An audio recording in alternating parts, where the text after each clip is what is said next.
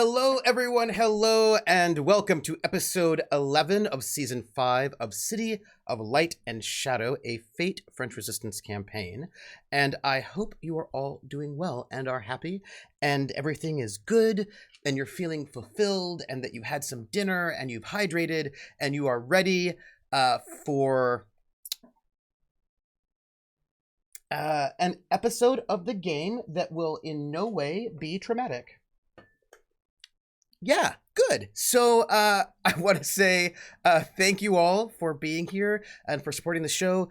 You being here and watching is what is what does it. It's the thing. So thank you. I want to thank you all for all of you who are watching live, and also, oh yes, you're right. Thank you, Hescape. I will fix that as we're speaking. That for watching live, and also because Greg is not Dot there. And then Lindy. I want to stay Lindy. I stay Lindy. I like being Lindy. And I'll be a doctor. No, there. I'll be a nightingale. I'll sing to my heart's content. Oh, but see that also Florence Nightingale was a nurse, but then also look. Anyway, the point is, by watching live on YouTube or watching us live here, either way, that is really great. Thank you so much. You can also support us by donating tips and bits, and if you do, we will read out your tips and bits message on the intermission and also at the end part.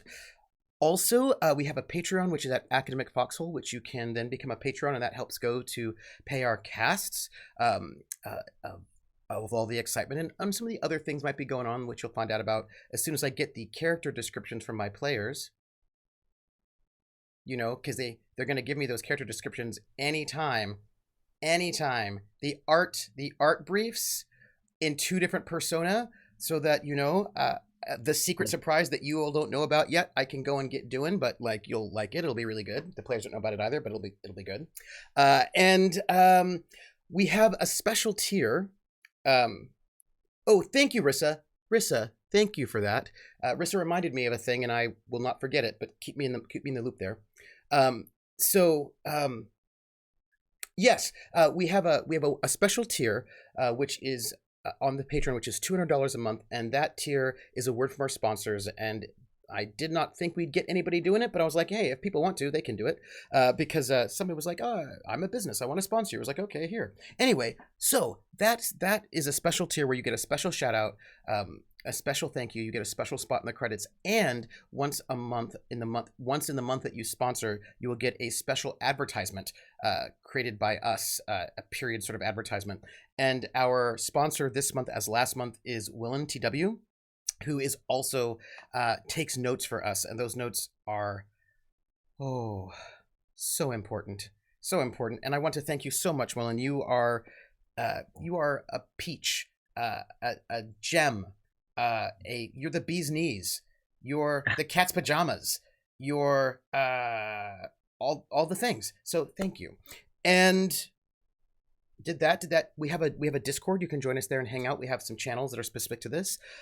Also on the Discord, most of the time the Patreon is not, there's not much that's what's the word, pay locked.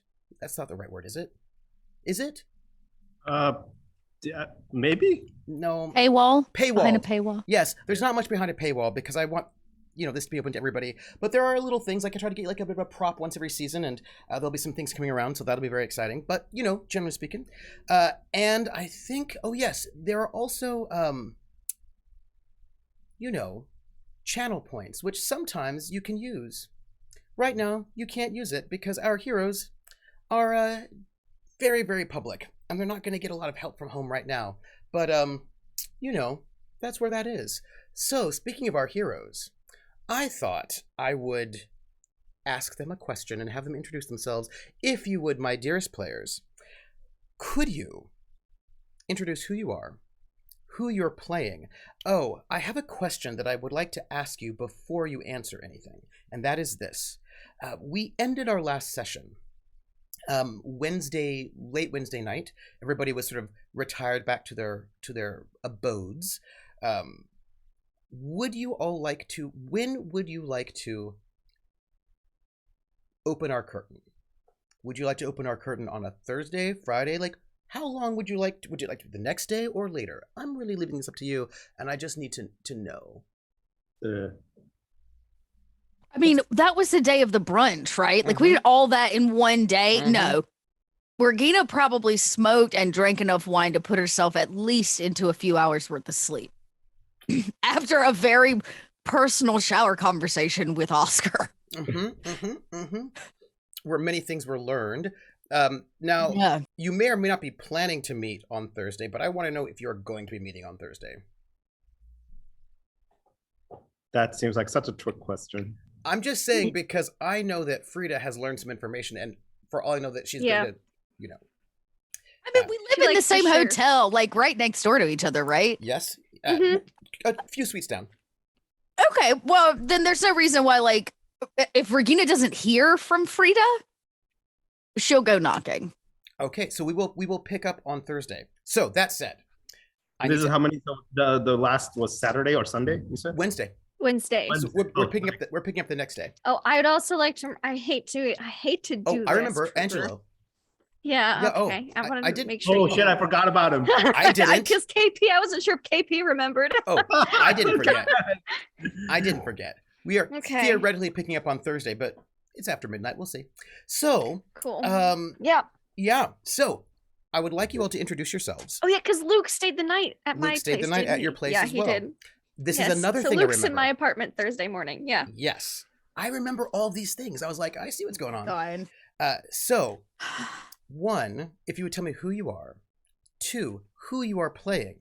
And in honor of the comment that Dot made just like 3 minutes and 47 seconds ago, that I'm especially pink, because I did re-dye my beard and mustache darker pink. Although I was not able to bleach it, so it's not as good. Like the sideburns aren't as good. I need to actually bleach it for it to really. Can I share something with you, Trooper? Yes. And I swear, no matter how weird it sounds, when I say it, I want you to know it is meant as the greatest of compliments. Okay. You look like, with your sweater and your whole like pink vibe, you look like a sim that I would have created in high school in my most angsty of times. Yay. The coolest guy on the block in his like cool sweater and his cool pink beard. Yeah. My sim would have been crushing hard. What's your famous one this man? What's it one away? Such a nothing but one away. Such a name on this man. Yes.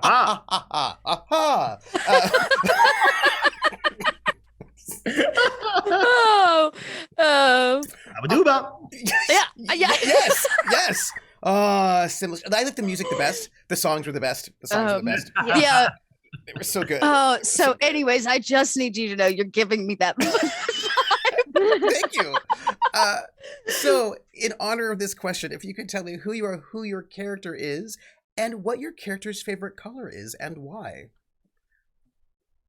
And then I'll just take notes on what that is. For murder later. No, there's no murder. I just want to know.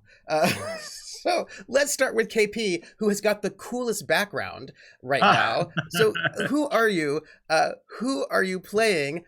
And what is your favorite color? And okay.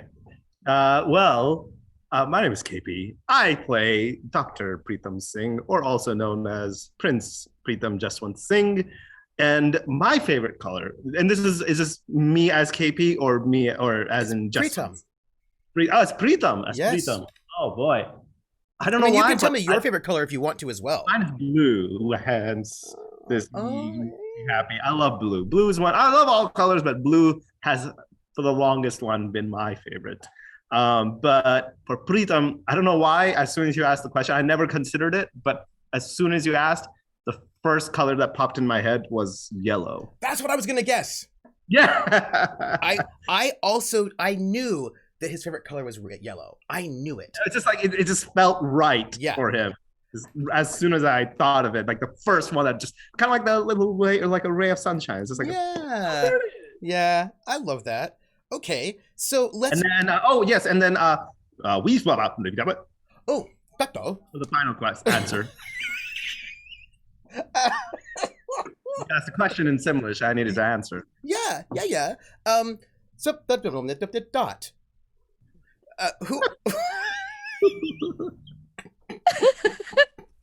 We need a new show where we just talk in Simlish. I know. I've got to go listen to a bunch of Simlish so I can really get the rhythm down. You know what I mean? It's been a while since I've played. It's gotten a lot better as they've moved into Sims 4. Like, it's a lot more realistic now than it ever has been. But somewhere around the peak Simlish of Sims 2 is, yeah. Oh, yeah. Okay, I'm Dot. I'm so excited that I could bring Sims to our Fate game tonight. And I play Regina Kraus. Sometimes, other times I have a few other identities, but Regina is a German woman who is posing as a good housewife. Although not particularly good, though. I mean, she's thrown things. She's a good German housewife. She's a good German, housewife. To the head of propaganda, and so that's what's up. So she's out there just trying not to lose it in the world that is upper class Germany and France. So she's getting it done. And I think her favorite color, Trooper, this is hard. There's a part of me that really wants to pick a cool tone color. Oh, really? But Regina's really not a cool tone kind of gal. She's not. Wait. Oh, no. Wait. I need the right paper. We're going to do it like this. This is what we're going to do. We're going to do it like this. We're going to rip out a piece of paper. So I was thinking, I was leaning towards red. Now, here's the really ironic thing. Regina doesn't get to wear a lot of red because Hitler does not like red. It's kind of well known that, you don't, it's like, he doesn't like red lipstick and things like that. It reminds him of America and blah, blah, blah. So anyways, she doesn't get to wear red, but I think it's actually her favorite color. But if we want to get real specific, did you write red? I did. Yes. You can't see it, but I wrote red. If we want to get real specific, I'm thinking a deeper tone, not quite a burgundy, but it's just it's not like candy apple. Yeah. Yeah, it's not like her new girlfriend's race car. You know what I mean? Like a maroon kind of. Yeah, maybe? Yeah, yeah. I'll have to. You know what? I'll pull a color sample, y'all. Somewhere I have a Regina Pinterest board. I was just thinking about that. I'm gonna have to go dig into the bowels from way back when. And Dot, your favorite color, I feel like, is actually orange. You know what? I wear a lot of orange, but my favorite color's yellow. So yellow, orange. Actually, you know what it is? It's that vintage mustard color, which is really the mixture of the two. Yeah, yes. That's fair. Correct. Greg. Hi, Greg, Grimjack21502. I'll be playing Oscar Mueller, reformed Gestapo agent, also Holgar Leichner, aka. Wait, Oscar's... I can't guess. This is really hard. Okay, go ahead. You let me know. Are you good? I don't think I'm not confident. I'm not confident. Okay. Both Oscar and Greg's favorite color is blue because there's no better color eyes to get lost in. But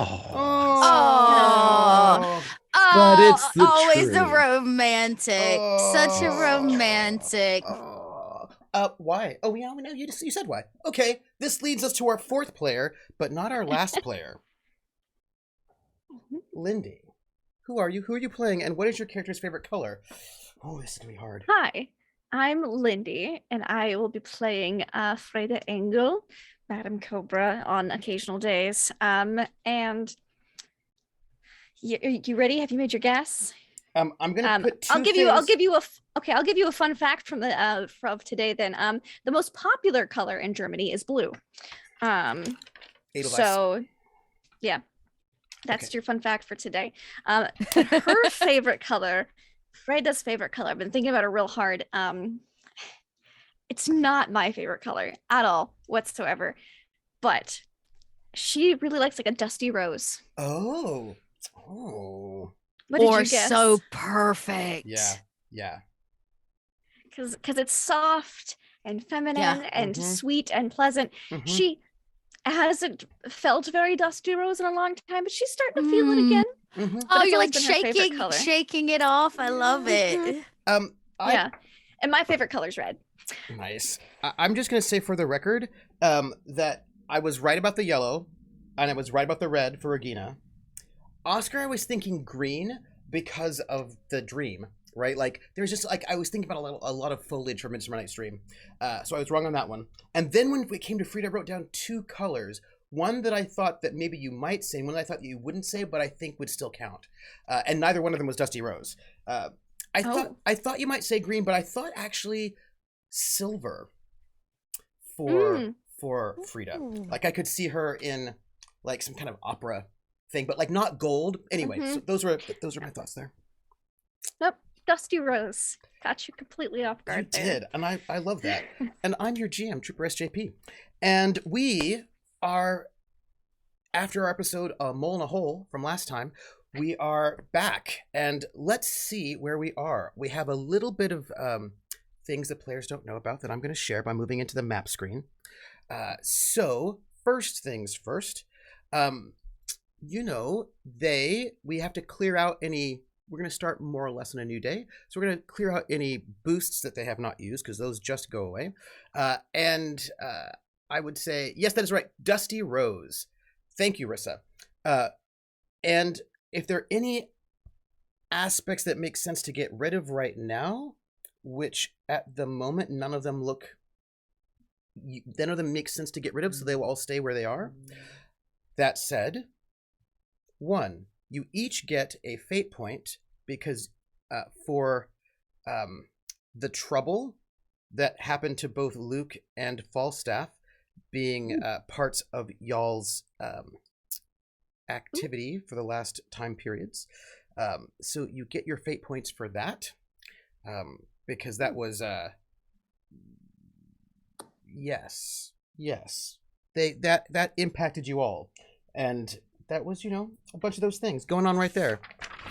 And the next thing I want to say, besides you get those extra fate points for those compels, you still have heightened security in the world. I would just like to show one thing to you all, because you should know it.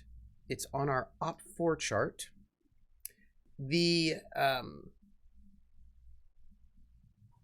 No, I'm sorry, it's not. It's in your criminal chart. Forgive me. The criminal pyramid.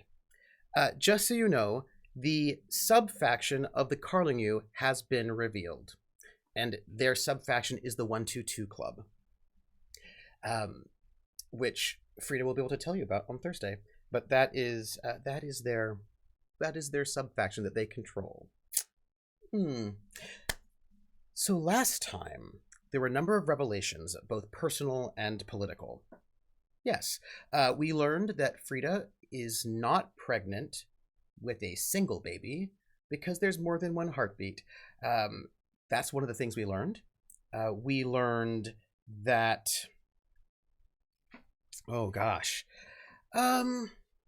we shared some information.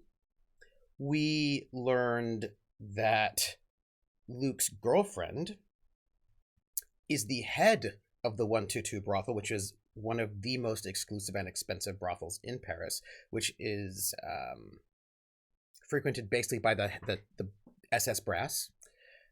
We learned that he was called out to go visit his girlfriend, and he was going to be ambushed and kidnapped, apparently by an SS agent named Nikoletta. And that this woman, Scarlett, has a contact, and her contact is the current head of the French Gestapo, the Carlingu, Pierre Bonny. And they're all sort of thick as thieves with each other. We learned all of those things. The criminal empire that belongs to Frida has put out some horrendous undermining gossip about the French Gestapo that has put them in a bad position at the moment. It looks like maybe they're in league with a serial killer.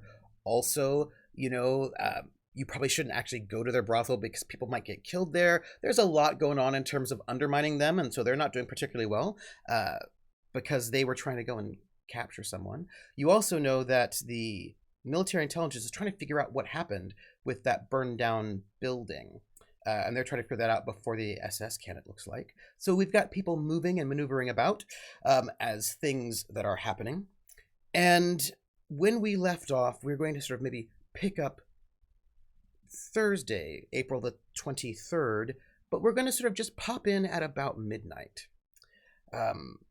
When there's a tap on the prince's window. And a young Italian man is... Nope, he's not there. So many people are no longer in Paris. So sad. I want... Those are SS PCs, Paris criminals, Paris civilians? No. That's a different civilian. Where did I put him? Artists. He's under artists. There you go. There you go, my friends. Let me bring you to him in case you've forgotten what he looks like. At the window is this handsome man. However, he's not this handsome anymore. He has bad scarring on his neck and on his face. Sort of kind of like scars that it's. Imagine somebody, I don't know who, just imagine someone grabbed him, stomped on his head multiple times with a heavy military boot, stomped on his throat quite a few times, crushed his windpipe a bit, and then said, oh, by the way, your girlfriend Frida, she told me to do this to you. She doesn't love you and she's not interested in you, and you might as well just never come back here again. That was what's his face? Wait, who was husband. That? Yes, it was her husband. Yeah. But before we were married. Yeah, I mean, he wasn't her husband then, but he decided that he wanted to get rid of all the competition because he was a bastard. Yes. Yep. That would be correct. He's a terrible person, and the one here on the right, and this man is standing at your window. I think Pritam would initially just freeze because he only met him that one time, literally that one time, and he just kind of. I would imagine. Oh man, he kind of looks at how close would his medical kit be. Oh, not too far. I imagine you would have to tell me. I don't know. Do you keep your medical kit? Because this is probably like your living room. Yeah. So it's if it's in the living room, that he'd probably have there, not specifically in his bedroom. Yeah. So you could see him kind of like slowly walking, not like looking suspicious, but walking. Goes, could I help you? Yes, let me in. Seems rather odd, my friend, to kind of come up this way. I mean, he there's knocks again, making a little bit of sound. I reach quiet streets.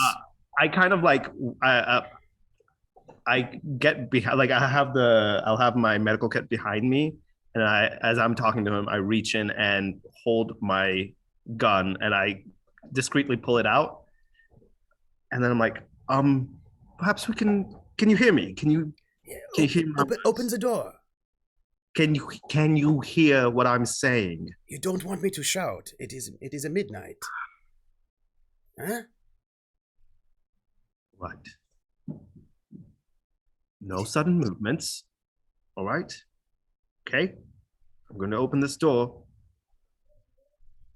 And I crack it open a little bit. Like, all right. Could I have perhaps a good reason as to why you're out in my front, on my window? He walks in. What? He just like walks in and he looks around at your apartment. I still am just holding the gun behind my back. I'm kind of like doing clasping both hands behind me as if I'm just kind of standing a little more posh, but I'm actually just hiding my gun. He does not look as if he was looking you up and down very carefully, right? So like you don't think he's noticed the gun at all because he seems to have like walk into this warmer apartment and sort of look about and sort of see what your place is like. What is your place like? I would imagine it's pretty decent, especially considering that it was provided for him by the government, to entice him to be here. So taking into account his one of the lower floors, so you've got like you don't have to walk up as many stairs, and you've got like much yeah, bigger I would rooms. imagine it'd be something that is fitting of someone that they consider the prince that they want to woo, who is an ally, who they could use as a celebrity. Yeah, which means you're on the second floor. Yeah, so it's something like that looks fairly fancy, fairly nice, I would imagine. Yeah. It's not something he asked for, it's just what was given to him in the sense of like what they would think he would enjoy, the luxury. Have you personalized it in any way? No, I would imagine he kind of actually probably trashed it a little bit in the sense of like he's not cleaning up after himself. He'll probably have like just things strewn about it. He doesn't stay there very often. It's just practically there to go to sleep. Yeah, and you have another safe house as well, just in case. Yeah, exactly. So it probably is a little bit of a mess. Yeah, and he sort of this man sort of walks in. He sort of looks around and sort of checks out like because this place, if you're on the second floor, you probably have multiple rooms, right? You have like a big living room. There are multiple bedrooms in there. This is like a fairly nice place, like a study. Yes, like it's you probably have in some ways like an entire corner of this floor. You know what I mean? Like it's actually a fairly spacious place. Something befitting of a prince. Like if you'd imagine, what is it? Miss Maisel, Miss from the wonderful Miss Maisel, I think is what it's called, or Marvelous Miss Maisel. Yes, that's what it. And if you imagine like the first episode, the type of a house or apartment that they had, I would. This is luxurious, and it's very, very nice.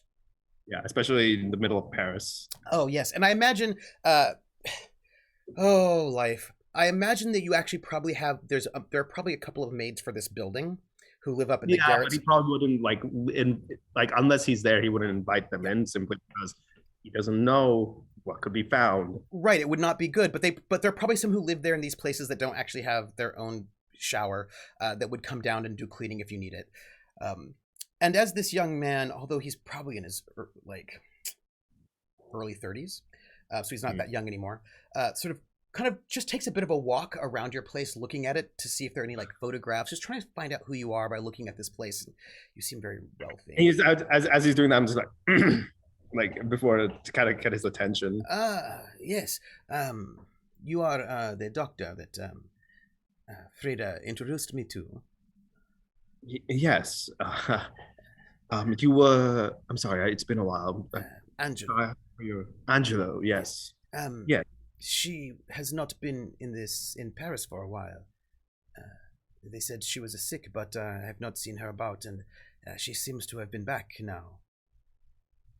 I'm sure she's had her ups and downs, especially with the loss of her husband recently. Yes. This is why I'm here. I cannot go to this hotel. It is not safe for me to go there. I don't have the paperwork that I need to, if the Germans come to stop me. But I need you to put me in contact with her. I will stay here in your apartment until you can. I'm sorry. No, hold on. I'm sorry.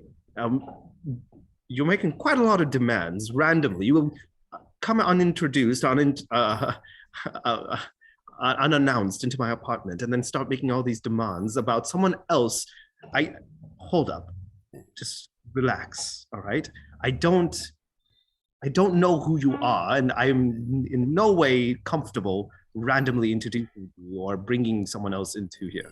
She introduced me to you, so you know that I know her. I understand, but there's difference between.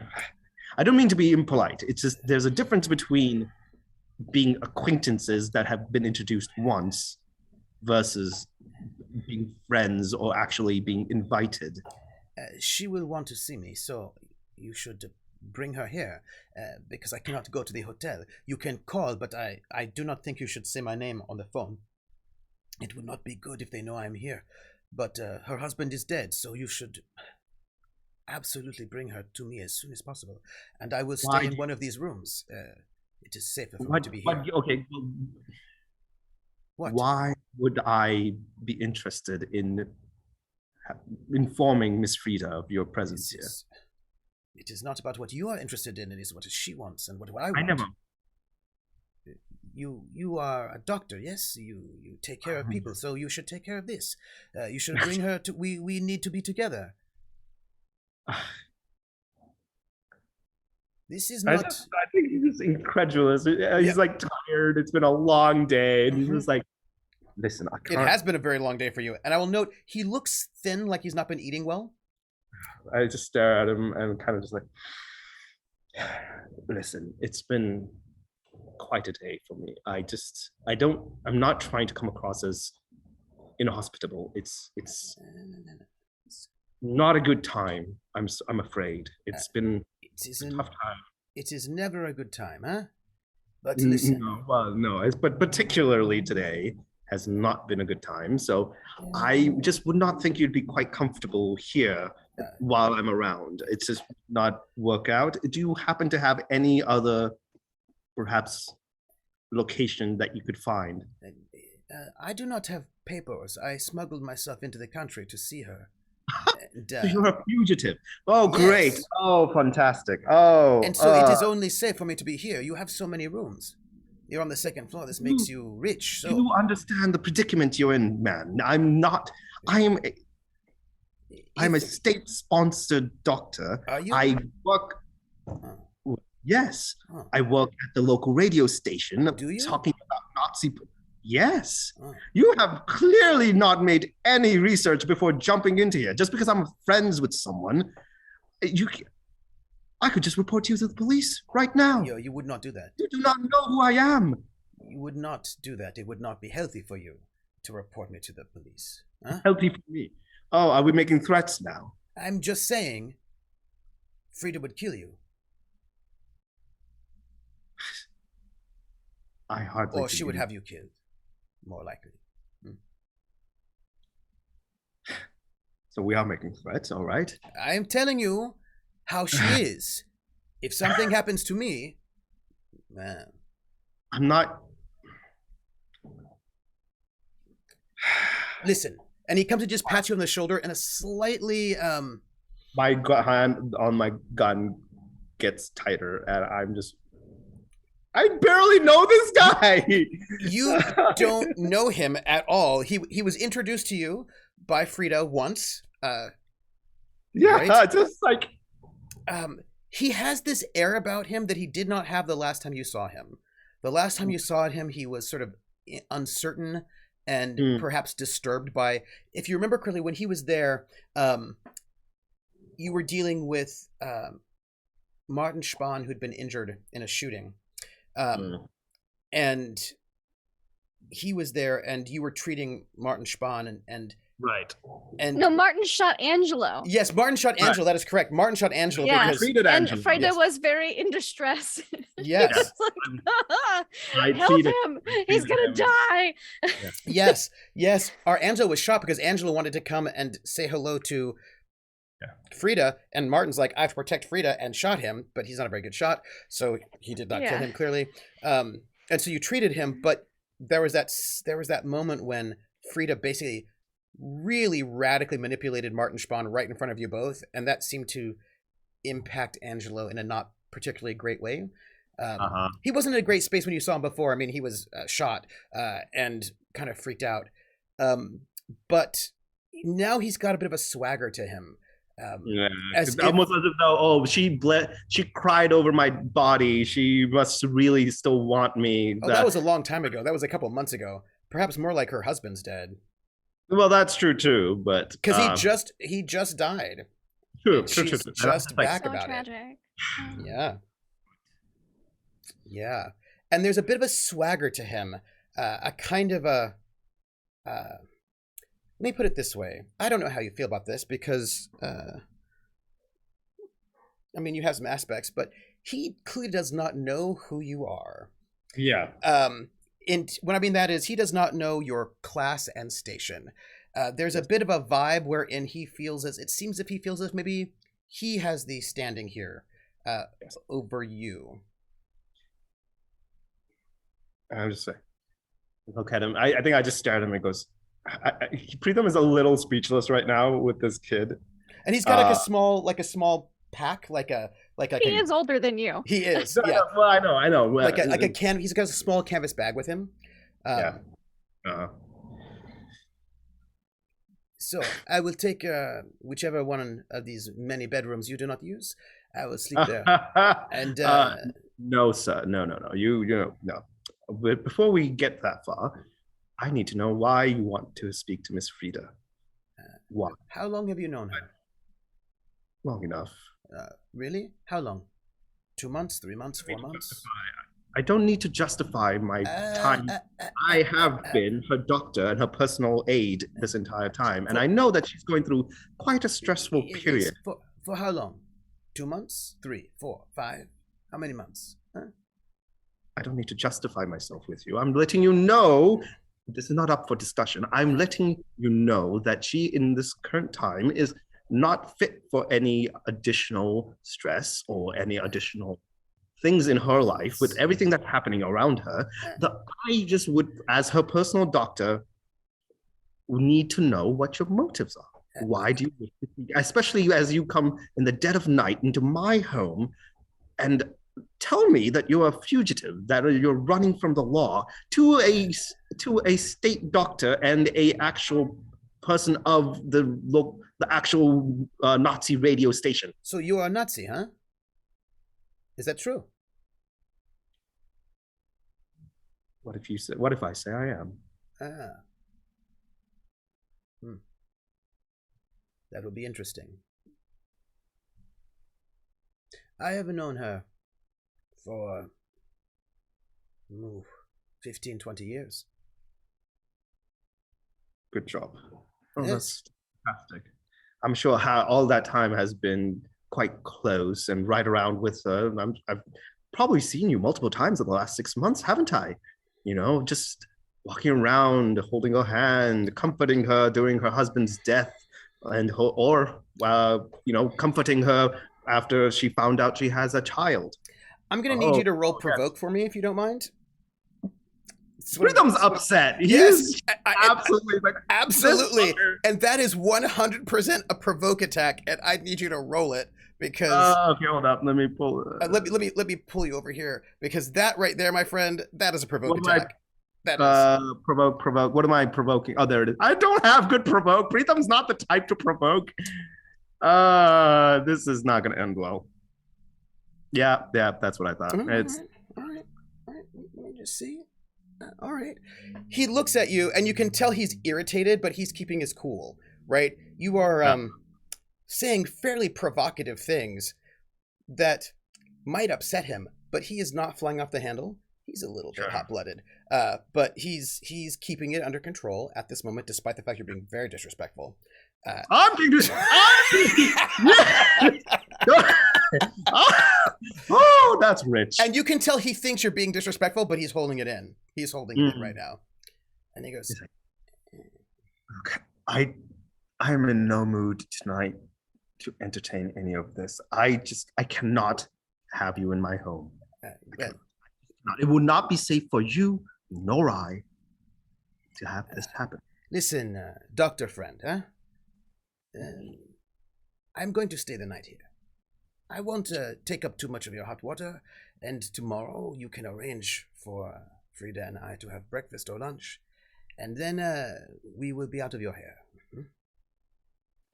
How about this as an alternative offer? And I pull out my gun and point it at him, and I said, I don't shoot you, and you walk out same way as you had come in, through that window over there, and pop out down below and be on your merry way. And I'll let Miss Frida know that you came for a nice social visit, that you hope to perhaps meet her. And then perhaps based on the answer that she gives, I can then meet you another time or have her meet you another time. I'm sure we can make a better arrangement rather than you barging into my home uninvited and expecting that you have a place to stay here.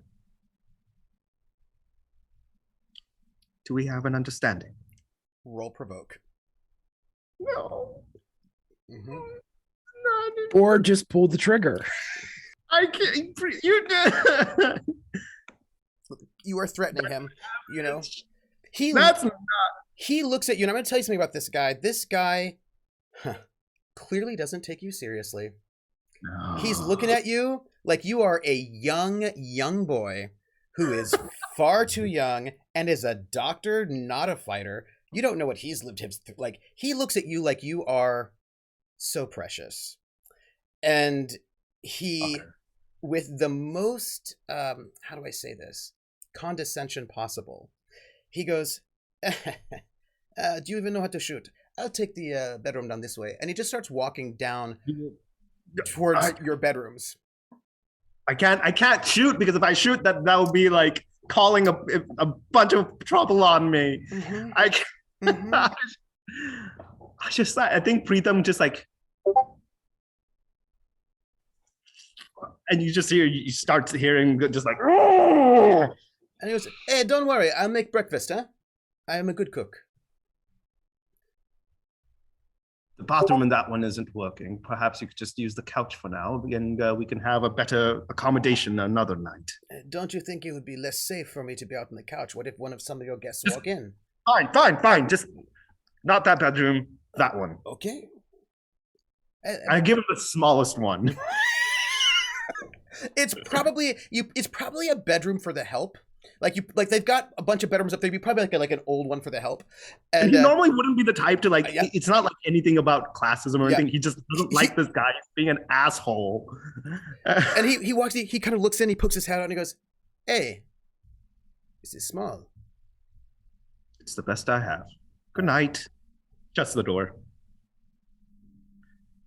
I think at that point, I think Preetham sits on the couch staring at that door, like occasionally just like, and then rubbing his temple. And I'm assuming at this point it's quite late into the Yes, night. it is. Uh, Getting towards 1 a.m, probably. yeah, I think that the excitement of that happening and just the incredulity of it all. At which point, I think you just see staring at that door, just staring, and then kind of trying to process everything that has happened throughout this evening and this day. And eventually, he might, depending on how late he goes, he might either fall asleep on the couch or like drag himself back into his bedroom. But make sure to, he's going to go into the bedroom and then lock the door behind him, just because he's like, I can't. You go to bed. You like lay down to go to sleep. Get yourself all like relaxed in bed to like drift off and have lovely dreams. Tries to. I think he Mhm. tries to. Mm-hmm. Do you have a hard time falling asleep because of what you're hearing in the other room? What am I hearing in the other room? Yeah. So like what? Like 2 a.m? You hear something kind of awful, actually. Okay. You hear him trying to sing, like trying to do scales. But as he tries to do scales, you can hear his voice is wrecked. Right? He can't even get through a full octave scale. And I run out. I open. I'm assuming that it doesn't have a lock, or maybe it does. Especially if you say it was for the help that probably doesn't have a lock. I pull him like, what are you doing? Do you have any idea what time it is right now? Do you even know what's going on out there, or who else might be listening? I do not need any attention tonight. You do not need attention ever. Never. Stop it. You are very stressed. You should relax. Do you have wine? I will count to 3. I will take a deep breath, and I will walk back to my room because I'm a calm person, and I implore you to not make sound. This is not the time to bring attention here. I don't sing. No one has ever heard me sing, and I would like to keep it that way, because that would mean that if people heard singing in my room, it would probably mean it's not me. If it's a male voice, especially, then that would mean that I have male company. At least if I was a female, someone could write it off like, oh, the good doctor has met a fine match tonight. No, that is not the case. Therefore, you do not have this sort of flair for women or men or anyone. You seem so insecure about yourself. I could give you tips. 1, and as I'm saying the number 2, 3, I shut the door. I go to the kitchen and get wine. and I go and drink myself to sleep. Or not drink. I just I use it as like a tonic. Yeah. Oh, so let's think about a nice, if it's like maybe 1 or 2 in the morning about this point in time, probably only a couple hours later, our married couple are up probably doing some push-ups. How are you two over there? Oh, yeah, I got a few hours of sleep. I'm ready to eat push-ups for breakfast. How, you had a very nice shower with each other. Now there's some push-ups going on, some dips perhaps, maybe some Here's the thing pull-ups. though. Regina doesn't wake Oscar. Like either you get up and we do the thing or you don't, but Regina's still going to do it. Mm-hmm. So that's up to whether or not Oscar gets up. I imagine they both sit up from the waist at exactly the same degree, and like they slowly rise Undertaker style, like at the same time. Like there's nobody gets up before the other person. Yeah, No one's out of bed before the other person. Yeah, it's just routine. Right. They get up, they share, they make the bed crisp. Hospital corners. And then, they take turns sitting on each other's laps as the other one does dips, for the added weight. Uh-huh. And it's early. It is very early. It's that time when the hotel's still asleep, and there are some people like moving about here and there, in the rhythm of this place. But you all get up particularly early. And it probably would be, I'm sure the timing is just perfect. When the knock on the door is going to happen, because I'm sure you all wanted your coffee, right? For your early time. Is it our usual girl? Mm-hmm. Because otherwise, you yell. I mean, it's a new day, and I didn't yell at all yesterday. So, I go and I know that she's gonna be there, and I open the door before she manages to get the knock in. Ugh. And I simply say, just loud enough where maybe a slight echo down the hallway at 6:30 in the morning. Yeah. I go, it's about time the coffee arrived. And she, in the meekest way possible, as if that maybe if she's quiet and small enough, you just won't notice her. She wheels this cart in, by you and puts it right by the door. And of course, in this cart, you've got your coffee. You probably also have a little bit of juice. Probably some, croissant and some cheese, like a little bit of that kind of very light breakfast. How fed does she look? Okay. Does she look well? On a scale of regular Parisian who doesn't work at a very expensive hotel and a person who does, she is clearly not fed as well as you all, but she's not starving. Okay. But she's a tad underfed. Basically, nobody's getting the rations for people, if you can get them, are about 1,000 calories a day is what they get. So does she look like she's wanting for anything? Are there holes in her shoes? Shoes. That's an interesting question. Or does her dress look like it needs a fresh hem? Roll awareness. Okay. Or awareness or empathy, depending on what you want to ask. Oh, interesting. Right? This is a discover action to find out about her, but you can choose. We all know that empathy is not really.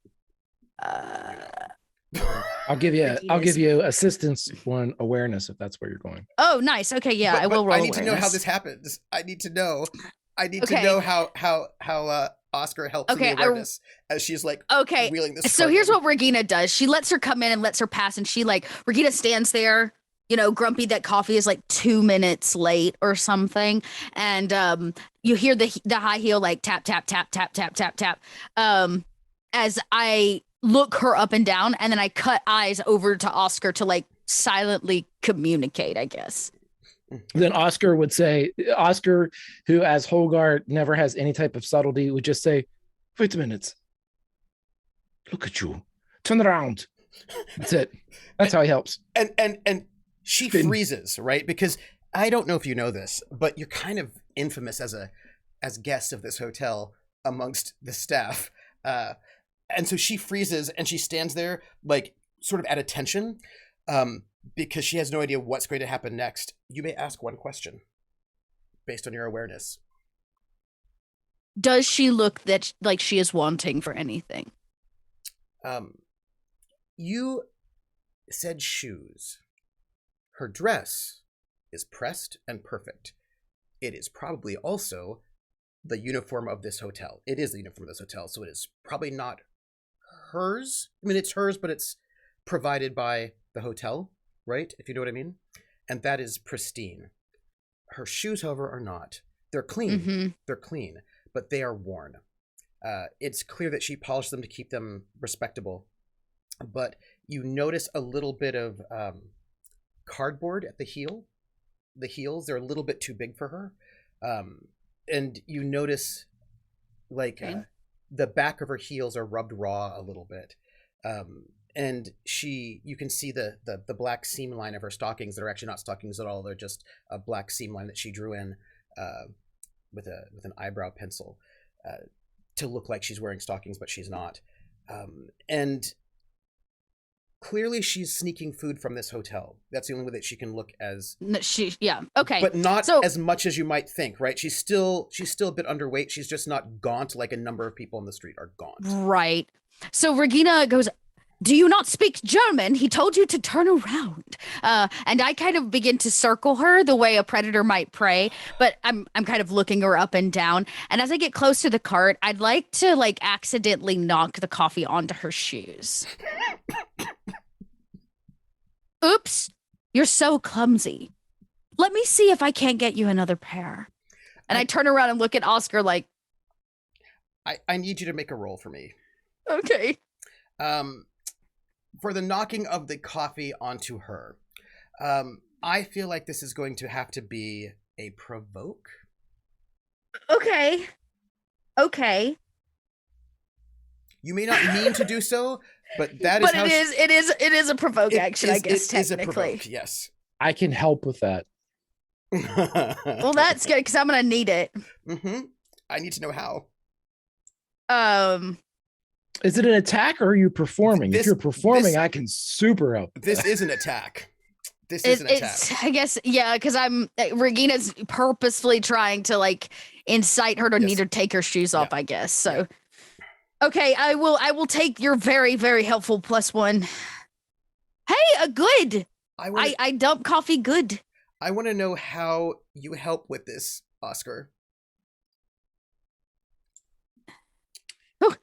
He locks eyes with the maid, and so she doesn't see it coming. Mm-hmm. He just like commands attention. And as you beat her by 4, as the coffee spills on her feet, hot coffee, very hot coffee because you like your coffee hot, and it just splashes on her. She doesn't yelp out at all.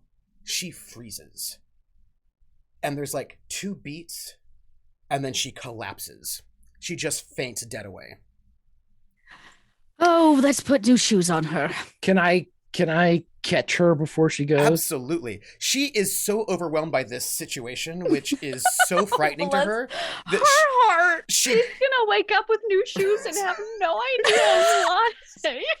I got an idea, but what do you want me to roll here? No, you don't have to roll for that one at all. Okay. Like you have your eyes locked on her, like so you see her eyes roll back in her head and her knees buckle, and before she even hits the ground, you are right there. But it's that kind of a deer caught in the headlights, and she's clearly so worked up by this whole situation, how scary it was, that she just faints dead away. Okay, so as she falls down, Oscar, not Holgar, is going to guide her gently down to basically like his lap area. And as soon as he gets her rested, he's going to cup both of her ears with his hands and do that like pressure change. So if she does come to, she just hears like, and he's going to look up at Regina with half of a what the fuck is going on expression and another half scary. Of right. Do you want this one? What? Do want you it? Want... No, do you want? I want her shoes. I just didn't. I was under the impression that you wanted to have like a more of a familial relationship with her, like a Oh yes. you because as an Oh, assistant or something. So you wanted to, you're testing her or something.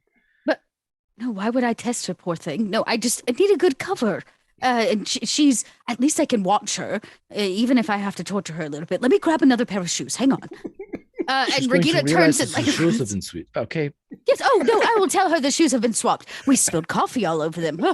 And Regina like kind of faux faints into the door frame of the bedroom, and you hear like the clutter of far too many shoes, right? Because this is the lifestyle. And Regina pulls a pair that maybe ran too small or are simple leather shoes of some kind, like nothing extravagant. But there's nothing better than somebody else's worn shoes for your cover. And Regina knows those will fit her feet for Simone really, really well. Yeah. So I also imagine I imagine that you have both of you actually have, and actually all four of you have a fairly obscene amount of clothing and shoes and hats and gloves, not just because of who you are, but because people are going to give them to you, right? I imagine there are... Oh, yeah.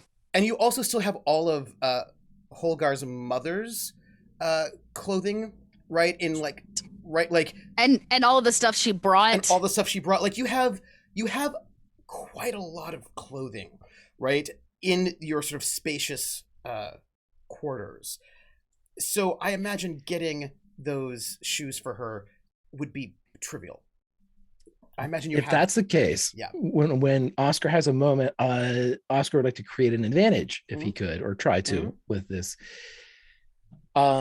He's going to be nice, and for a moment, Holgar's not going to be there, as Oscar's going to be there. He's going to reach up on the tray. He's going to pull down whatever is cool. You know, I'm assuming there's some water or something like that. He would even get like a napkin and take it around the condensation on the outside of the pitcher and kind of put it on her head and kind of sit crisscross applesauce with her like head on his thigh as he sits there and kind of dabs at it and just slowly try to rouse her. And as he does so, he is going to say, "You have nothing to fear." I'm going to need rapport. Sure. Ooh. Oh, you sucker. Don't you have a fairly good rapport? I have a really good, I have a 3. Can I help? Oh, I guess I should have called it. I'm so bad about that. How would you help? By the way, this is a tie. Well, okay, so Regina would just come in with like this pair of shoes and remove the ones while Oscar's kind of holding her head and be like, bad. She's wearing stockings and I don't feel comfortable. She's not wearing actual stockings. She doesn't have. Oh, she's not. No, she can't afford them. She can't afford them. She just drew in a line. Okay. I am re-rolling this. Okay. There we go. What aspect are you? Which aspect are you using? Oh, this is Soul of the Dancer. Absolutely. I don't get a chance to use it too much. Are you kidding? You know feet. You know feet, my friend. Yeah, you know feet. And I'm, by the way, I'm putting all your fate points up on our overlay so that. And if I do get a bonus, that would be soul. So, yes, you will get a. So that'd be a 4 if I have a bonus. Oh, that means you will get an aspect with 2 free invokes. What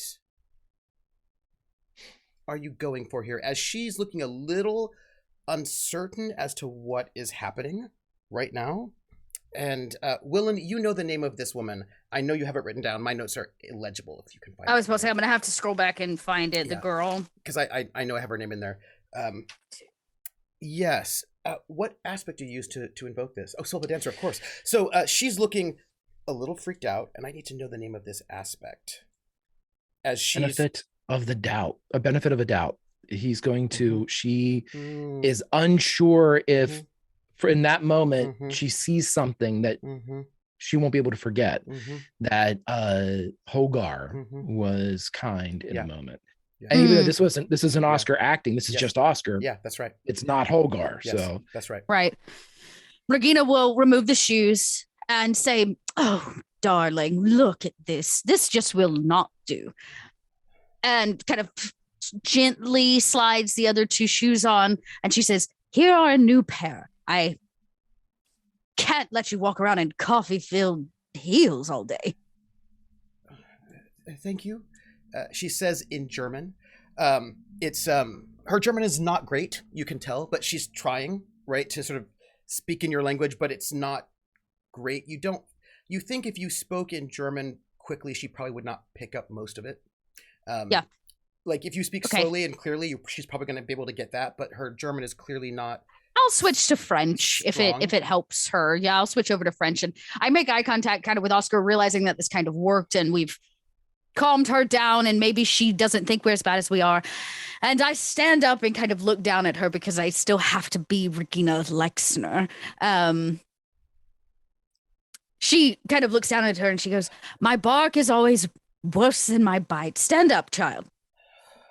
And she is unsteady standing, right? Because she just had hot coffee, very hot coffee. I'll help her. Yeah. I'm sure Oscar does as well. Because getting up on her own is a little bit awkward, right? So she sort of like gets sort of pulled up to her feet, and you can see that she's favoring her left foot a little bit. She's not putting weight on it. And she's uncertain what's happening, but you can tell she's just positioned herself like 2 steps closer to Oscar to face Regina, but it's also clearly a thing of perhaps safety or comfort. Yeah. Go on. I'm sure you have other responsibilities today. At lunch, come back, as always, and I'll have the doctor tend to your ankles. Oh, I cannot afford that. It is okay. No, I said I would have the doctor tend to your ankles. Nowhere in there did I say you'd have to pay for anything. And she looks between both of you, uncertain if this is a trap or if this is a Regina test. goes, she looks at her and she kind of maybe brushes a curl or on her, not too much, just enough to, something nice, gingerly, as Regina kind of reaches out and she says, "Like I said, my bark is worse than my bite. Plus, I can't have my favorite girl in the hotel injured." I will be back for lunch. Same lunch as always? Yes. And she sort of turns and she looks at you, Regina, with a bit of confusion, like in that way you're like, did I just walk into the Twilight Zone? What is happening right now? Or like none of this makes any sense to her at all.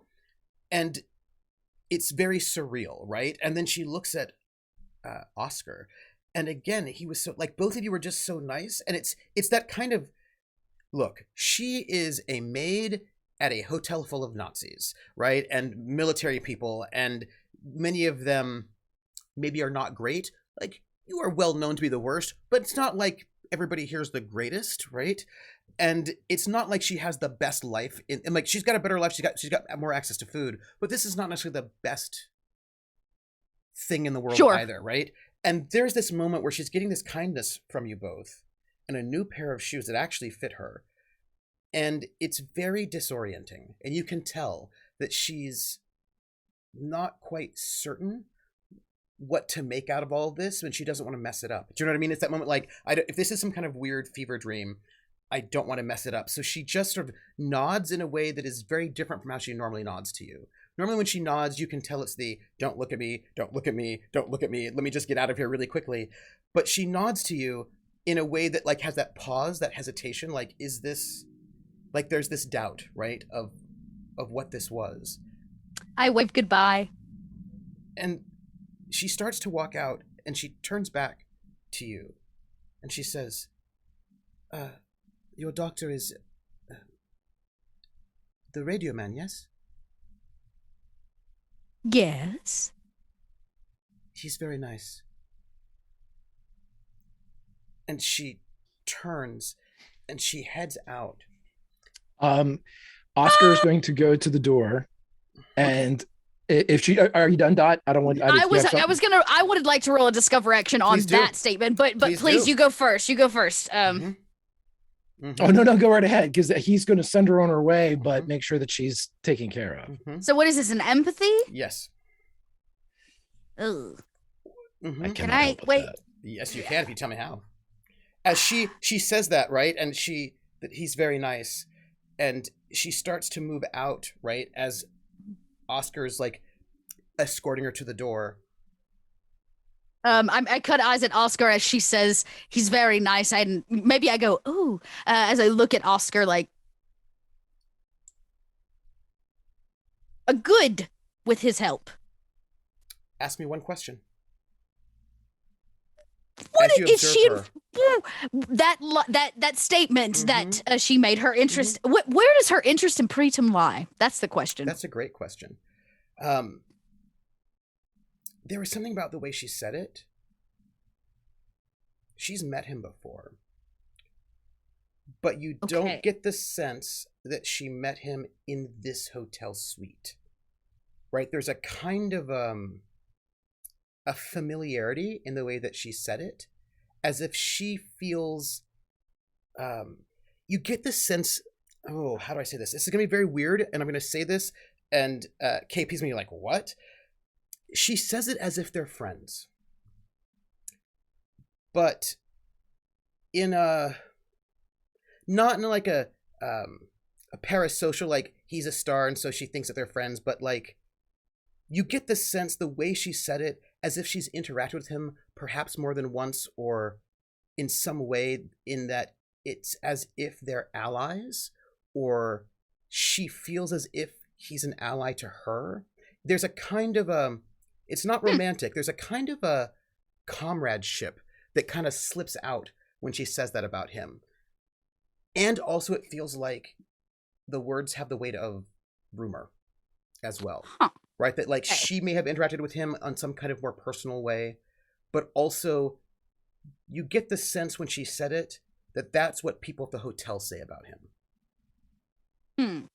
Okay. Right? That like the word around the hotel, like it's like and I say this because you have been a waitress before at Bricktops, and you know how True. people talk when it's the, like, you know, like when you say, oh, that's so and so, he's a bad tipper, right? There's a particular kind of insider knowledge of people that sometimes when you're talking amongst your peers it slips out, and the way she said it makes you feel like A, she has an investment in him, and B, this is what the people who work here say about him. In a way that seems a bit more less abstract, shall we say. All right. So, unless Oscar, you wanted to do something on the way out the door. Right. So Oscar is going to escort her to the door to help her like keep weight off of the injured ankle, Which as she much as takes, by the possible. way, because Yeah. you know what it's like when you get a burn. Like it's like, ooh, there you go. Yeah. Right. It gives weight a bit. But Yeah, it's not the worst just burn feels like ever. it's constantly happening. Yeah. Right. Let me put it this way: it's not a consequence; it's loss of stress, right? Like this is right. So this, she just needs a little bit of wrapping, a little bit of like burn ointment, and she will be fine. But it hurts right now. It's painful, but Okay, so this is what's going to happen. As he opens up the door, I'm assuming that either some combination of Brockhaus or Schmidt or both are out in the hallway because they're the ones that do the hallway duty. They are. So and if they're down there, the hallway, right? Like they Right. are supposed to patrol the entire area, and they do, but Right.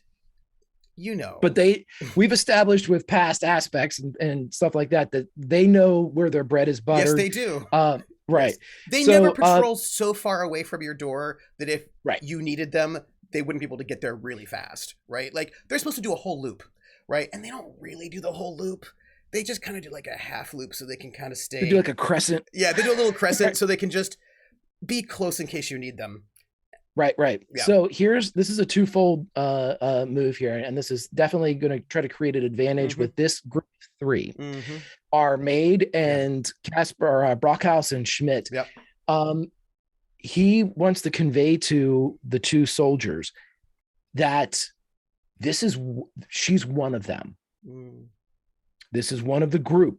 This is not someone to be belittled, Mhm. someone to be Mhm. taken advantage of, Mhm. not to be Mhm. forward with. Mhm. This is someone that Mhm. has Mhm. his protection and his Mhm. respect to a degree that Mhm. Holgar gives it. But at the same time, as he comes out, he wants to convey with this sentence, make sure she gets back downstairs. She had a bit of an accident and kept Mrs. Leichner from Frau Leichner from being injured. I expect the best from you all. And then he would kind of pull Schmidt aside and say, And I'm going to say this, by the way. You said some things in what you were saying. Apparently, you know them quite well. They are not always the greatest to the female help here. that's why he's saying Yeah. this. He's eliminating Yeah. any type of like gauntlet she's going to Yes. have to walk from the Yeah. elevator to Which here, from you the know lift these from guys. here. These are those guys, and they totally do this all the time, right? They are so drunk on weird, not real, but proxy power that they are somewhat a little bit. I mean, they're great to you, but And this is what he's playing into, Trooper. He's playing into the fact that you have this power. Yes, I have yes. gifted you with this power. Yep. Use it to protect her. Yes, Be yes. better. Yes. Be lords of Yes. the whatever floor we're on. Yep. And so I think you're on 4. that's what he wants. Yeah, he wants to convey the fact that if he ever hears that this maid had something wrong, he wants to know that, and that's why he pulls Schmidt aside. This one is better than the others that we've had. If these people at work here do anything to her, or you see some of these, and he kind of, these army types, you know what to do to them. Jawohl. She is under our protection. And then he gets this sort of slightly evil smile that sort of pulls you in as if you're in on this, but also you don't know what he's talking about. And he just goes, we know what to do with those types who need to be taken care of. And he smiles with this like little secret of his, and he sort of nods and goes, Brockhaus, you know. And Brockhaus looks a little confused, like, what are you talking about? He's like, and he goes, you know, army types officers who get a bit above the station.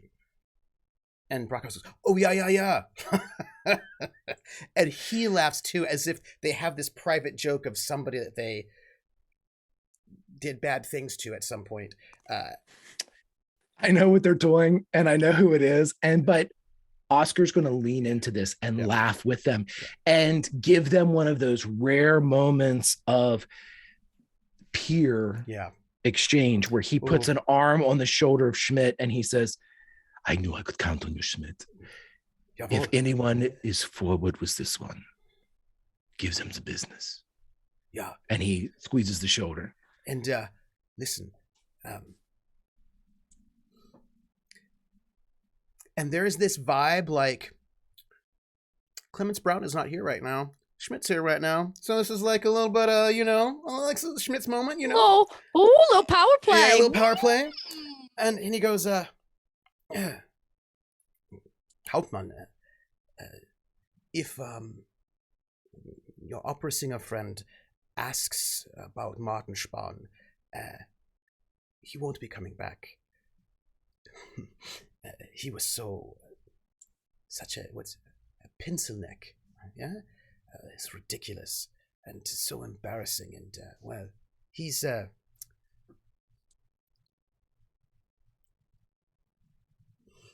you can tell he's so proud of himself, right? He will squeeze the shoulder again, and even though Oscar is screaming inside and wants to vomit everywhere, he will lean even more into the space of Schmidt and whisper into his ear, I knew we were of like mind. Jawohl. Listen, he's right now, I bet, in Stalingrad. And a man like that who's never shot or done, he's not a real soldier. What is he, some sort of rich boy or something? I don't even know his background, but he's no real man, not like you or me. And he's going to be sitting all this time in Stalingrad. And that's what he gets. That's what he gets for disrespecting you. Yeah, to the east with them. It was all of them. Hey, Captain. He's trying to impress you. you can tell. And he's trying Oscar stands an inch taller just to begin to loom. And he's trying to impress you more than Clemens Brown might impress you right now, because Clemens Brown's right now is currently not here. And so, he says, Captain, you were making this film and all of this, but you still sometimes do things with the newspapers and all that, is the radio? Yeah. Okay, so, people talk, right, in the barracks and all that, and you hear things every once in a while. So, listen, you should know this is important.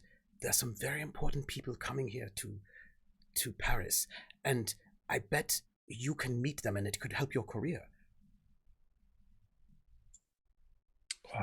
Who is this that's coming? Do you have names or dates for me? Heydrich is coming. He'll be here. Also, Goering will be here. And I think also Goebbels. All the very big people are coming. It has to do with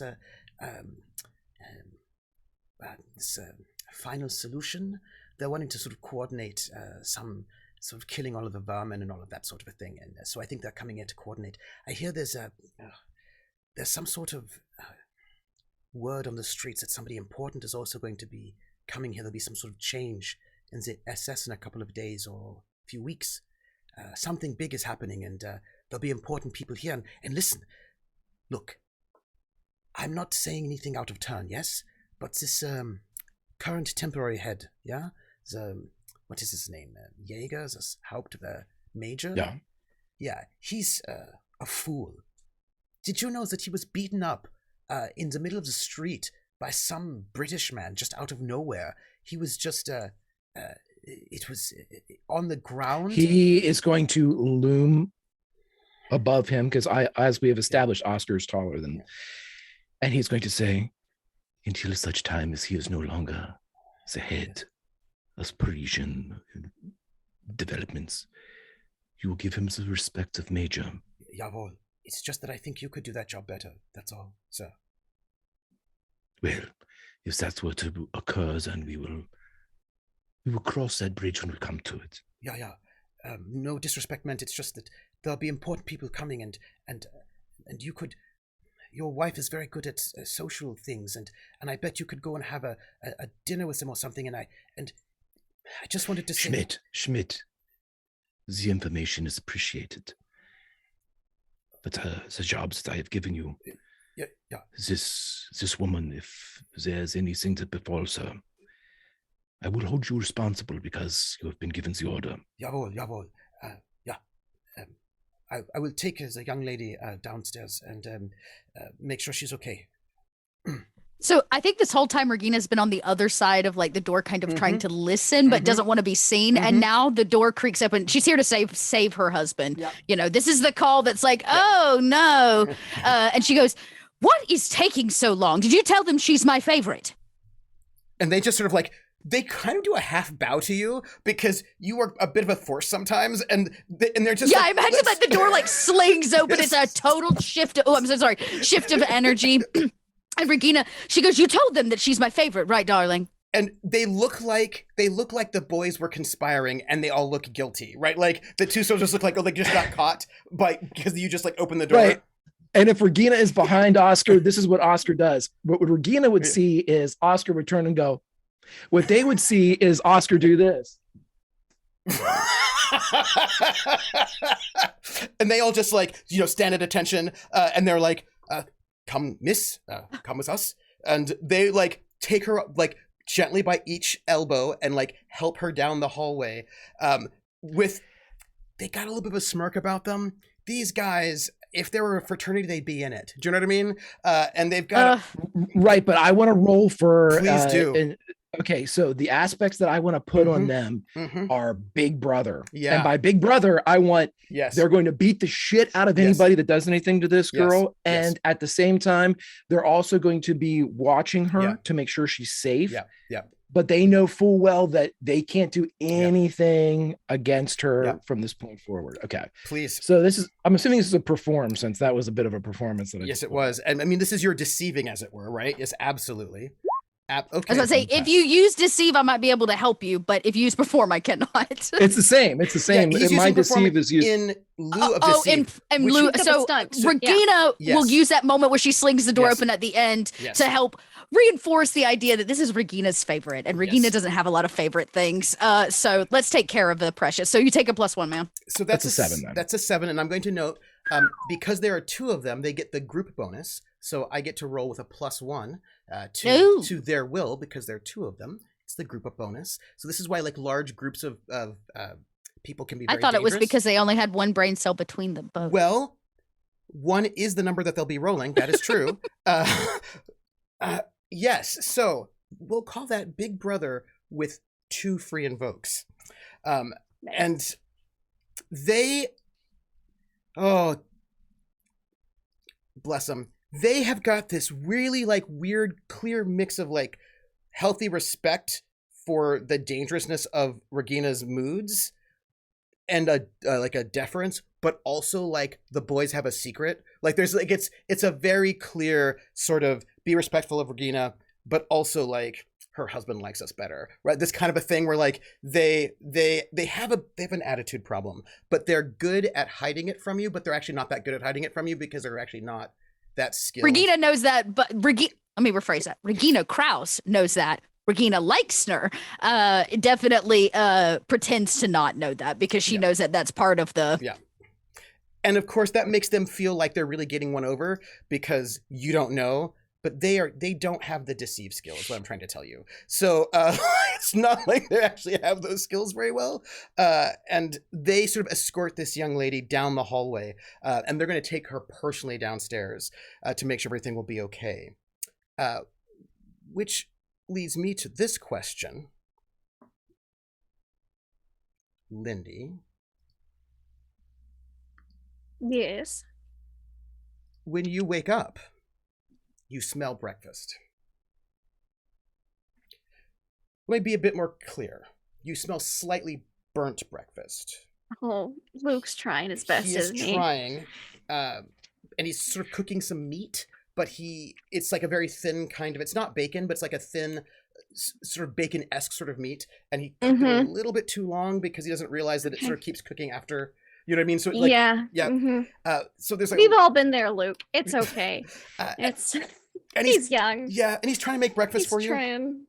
And he's still dressed right in his flower delivery Flower uniform. shop. Yeah. Yeah. And he goes, Good morning. Frau Engel, I made the breakfast for you. If that sweet. was all right. Oh yes, of course. Thank you. Please, I hope you made some for yourself as well. We Good. and he has set up the table. Oh, bless him. Bless his adorable little heart. He has set up the table like a working class person would do. There's like 1 fork, 1 knife.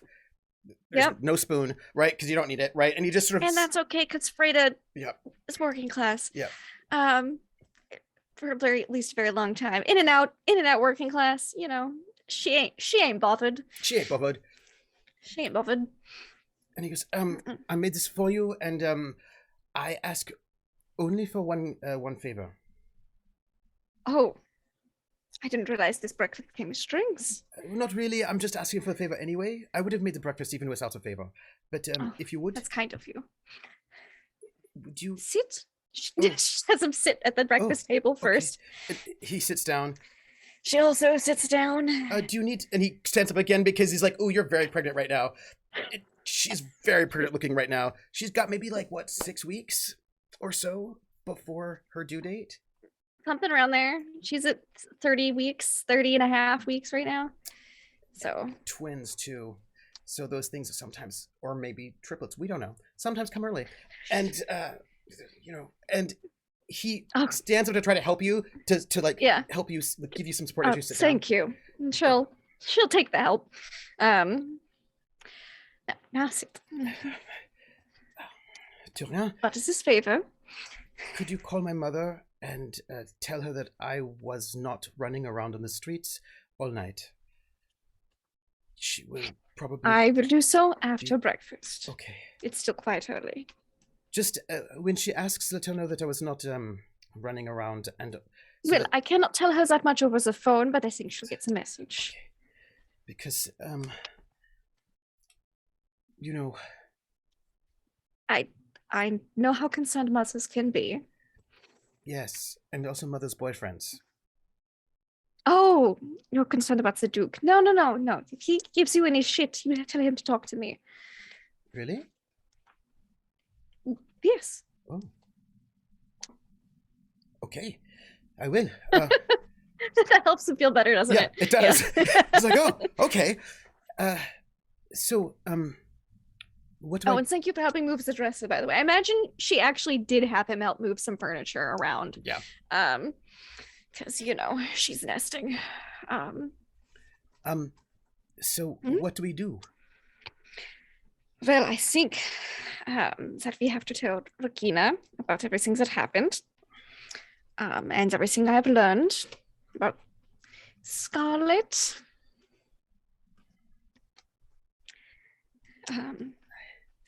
What am I supposed to do about her? I have some ideas, but I feel like we should talk to Regina before discussing said ideas. She might think they're a bit much. If she calls me, do I go meet her again? Or, I mean, I don't know if she knows that... I wouldn't meet her again. I would be busy, at least for the next couple of days. You can say something about your mother or a friend of yours or whatever. Would that not Keep be busy. suspicious? I mean, better suspicious than getting nabbed. Also, I mean, Nikoletta. And she just takes a sip of juice. Like that just is very unhappy. What about Nikoletta? But you said you saw that woman in the car? Yes, I mean, I did not see her face, but it was the same dress as at the... The same dress? No, I've learned some things. A little bird told me that a certain Nikoletta... Is that why it's called that? The little bird, is that why? I didn't name it. I would have to ask Tango or Siegfried or whoever owned it before them, but it does work out conveniently, doesn't it? Zygmunt, he's dead. Zygmunt, that's right. He was killed by... Anyway. Is that what... I knew he was dead. I didn't know what happened to him. Not that it's important. I don't think. Unless you think it's important. No. It's just that Oscar and Tango can be very violent sometimes. It just sounds like, yeah. Um, These things happen sometimes. She puts her hand out on the table. Goes, violence is not unheard of in brothels and crime circles. No. So, Madame, I meant something else. You did not see his face when the murder happened? mm, You know, when I went to the training, mhm. we had to learn how to assassinate someone, Yes. and I did not know if I could do that. You know, I did that with a dummy and all of that, and but I watched everyone practice, and I've seen some things, some bad things. Mhm. But Oscar, I was on a mission with Ziggy, and we were supposed to go and rob a truck that had food, wine, I think, and that for the black market. And we went, and it was Jeanette, and I knew her, and Zygmunt said that they were witnesses and they had to be killed. So I said no, and we had a bit of a fight, he and I. But you know, no one was killed, and it turns out the older man was Dr. Hannah's father, and but when Oscar and Tango came and found us where we were, there was a lot of blood on them everywhere, and Tango was injured, and Oscar had a lot of blood on him, and when they saw I had a Ziggy punched me, but I punched him. It was okay. But they were so angry, and Oscar, he had a look in his eye that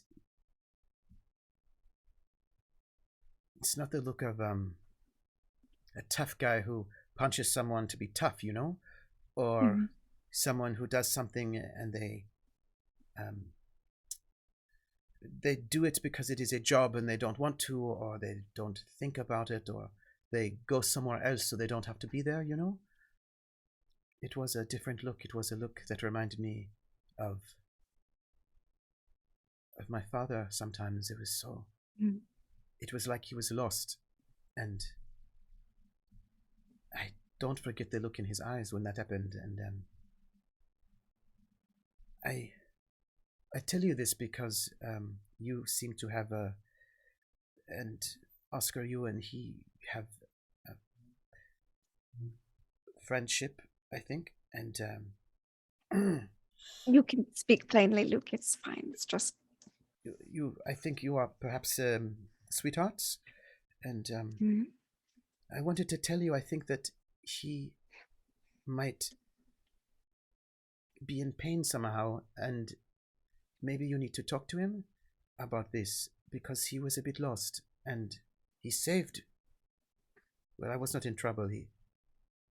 Tango said it was okay, but to kill, but it was not the first time that I saw Oscar kill someone. He killed my father, and I'm glad that he did, because my father was a terrible man. I can understand that. He did this to save me and my mother, and I will always this is perhaps embarrassing to say, but I will always love that man, and I don't know what I can do. I cannot say I would try to kill for him if I could. I don't know. I've not had the opportunity yet to be challenged with that choice. But Let's hope that does not happen. No? But I'm prepared, because I have been training so that I can do that if I need to. But he has saved my life more than once, and I want to save his life. And so I'm telling you that I think sometimes he gets lost, and I don't know how to bring him back. Tango did not either. So I want maybe you can look out after him, so that if he gets lost, you can bring him back, because I think he needs that, because he's a good man, and Yes. I will do my best. But in order to do that, I'm going to need some help from you. Me? Mm. We? We. Yes. You see, I am only going to get busier here in the near future. Because you're pregnant. Gestures. Yes. we? Yes. And you know that there are many little birds that need tending to and assistance in paperwork and that kind of thing. Oh, I was do I have to make wondering. more? I do need one more at the moment. Someone flew a different coop and landed in mine and gave me lots of information that is helpful. She needs to be a different person now. Tango taught me how to do this. He was very good. That's the only good thing I've heard Tango do so far. Oh, he made very good sandwiches, and he was not a good brothel owner. Oh, I never saw him there, so maybe once. That's partially why. But I'm going to need someone assistance with more than just the paperwork. I'm going to need someone to check in on things, like Should messages. Speak to Duke? Oh no, I was hoping you could help me. I could teach you how to do some of these things. I mean, or you could just work for the Duke for forever, or you could, you know. It's a lot of responsibility, and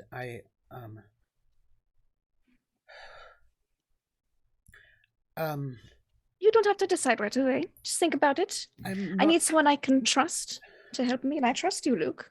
I'm not very good with paperwork. Oh, no one's just naturally good at paperwork. It's very much an acquired skill.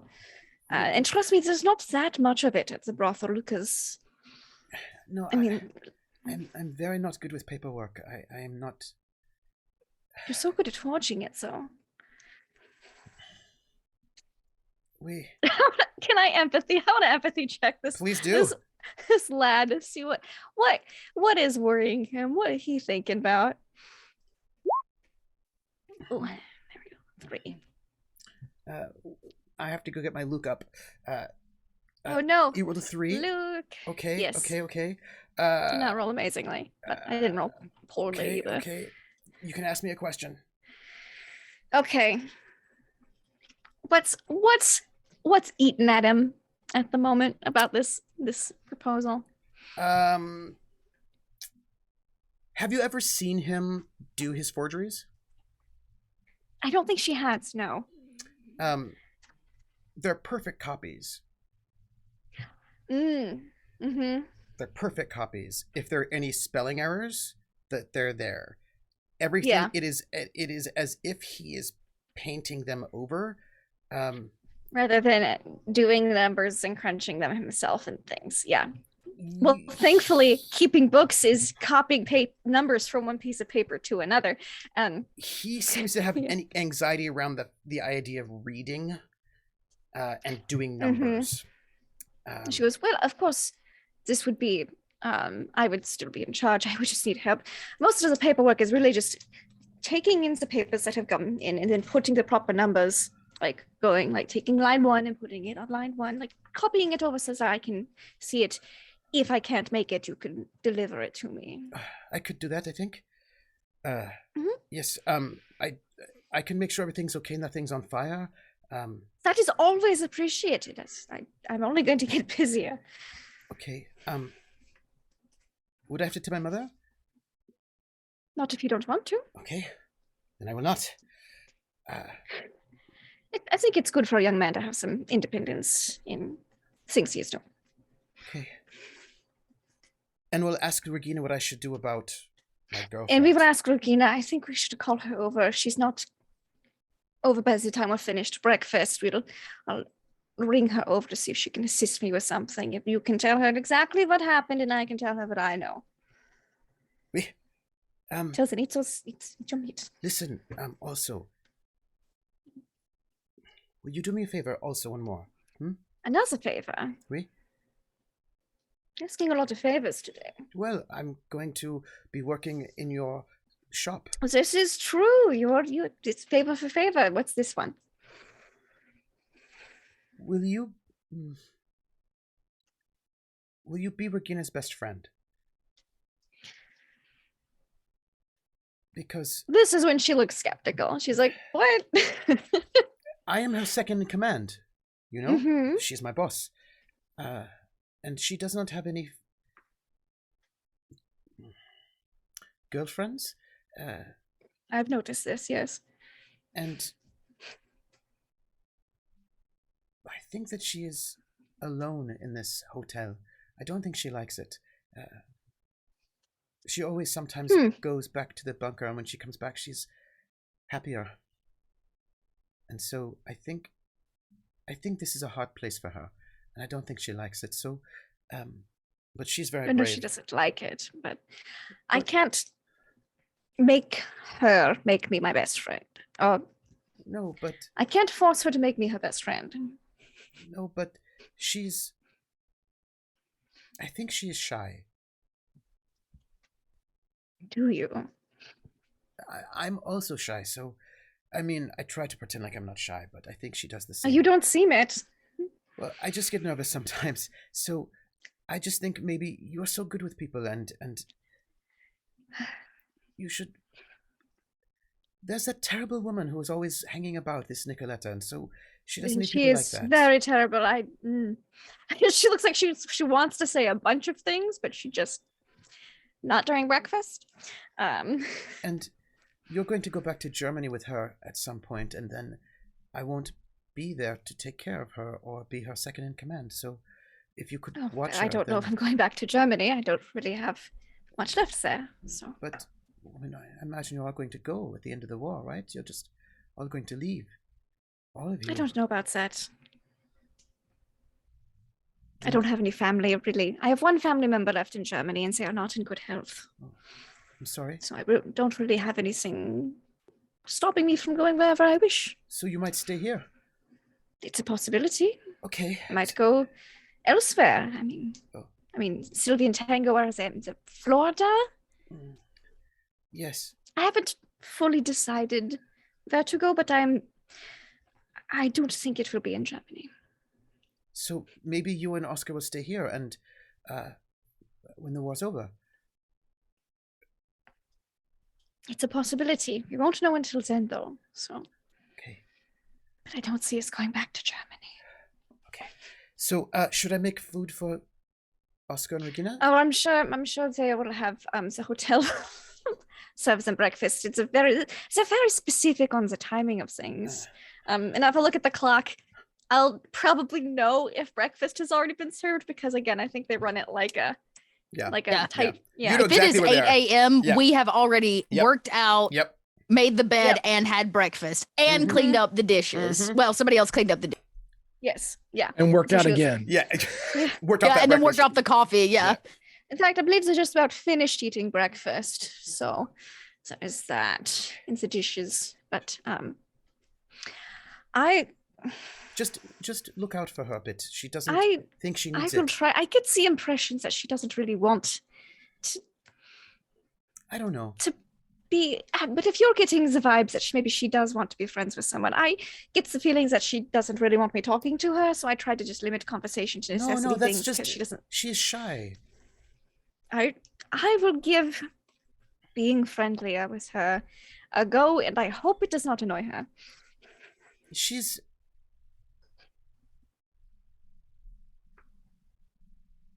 And he gets a little teary-eyed. Oh, buddy. She Oh, is. Oh, handkerchief there. Oh, thank you.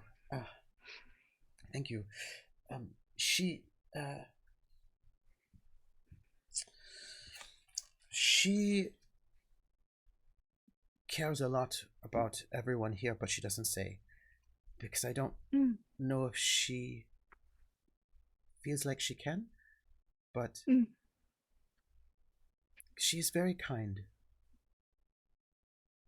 And when my father was dead, actually before my father was dead, when he first came back, but I had not told anyone that he was back, and he was back. She talked to me about her father and how he was and how we can be who we want to be, not who our parents want us to be, and what it means to be a good man. No, a good person. And she's a good person, but I don't think she has often the chance to say so or to show people, but so I just feel like she's sometimes alone, and I feel like that's because she's a leader, and so leaders don't have people they can talk to so much all the time. So, but I feel like you are the kind of person, maybe you could talk to her and have lunch or something. I don't know, but... Well, I will try to talk with her more often than I do. I was under the impression that she wanted space, but I'll give it a go for you, Luke. Only because I respect you so much. Well, I'm going to get breakfast ready or away. Yes, you get away. I'll phone over to the Leixner residence and see if she can help me zip up a dress. Do I need to stay? Do I need to Yes, go? you need to. No, you're going to stay until you tell her exactly what happened, and then I will send you away to get flowers. I'll also call your mother. Thank you. Okay. And he goes I into will- the kitchen. Yep, because I know Regina's right there. I call Luke's mother first, so I call the flower shop. Hello, Luke. Oh, no, this is Frau Engel. Oh, Um, do you need some flowers? Oh, I was just calling to give you all a compliment, a review, so to speak. The buttercups that you sent over, You have them. I just enjoyed them. Yes, I do. I enjoyed them all night long. It helped me sleep. You did? The presence in my house was Oh, wait. soothing. She's like, wait, that sounded wrong. Yep. she goes, I'm sorry, how do I say this properly? They were lovely, they were delightful, and she's like, how can I say this without it sounding lewd now? She's so flustered. Which Freda's rarely flustered, but she doesn't have to often call a teenage boy's mother to say, he was here all night, he's fine, he's not, nothing happened. She goes, she's like, nothing I say can sound decent now. She goes, yes, I'll call you again if I need to order anything else, but just let you know that they are safe in my care. I would say, well, yes. Thank you. She just hangs up. She goes, I'm sorry, Luke. Just cries in the next room. Yeah. And I believe as we are... And then I call Regina. Yeah. And I go, Who answers the phone, Oscar or Regina?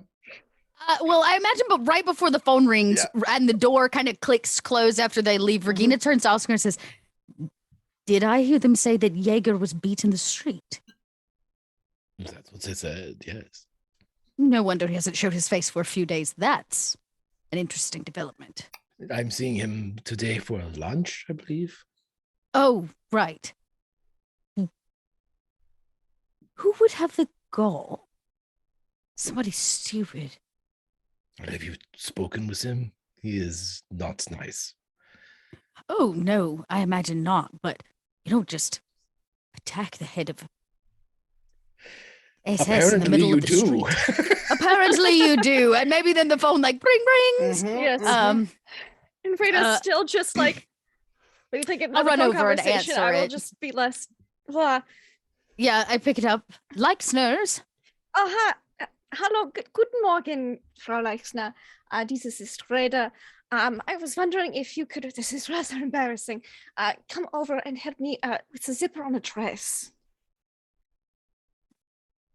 Oui. Click. I turn to Oscar and I say, something's up. Frida needs some help. Do you wish me to? She said it was for a zipper and a dress. A zipper on a dress, because she's really round and it's hard to zip up the clothing. Yeah, you can't get back there. Can't get back there.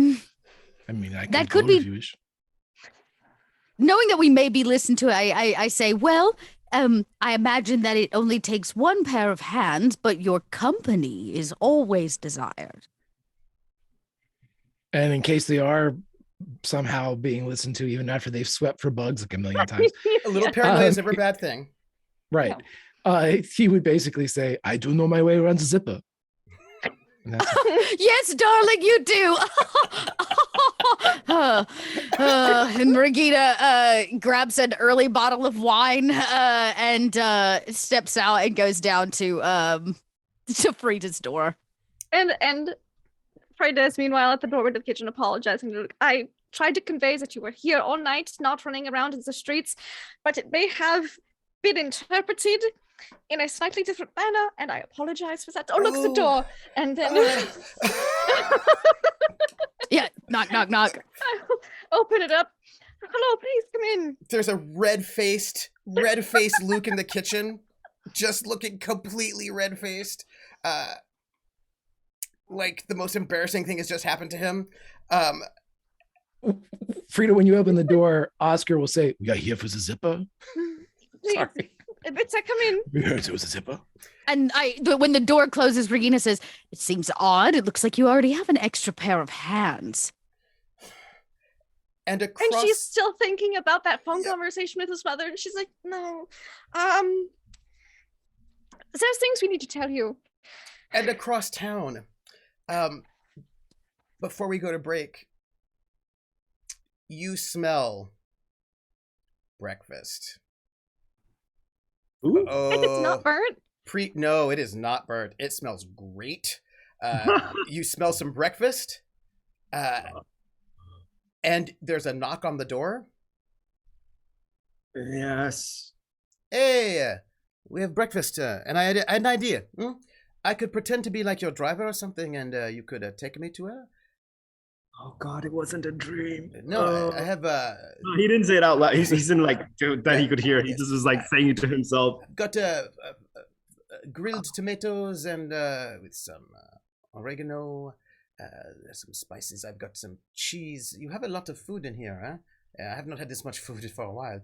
So you don't mind? I've had already 2 courses myself, but I have Just some, like whispering under his breath. Shut up! Just shut up! just have some shut breakfast for you. And you should. We're going to meet her. Yes, we. Come. You lazy bones. Get out of the bed. What do they say? Come on. I think Preetham's just gonna like stare at his ceiling, just going, "Why me?" Come on, And then Mr. it's like, Nazi. eventually, like gets it. If you don't stop hurrying me up, I'll get there when I get there. The food will get cold. Come on. I think Preetham like he opens his door and you see his hair's that's still like in a kind of like a rat's nest. It's definitely still very much in a bedhead and is in his nightgown. And he's just like, you shouldn't have. Yeah, I know. Come. It'll be the best food you've eaten in a long time, huh? Because you may not know this, but I am a good cook. He's a Thank you. very good cook. I walk out and I'm like, the first thing I go is there coffee? Huh? We? I myself have not had coffee since I've been in this place, this terrible occupied place. So I'm also drinking our coffee. And Preetham doesn't respond, and he just kind of sits down, quietly sips his coffee, and gets himself a mug and sips it away. And eventually, I'm sure, like the if it's that good of a smell, he'll get tempted and he'll like start eating quietly. He goes, Do you say say this right? Is it Shubh Prabhat? Is that how you say this? Good morning. In Hindi, is this? Just good morning. We all say good morning. It's fine. I knew one person from India in Berlin, so I learned to say thank you and so forth. But Prabhat, it's very, very formal, and no one really uses it. But I appreciate the effort. Good. So, you will take me to see Frida, or bring her here, huh? Eat first, though. Eat.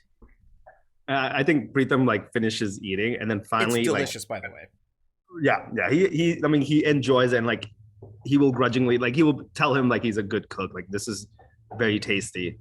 And then after he's done, and he politely, puts things away, and he goes, "Now, we need to talk." I need to talk with Frida. I understand. Okay, I get it. But with how things are, we cannot just waltz in and see Miss Frida, and I need time. I need you until I can put together a plan on how this can even go down, if it can go down, to lay low. I need you to not leave this apartment. Don't leave your room.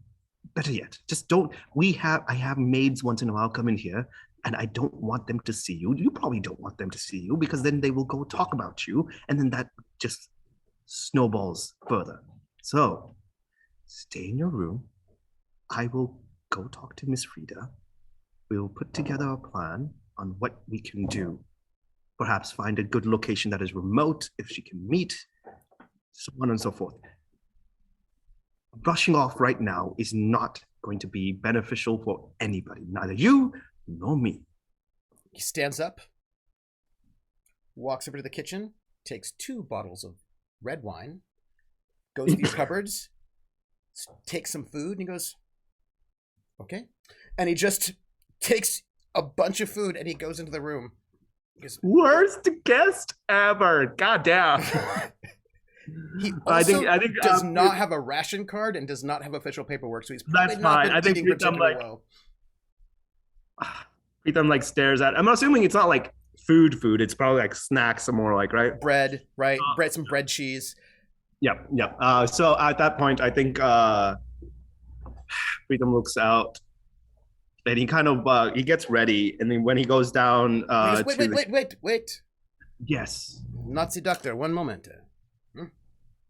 And he hands you this, he opens his bag and he pulls out this bouquet of flowers that is a day old, a little crushed, probably stolen. And he hands it to you and he goes, give these to her when you see her today.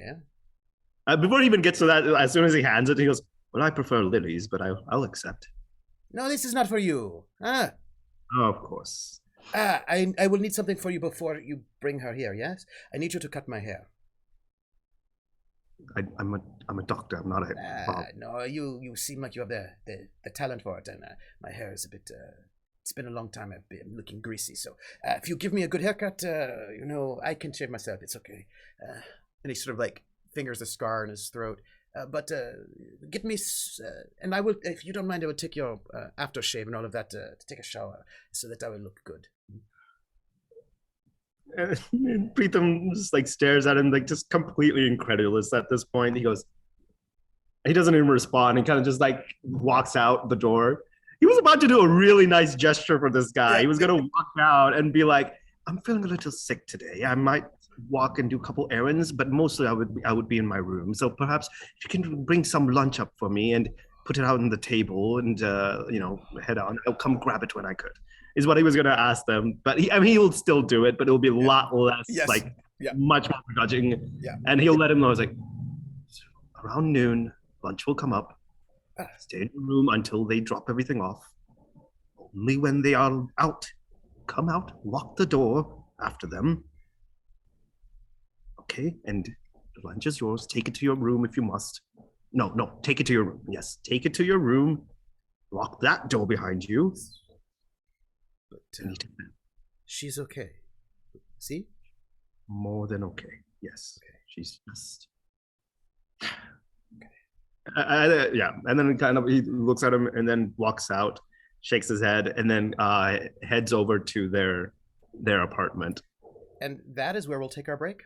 Our first half break with our team all having sort of like interesting interactions with some people, gathering some information in your own ways, and about to have a lovely post-breakfast zipper session with each other. And I would like to give some thanks. Title for the episode: The Zipper Sessions. Sorry, that's the name of that I called my acoustic album of my David Bowie acoustic album, cover album. That's what it was. Write it down though. Zipper Sessions. So I want to read out thanks to those who have donated so far. It helps pay our cast. Rissa, one of our lovely mods, who went and has been doing yeoman's work, smashing all these like Autobots that are coming in, just like doing like ads. Thank you. Donated $20 and said, "Happy Foxhole Friday. What is it with crazy X's in this cell? It's a question, isn't it?" Hey, Preetham doesn't have that problem yet. Not yet. I'm just waiting. And then, I did ask, and then you were like, "No, I don't have any X's." And I was like, "Dang it." One day. And Drathdir, who is wonderful, a great supporter, donated $25 and with no message. So the message is, "Hey, everybody, make sure you have an X and make sure they show up to cause you all sorts of joy." That was the message. Of course, yeah. Hydrate, stretch your legs, and we will be back in 10 minutes. We'll be right back. Nearly 6 months have passed since at the end of August I made a broadcast directly to my fellow countrymen. It is therefore worthwhile looking back over this half year of struggle for life, for that is what it has been and what it is, to see what has happened to our fortunes and to our prospects. At that time in August, I had the pleasure of meeting the President of the United States and drawing up with him the declaration of British and American policy, which has become known to the world as the Atlantic Charter. We also settled a number of other things about the war, some of which have had an important influence upon its course. In those days, we met on the terms of a hard-pressed combatant seeking assistance from a great friend who was, however, only a benevolent neutral. In those days, the Germans seemed to be tearing the Russian armies to pieces and striding on with growing momentum to Leningrad, to Moscow, to Rostov, and even farther into the heart of Russia.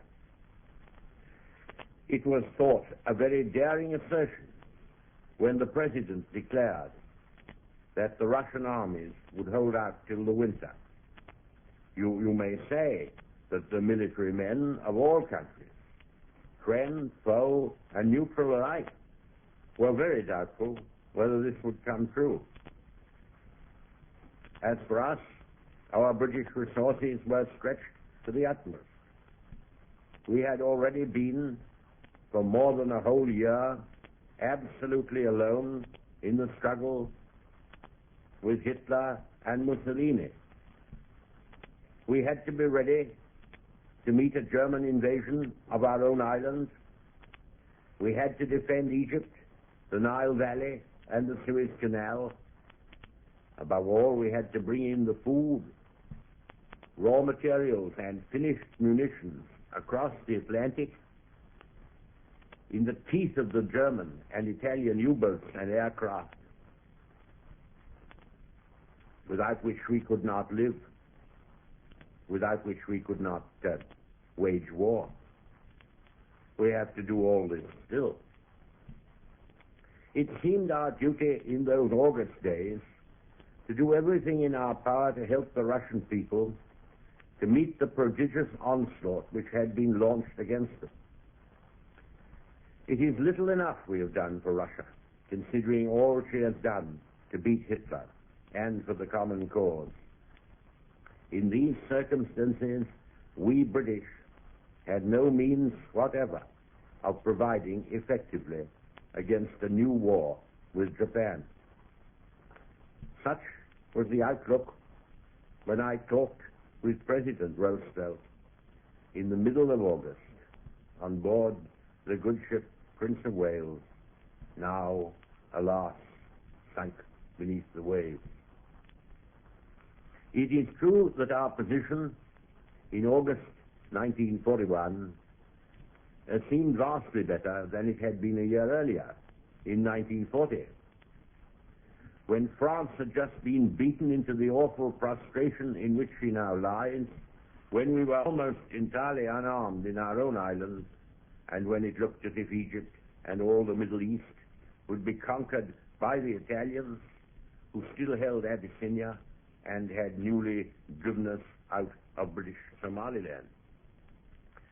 Compared with those days of 1940, when all of ourselves thought we were down and out forever, the situation the President and I surveyed in August 1941 was an enormous improvement. Still, when you looked at it bluntly and squarely, with the United States neutral and fiercely divided, with the Russian armies falling back with grievous losses, with the German military power triumphant and unscathed, with the Japanese menace assuming an uglier shape each day, it certainly seemed a very bleak and anxious scene. How do matters stand now? Taking it all in all, are our chances of survival better, or are they worse than in August 1941? How is it with the British Empire or Commonwealth of Nations? Are we up or down? What has happened to the principles of freedom and decent civilization for which we are fighting? Are they making headway, or are they in greater peril? Let us take the rough with the smooth. Let us put the good and bad side by side, and let us try to see exactly where we are. The first and greatest of events is that the United States is now unitedly and wholeheartedly in the war with us. The other day, I crossed the Atlantic again to see President Roosevelt. This time we met not only as friends, but as comrades standing side by side and shoulder to shoulder in a battle for dear life and in the common cause and against the common foe. When I survey and compute the power of the United States and its vast resources, and feel that they are now in it with us, with the British Commonwealth of Nations, all together, however long it lasts, till death or victory, I cannot believe there is any other fact in the whole world which can compare with that. That is what I have dreamed of, aimed at, and worked for, and now it has come to pass. But there is another fact, in some ways more immediately effective. The Russian armies have not been defeated. They have not been torn to pieces. The Russian peoples have not been conquered or destroyed. Leningrad and Moscow have not been taken. The Russian armies are in the field. They are not holding the line of the Urals or the line of the Volga. They are advancing victoriously, driving the foul invader from that native soil they have guarded so bravely and loved so well. More than that, for the first time, they have broken the Hitler legend.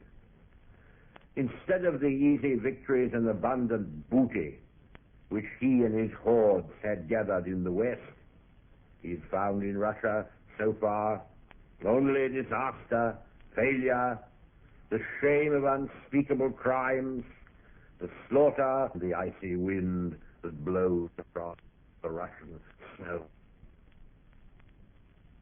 Here, then, are two tremendous fundamental facts which will, in the end, dominate the world situation and make victory possible in a form never possible before.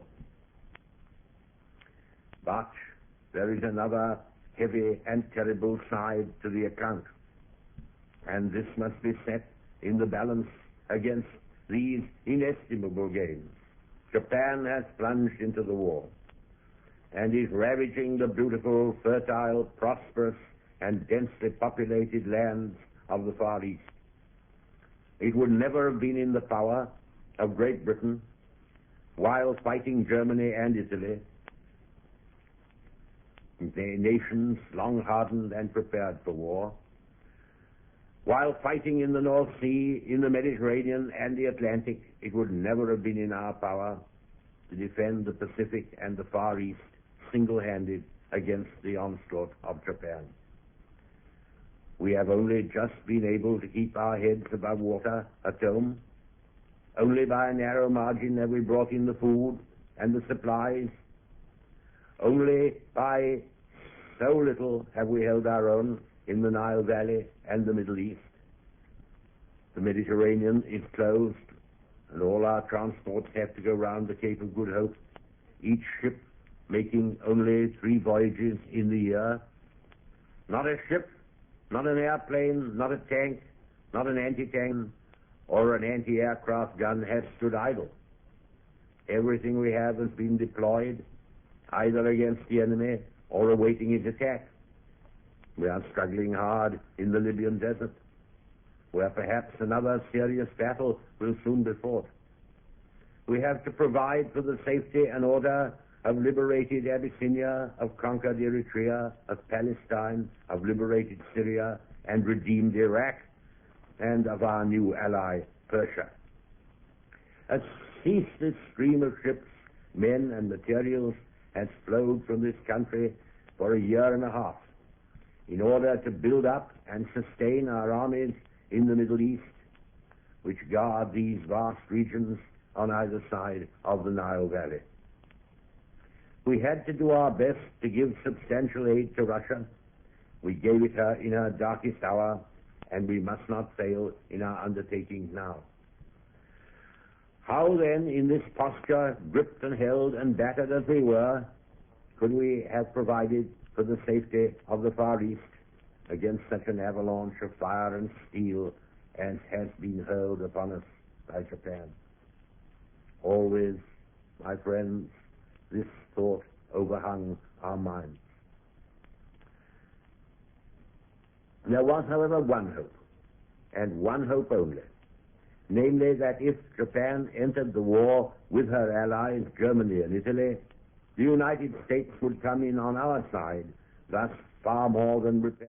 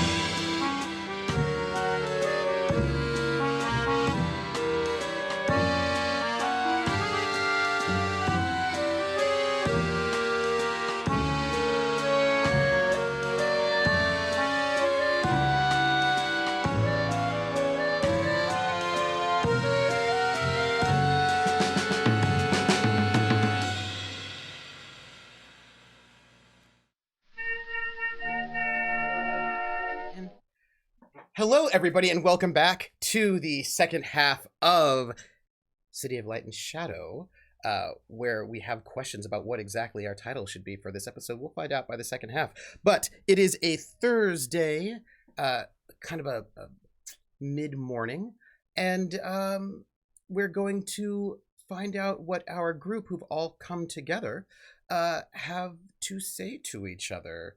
I imagine it'll be heartfelt and... yeah, and there won't be any dramatic things happening. I believe there's a knock at the door. Oh no, I feel like Frida said those grand words of "I have something to tell you." Yes, but there's a knock at the door. Oh, another knock. Another knock. Oh my god! I immediately look at Luke and I'm like, "Hi." He just dips down behind the like the kitchen counter. It just like drops. And Rachel will like head towards the door. Just a moment. This pregnant lady's walk slow. She's got someone over there. Is this whose apartment is this? Yes. It's KP. It's Pretum. And then, no, but is this Rita's apartment? Yes. Right? Mhm. Okay. I'm like, Oh, doctor, please come in. Could you describe, KP, the vibe of your doctor at this moment? If you annoyed. If you could. Absolutely annoyed, exasperated, and just like, I think he says, Doctor, please come in. Did I miss an appointment? Like, so that the people in the hall, I just shut the door and you see everybody else is in here. I kind of freeze for a second as I look at everybody. I'm just like, well, it looks like we have a party. Apparently. I turn around to, I have your stray in my room. Sorry, what? I don't have a cat or dog. And Luke pops his head up, and as if like maybe you were talking about him. He's like, "No, I'm right here," and he sort of waves. Oh, buddy. I was like, "Oh, Luke, no, not Luke. Glad you're okay. No, not you. No, you're." I kind of look around just to be sure, no one else, just to be sure, and I kind of think, "Your ex-lover." Angelo? Yes. Showed up in the middle of the night, uninvited, and then Sorry, he did what? yes, and from my window, not from the front door. To be, I nearly had a fright. About to shoot him. I had a gun in my hand. But that didn't happen, luckily. But yes, he has made himself quite at home. Uh, Very much so, almost as if though it's his home. And I need you to get him out. I will talk to him. Not now, but by lunch. Please, he's Please, been... while you're here, please sit down. Luke, could you get me a glass of water, please? Oui. And then I can tell him about the kidnapping. Huh? Yes. Sorry, what? Please. And he goes and he Yes, pours a everyone glass of sit water down. for everybody. Just bring a pitcher. Yes. And he sort of poured Please. glasses for everyone. Thank you. He Regina pours the wine Thank you. that she brought. Regina, when Luke pours your glass of water, you notice that he's placed a kitchen towel over his arm, and he sort of pours you this glass of water as if he were a waiter, sort of like you would have done back in Bricktops. And it's just this kind of like, and he's got this little like twinkle in his eye, like as if he's like doing something that he thinks is like, it's like a kind of a private joke between you two, but I don't think he's told you about it. It's one of those things. He's like, but maybe you'll get it, right? Because he's like, he was thinking about Bricktops because he was talking to. Right. He's on a totally different wavelength. Yeah. Regina kind of smiles very clearly, awkwardly, because he knows something she doesn't. But he thinks that she knows, but you know, it's a little awkward. and he sort of pours glasses for Right, everyone. thank you, Luke. Now, please tell everyone what happened last night. Wait. I turn on. There's already music playing. Oh, perfect. Great. Wonderful. Maybe It's I Freda's just. room. There's definitely music going on. There's some lovely Wagner, something that's like nice. like, Perfect. or- yeah. yeah. Something loud, I turned it up bombastic. just a little. Classical. Yeah. Rather than what happened last night, shouldn't we talk about your ex-boyfriend, lover, who is here? That seems very important. So what No, happened? I will talk with him later. Please. What does he Last look night, like? Luke. So what? Italian. Oh, All right. Stop. Why don't we start at the beginning? Pretum, Yes. the unwanted guest that you have. Did he compromise you or us? No, I made it quite clear that I am a Nazi sympathizer, and that What- didn't dissuade him. Where is he now? In my bedroom. Well, not my bedroom, but in a bedroom in my... There seems Oscar to leans be back and crosses his legs. a lot of unexpected people in each other's bedrooms, and I kind of look at Luke because definitely didn't expect him to see him here. and Look Luke back just at goes Pretum. full red, like because he's just thinking And about what Freda- happened with like Freda and his Freda mom. also is like, oh, Oh. I think all of being this kind said- of goes over Preetham's head. yeah. That being said, we will. What does he want? He wants to talk to her. He would not Wonderful. leave me alone. He just would not leave me alone until he was about to come here tonight or today, right now with me. And by God, Does he have a death wish? Oh, well, it seems like it. It doesn't seem to know, but I look at Frida. Frida, I imagine we'll find some time for you to speak with him. You may want to help him understand the severity of the situation. No, I'm going to speak with him and I will let him know what's what. Perfect. I trust you. No problem. Then I turn to Luke. Next. Tell us what it is that you learned last night. This is a debrief.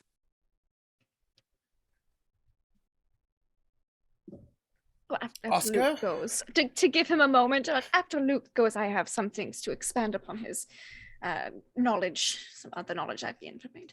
Luke, I got back to the flower shop pretty quickly, and there was a message from Scarlett, and just for the record, everyone in the chat to know, the word Scarlet is in English. It is not the French word for Scarlet. It No. is the English word for Scarlet because she's a hip, cool, young college student, and so you know that is in English the entire time. mm-hmm. Saying that she wanted to meet me for, coffee at a cafe. So I took the cart down there. I rode down there, and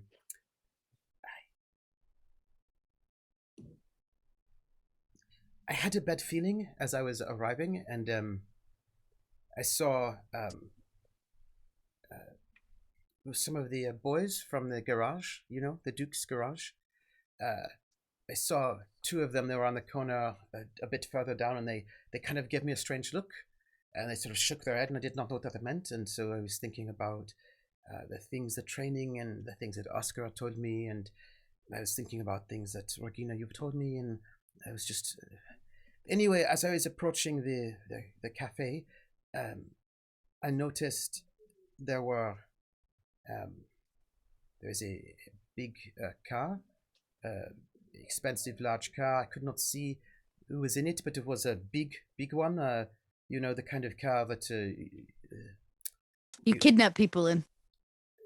We and I saw a woman in the back. She had the same dress as Nikoletta they had at the brunch. You know, because I was at the brunch. You had me there at the... Are you sure Nikoletta was in the car? It was the same dress. I did not see her face, but it was the same dress. I have reason to believe it was Nikoletta, but I'll let Luke finish first. Just wait. And as I was approaching, I saw Scarlett in the inside the cafe. She was by the big windows, and she waved to me to come in. And I just thought that was strange, you know, with the big car. And I noticed some men that were lurking there. They looked like they were supposed to just read the newspaper, you know, but from the training and what everybody told me, I thought this is an ambush. I thought so. I did not stop. I waved at her and I made this look like, oh no, I cannot stay. I did not get off the bicycle. I did not go in. I just kept it going. I rode by the cafe. Well, Luke, as much as your instincts and your training have served you well, because I'm assured that they were either going to kidnap you or kill you. This does mean you are unfortunately compromised. So, about that, Scarlett, also known as a little bird, came in to me the other day and told me some things. Also, Falstaff was executed. I saw on the poster. He's not. He is not actually. That one, I'm like, I just give that motion to like bring her. That one, give her voices down. Mm-hmm.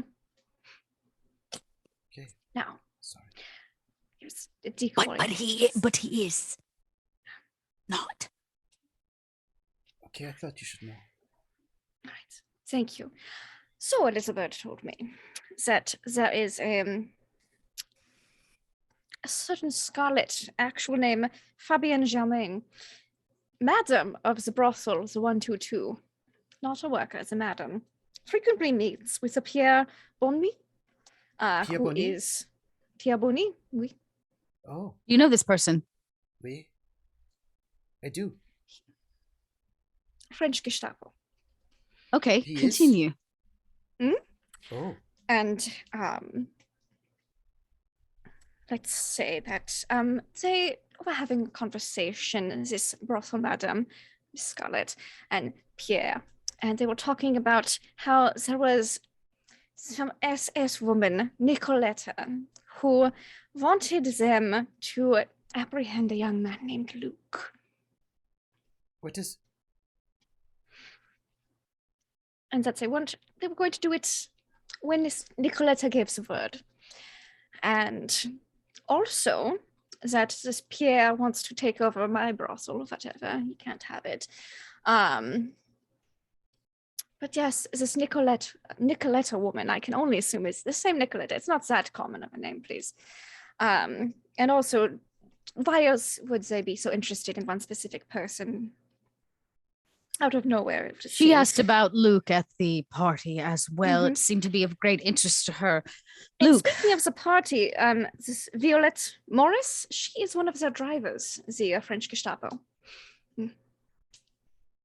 Oh, yes. Yes. She's quite a character. I'd imagine so. But I just thought you should know that she is also possibly connected into this. But yes, maybe it's a trap. Maybe she only talked to you at the party because she's been put up to it by Nikoletta. Probably, but yes, Nikoletta has been pulling the French Gestapo's strings. It would seem a bit. It would seem. Luke, you have to stay off the streets, and you need to lie low for a while. Do not go back to the flower shop. Do not go back to the bunker. We need to find a different place for you to stay, at least for a little bit. Luke, you seem to understand and recognize this What was it, Pierre Bonny? Was this, do you know this individual? He was a friend of my father's. Does he know what has become of you and your mother? Well, he was not my friend. I did not know he was back in the city. It was a while ago. I was very young. He was a police officer. A friend of my father. He was. Does he know where your mother is right now? I don't think so. No, because my mother has a false name. Yes, after we But put them under new names. but Yeah. The Pierre Barney, he was a crime fighter. You know, he was famous for fighting crime, for getting the criminals. Now he does crime. Like a vigilante. No, he was like a big hero, but then he was fired because he was actually cheating. He was committing crimes. He was, you know, he was a bad cop. Killing the competition. Yes, and my father and he were good friends, and so I had been in a party with him when I was very young. So I have seen him before, but I know that the story that he was taking bribes and doing these things, and so he was fired. And he left Paris. He was away for years, I think, and but apparently he's back and in charge of the French Gestapo. The SS takes notice of him and brings him back into the city because he's no longer part of the French police, but at least knows all of their secrets. Mention he doesn't seem to have much of a moral compass, so that must be easy. No, I imagine not. Oh. Luke, we need to find you somewhere to stay. And it cannot be in this hotel. Okay. I could maybe stay in the garage where the Duke is. I could stay there, maybe. I could ask. Yes, that might be a good starting point, though. Oh, it stays the little bird as well. Oh, now there's an idea.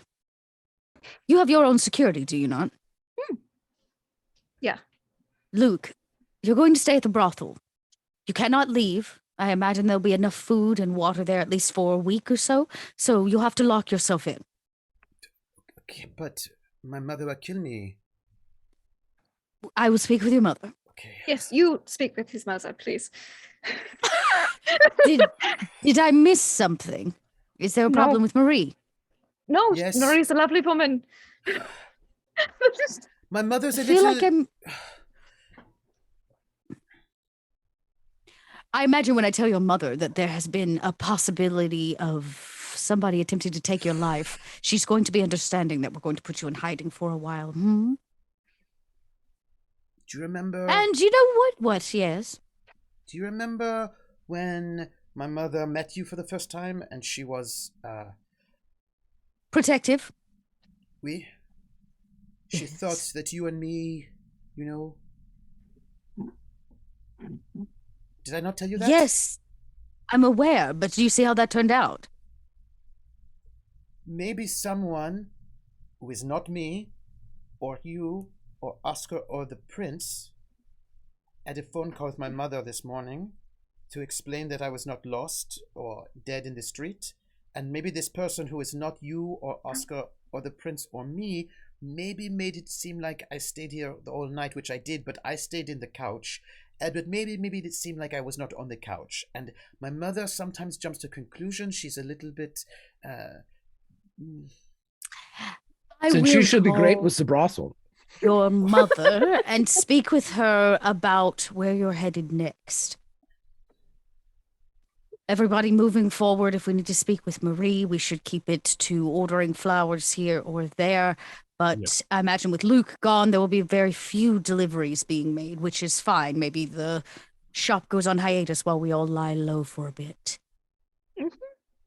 Now, I imagine that these two aren't the only ones with something to share. And I turn and look at Oscar. But the false staff also... Wait. I think I had other things. Wait. At the party, there was,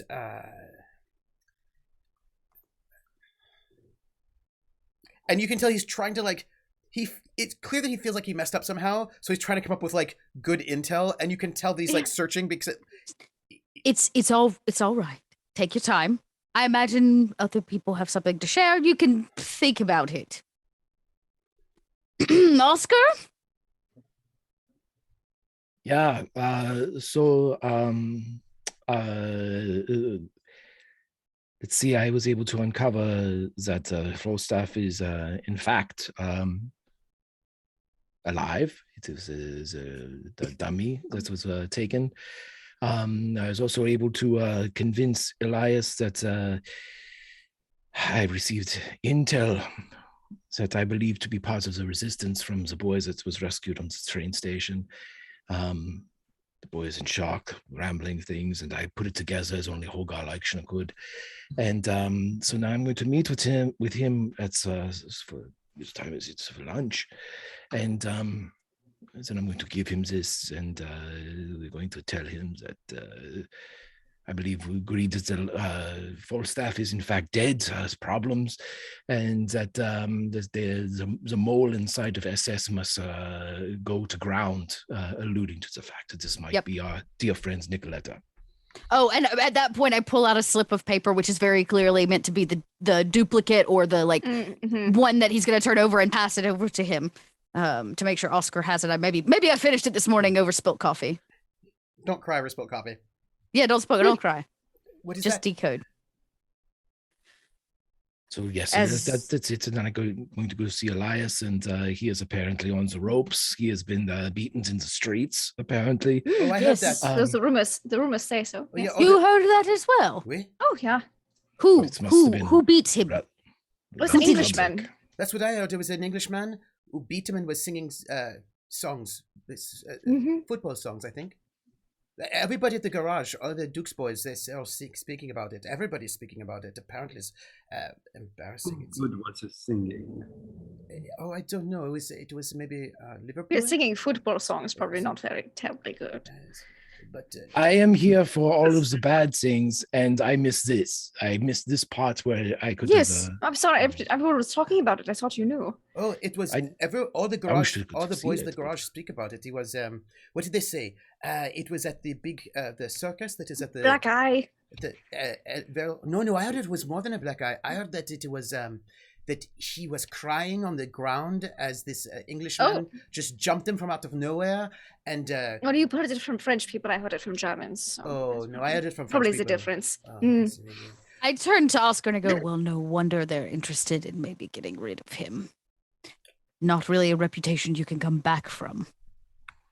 No, especially not when you cry in the middle of the street. That's what I do, is crying like a baby.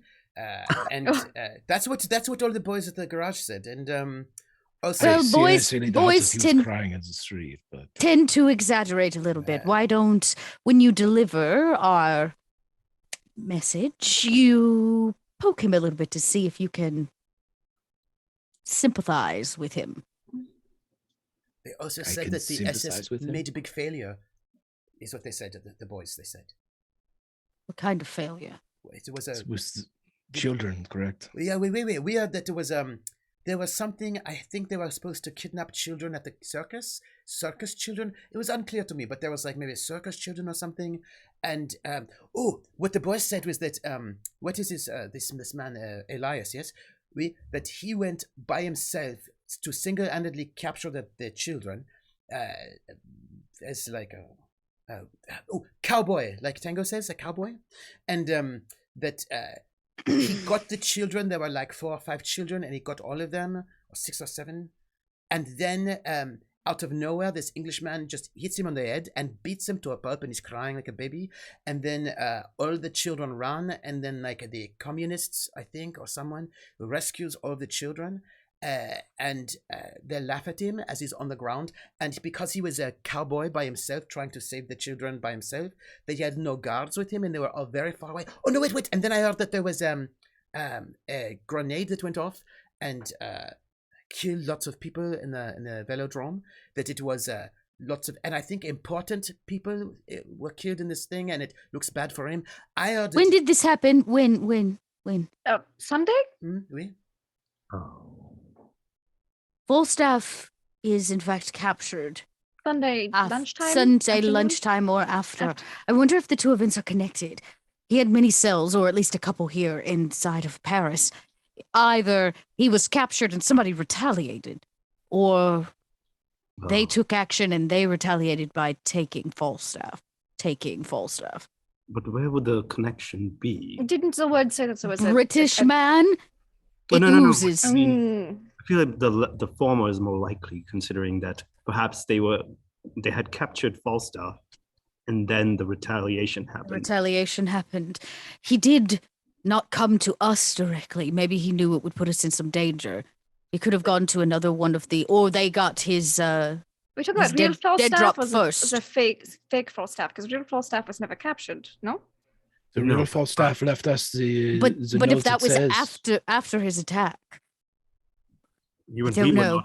we were not aware until a little later that he was fine. And I imagine that a man beating Jaeger, who is That doesn't sound like Falstaff. small man, is not also going to be able to beat him to a bloody pulp and toss a grenade. There had to be more than one person there. And if Falstaff showed up alone, if Jaeger showed up alone to capture these children, he didn't come with grenades in hand. He would have been. Hubris is a tricky thing. He would have underplanned and brought less ammo than he probably needed. He planned to rely on his intimidation. They said that they did capture the Englishman that beat him up, put him in at one of the trucks. So there must have been SS at some point. I wonder if Did this. you get any rumor of what the Englishman looked like? Did you hear? Oh, yes. Oh, yes, that he was a black man, tall and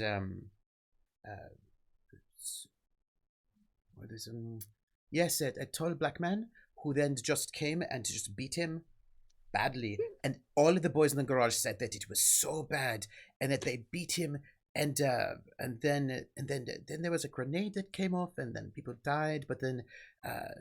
Did anyone else get arrested with this Englishman? Did you hear? The boys were talking a lot about him crying and about how the Bosch, they are pointless and worthless. So there's a lot of that, and how they are joke, and how they are incompetent. There was a woman. I could always ask him. A woman? Oui. It was we? Oui. So far, it sounds like a man and a woman got arrested from this incident. I don't know who they are, but I just know it's an Englishman and a woman. I think it's here's the thing, and I pull out that. Oh no, I probably don't have it on me. Do you remember the list of all the many people that Falstaff was listed dead with? I was able to suss out. I imagine a couple of them were, in fact, our agents. Oh. They could have killed them as part of the entire interrogation process that was around Falstaff. The fake one, that is. Could be. Well, if it comes up, maybe you should inquire after it, Oscar. Oh, but if you say, then he will know that you know. But it's right on the streets. So boys in the garage are speaking about it. Yes, there was. If you would like to help me out, you could ask Jaeger how he's doing, because I'm concerned and had heard he was not well. I kind of cut sharp eyes to Oscar, if it is of interest to you. I sure. Yeah.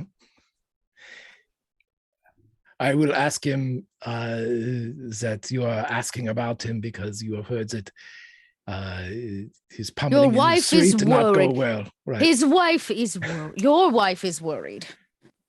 They said he was weak and he could not fight. That he was. Luke, we got it. Like down like a sack of potatoes. That it was just Yes, one understand. glass jar. That he was, and he was crying. Yes, we yes, understand. oui. Hey, that's what they said. Okay. They said that a lot. All Everyone right, was no laughing. more false stuff. Okay, no more Jaeger talk. I already have a headache coming on, or it could be the wine. Yeah. It was embarrassing. We need to make a plan. Currently, things are a bit sus around the edges. Nikoletta is getting bold. And I imagine that she's going to reach out to each one of us in her own way and try to finagle everything she wants out of us. Her plan last night didn't work, so I imagine she's a little upset.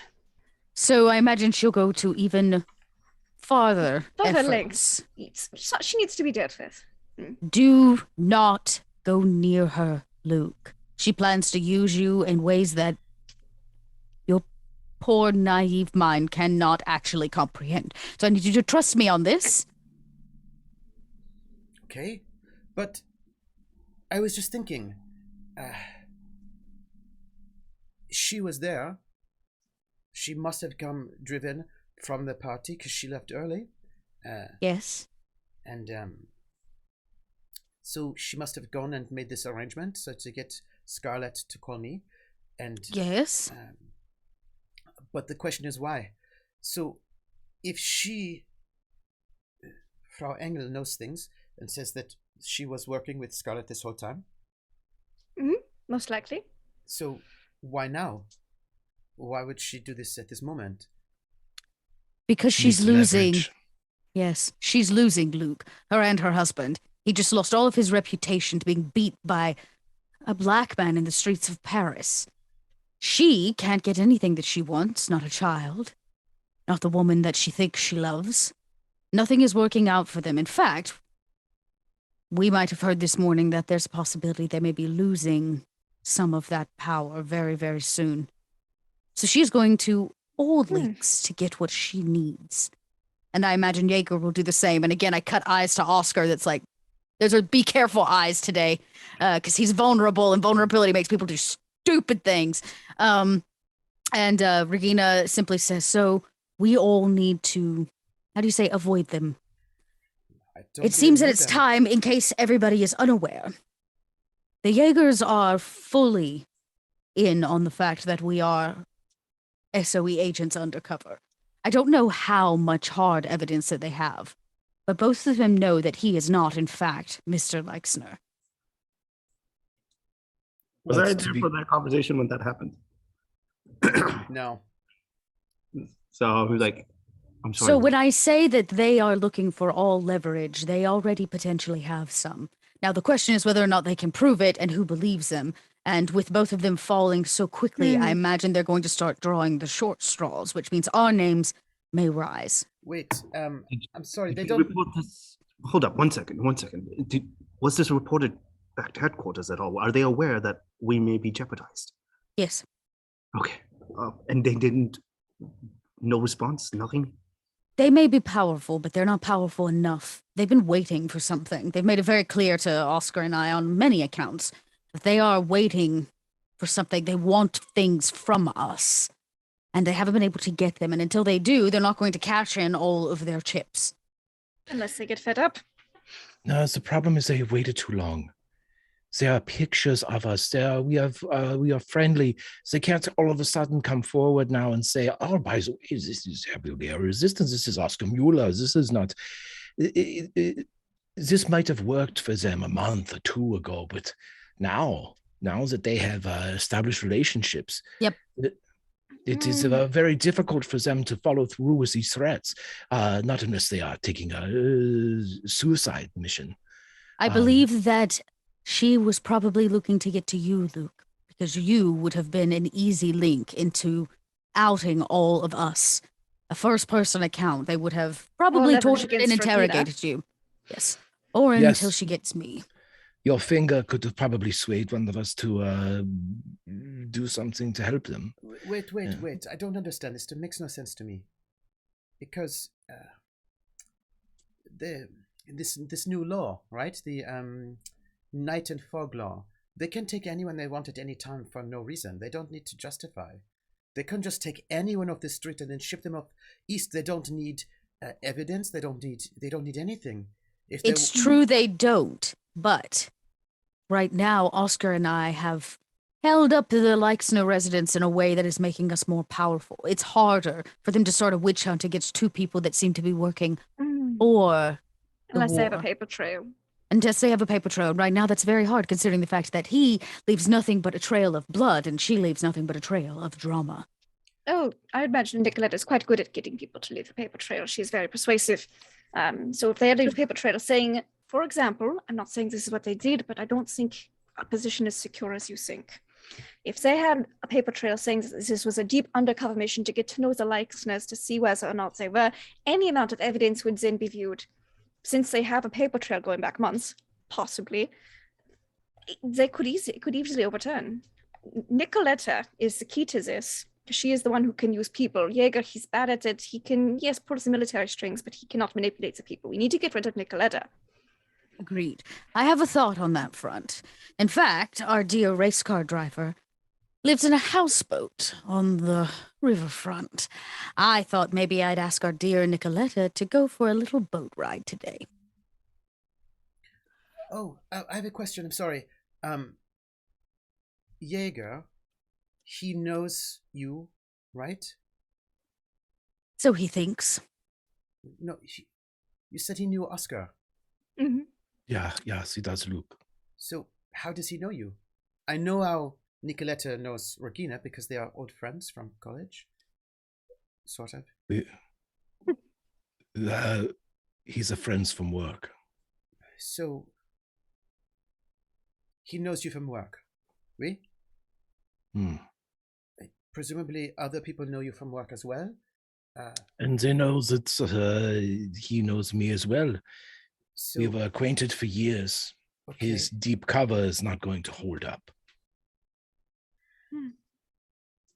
But there was that old time when we were pretending to be working for military intelligence, right? And so we could get away with many things. With Tristan, this man that was you were fooling, right? So there must be paperwork all about all of this that would be complicated, we? Incorrect. All that paperwork disappeared.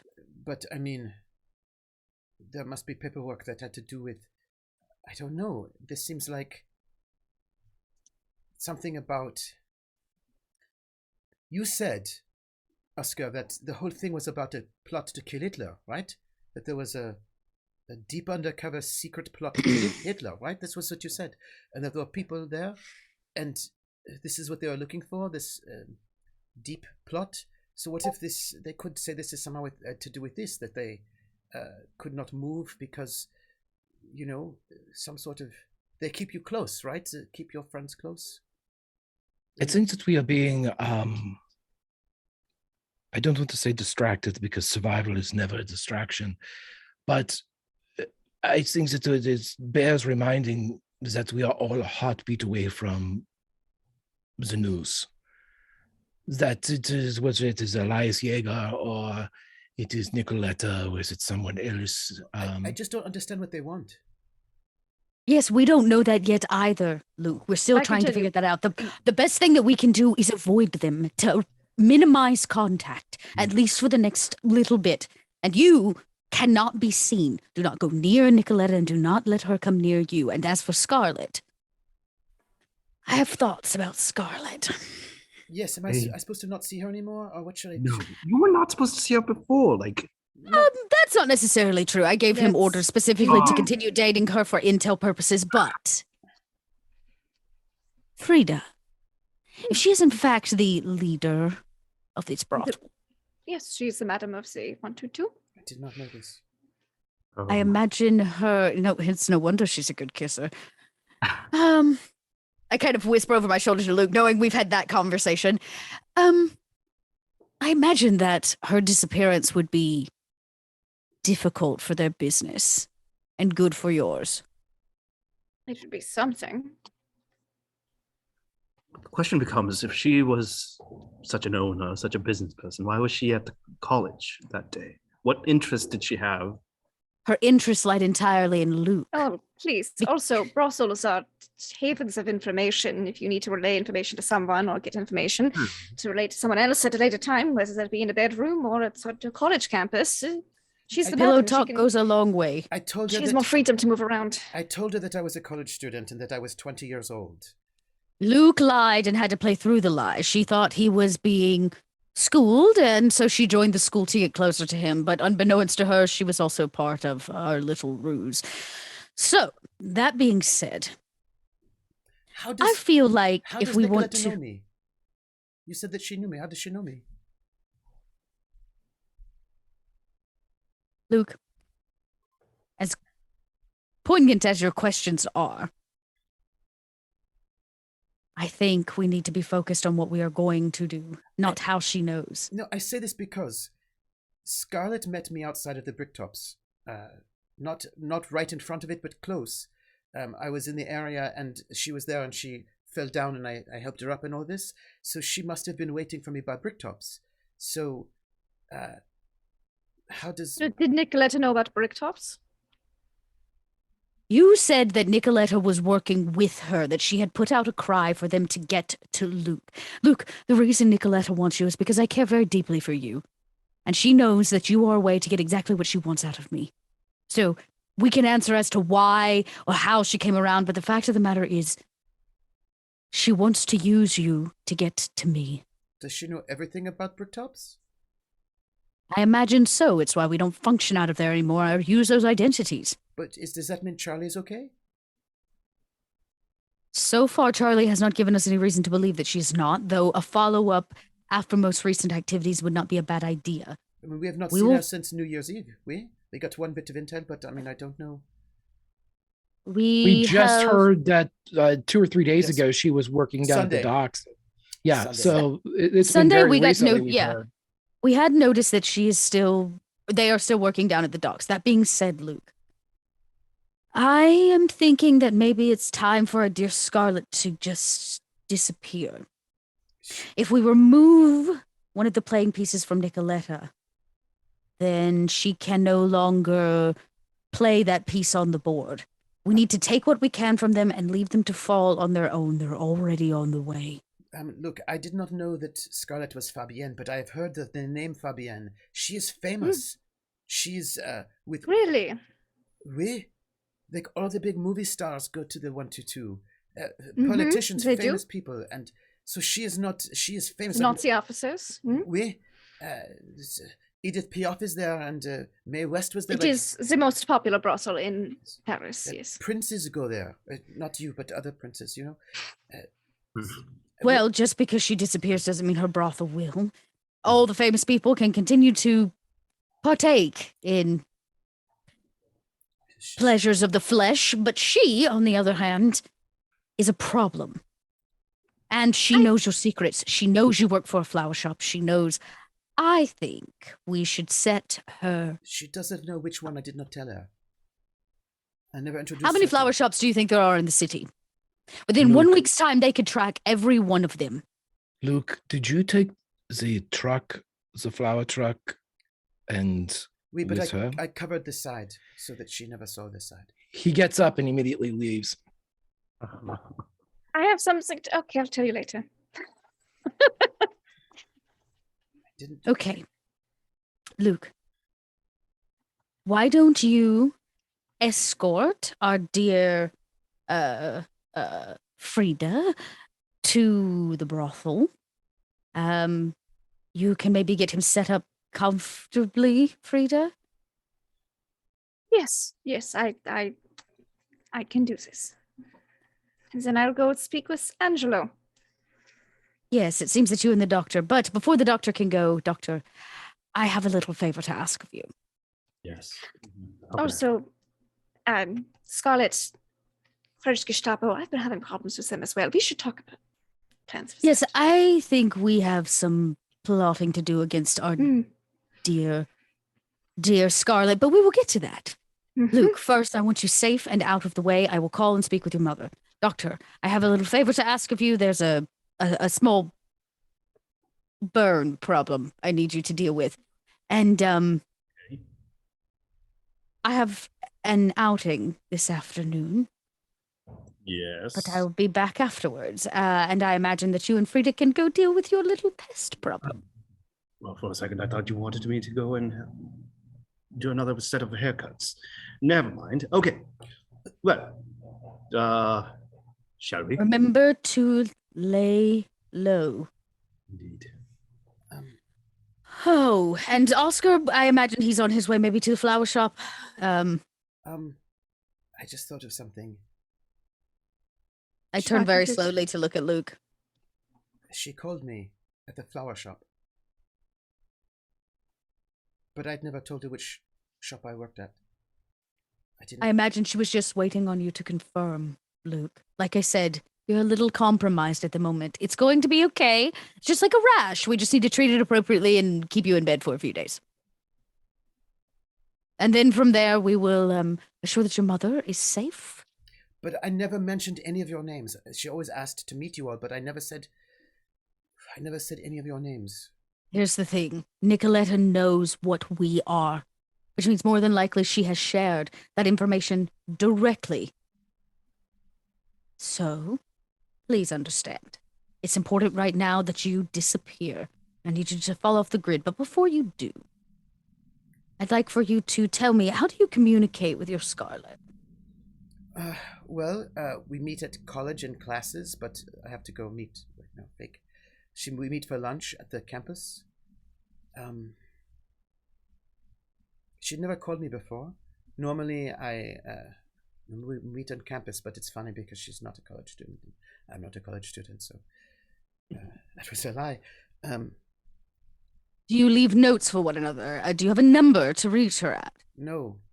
She said she did not have a phone because her parents were sick in Marseille, and, she has no money, and so that's why I would buy her so many jewelry. I did not buy it, I stole it. But... It's okay. Stay focused. Get safe. We'll reach out to you. I'm sure that Frida can give us a number that we can reach you directly at. I do not want you seen.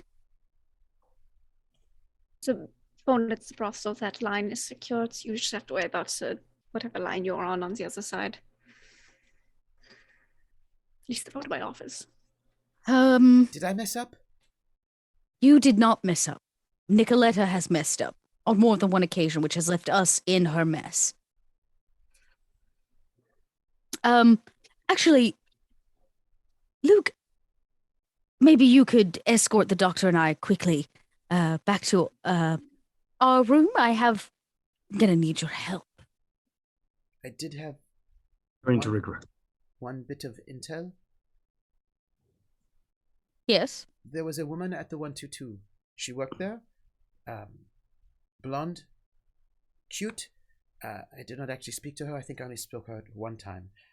But she seemed friendly. Have a name? No. But she seemed like maybe she was not... I don't know. She said something.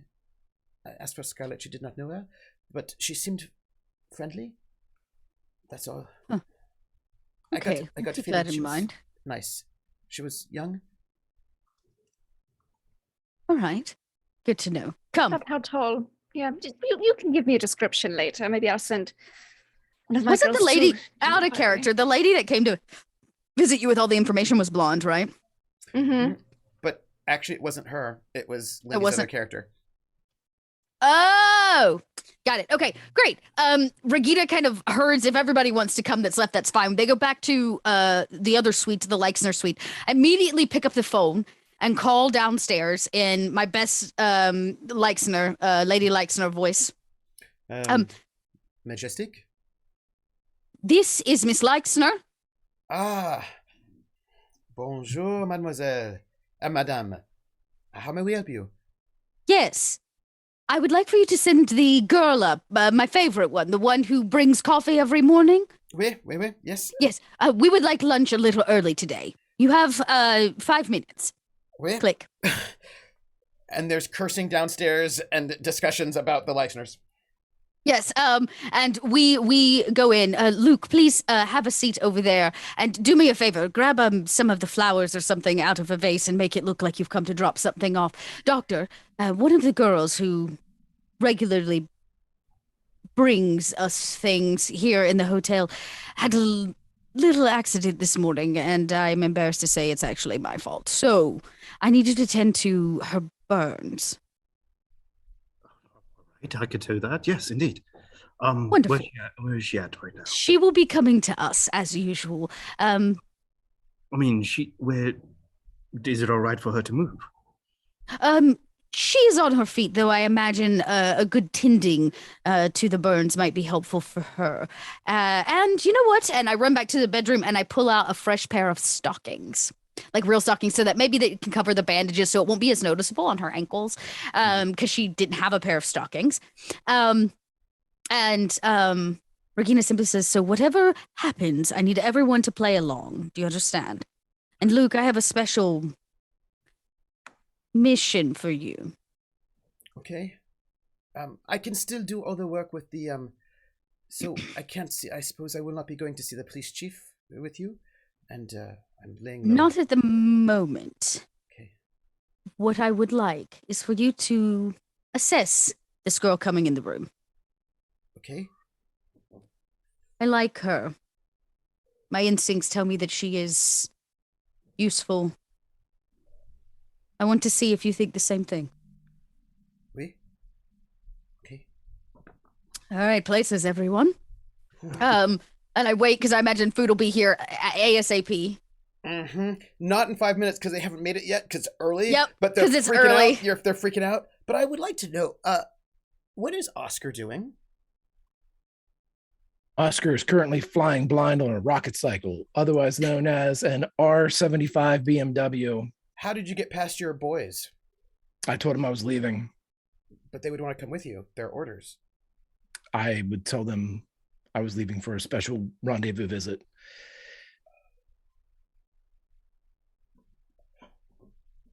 Wait. What Schmidt says. Wait. You have to know something. It's important. It's also better be quick. Yes. Listen, your opera singer friend. Everyone who comes into the hotel is checked in and checked out. Yeah? She had a delivery man in her hotel, in her room the entire time. I don't know if you saw him in there, but she had an overnight guest. And you know what they say is she's a very desirable widow. So she apparently is spending some time with the help. You should just know. He is going to clap Schmidt on the shoulder, but this time very hard, and say, don't worry about her. She will aim higher than the delivery person. And then he's going to just walk right past.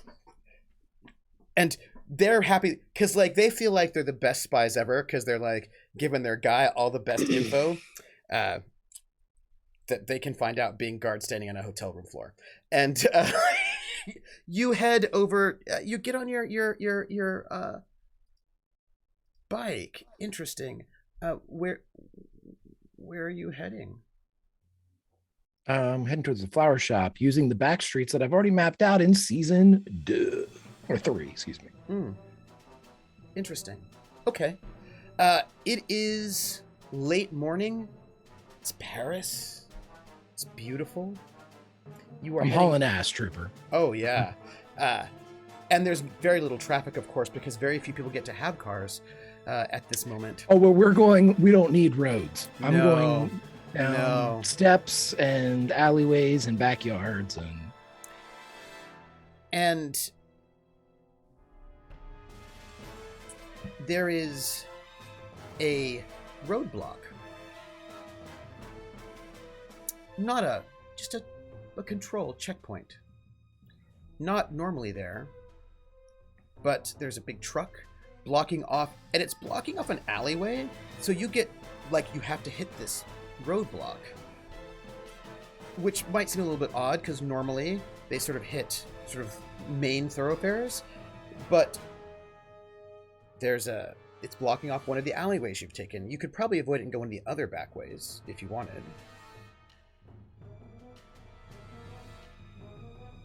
I mean, you can see it coming. This is where the 14-year-old in Greg wants to know if there's a way to great escape this shit, but I'm not going to jump my bike over this thing. Yeah, he's going to try to just take it around through another alley. Weird. That one has a roadblock as well. There are control checkpoints all over this area, including back alleys that really don't go anywhere. Do you go around? I'm going over. I'm going to take to the rooftops and go over the checkpoints and leave my bike stashed. I need a roll from you. What do you want me to roll? Well, let's see. There are multiple options. Fight or shoot or awareness or tradecraft. Any of those. I can roll fight at a +2 if there are multiple people around. No, this is more intellectual business. Okay. Yeah, I'll go ahead and roll fight anyway then. Mhm. It's probably my best bet. It's great, yeah. You're up on the roof, yeah? Give me an athletics if you don't mind.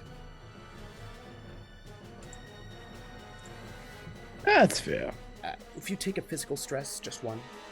It's just a bit of a scramble, you know, to get up there. You should be fine, but it's just like it's a bit of a climb. So just one little physical stress. But as you're going across these roofs, you see the checkpoints, and they are circling around the flower shop block.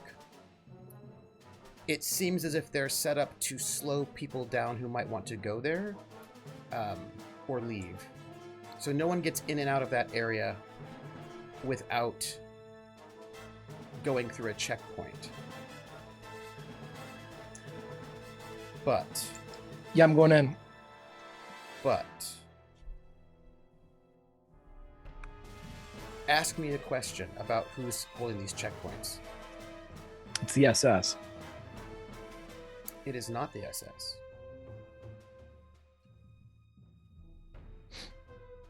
That shoots the French Gestapo. It French is the Gestapo. French I Gestapo. vote French Gestapo. Yeah. It is the Those French Yeah, I'm Gestapo. definitely going in. And that's funny because they don't usually do that sort of a thing. But they have set up checkpoints, just checking people's paperwork. But it's very clear to you Sure. that they're in a perimeter around the block where that flower shop is. Maybe they're looking for someone named Luke. Too bad he's going to somewhere else completely different in town. And the vibe is that they are speed bumps. I'm going to spend a fate point to Oscar Mueller channels a little bit of someone that is currently serving in the U.S. propaganda department, a little Stan Lee action. Yes. And yes. he is going to channel a little Peter Parker Mhm. as he is going to Mhm. run, jump, Mhm. dip, dive, Mhm. spin. Mhm. Faster than most people could run in a straight line. Mhm. Oscar is going to cut through to the flower Mhm. shop. Mm-hmm. I need an athletics roll. Even with my fate point? Oh, you spent the fate point? Absolutely fine. Yeah. Absolutely fine. You a lot of these buildings are actually quite close. It's actually quite precarious because these roofs are these 6-story buildings, right? So you're making leaps in ways that are. I mean, if you fell, that would be real bad, you know? I'm not going to fall. No. You make it up to the top of this building. You know the way in. All these buildings have the same architecture, some slight differences, but you know your way in. There's a door. You can make your way in, and then you have to go through this back stairwell because the top floor is where the garrets are. And they actually have a nice apartment because you stole an apartment from somebody who got arrested, and so she's got actually a much nicer apartment on one of the lower floors. And you can go down this back alleyway to make your way down through this back way, not through the front stairwell, but the back. And as you're making your way down lower, she's on the 4th floor now in this new place. Oh no, I forgot that place that she's at is a 3rd floor apartment. 2nd. I'm sorry, I remember when you went through this. It's a 2nd floor apartment, and you're making your way down to the 2nd floor. I believe. No, that's a different building. She's got that little there's like a half floor. There's a loft, yeah. Yeah, there's a loft in between the 1st and the 2nd, and that's where she's at. I believe, Regina, you want to make a phone call? Yeah, Regina, just while we were waiting on lunch, because I know it's going to take longer than 5 minutes, Regina promised to call his mother, knowing that maybe that's where Oscar is headed. It wouldn't hurt to give a little heads up. So I pick up the phone and ring up the flower shop. You call. The phone rings. It's 2, 3, 4 rings. Luke doesn't know who you're calling. He's just kind of sitting there amongst you all. Oscar, you're heading down the stairwell. You hit the 4th floor, the 3rd floor, the 2nd floor. The phone is ringing. You get to that half floor, which doesn't, like, you have to stoop to get there. You move down to this half floor, which is mostly things like storage and these small little apartments for people who work in these shops. And Regina, you're ringing. You're ringing. The door, Oscar, is shut. You hear the telephone ringing.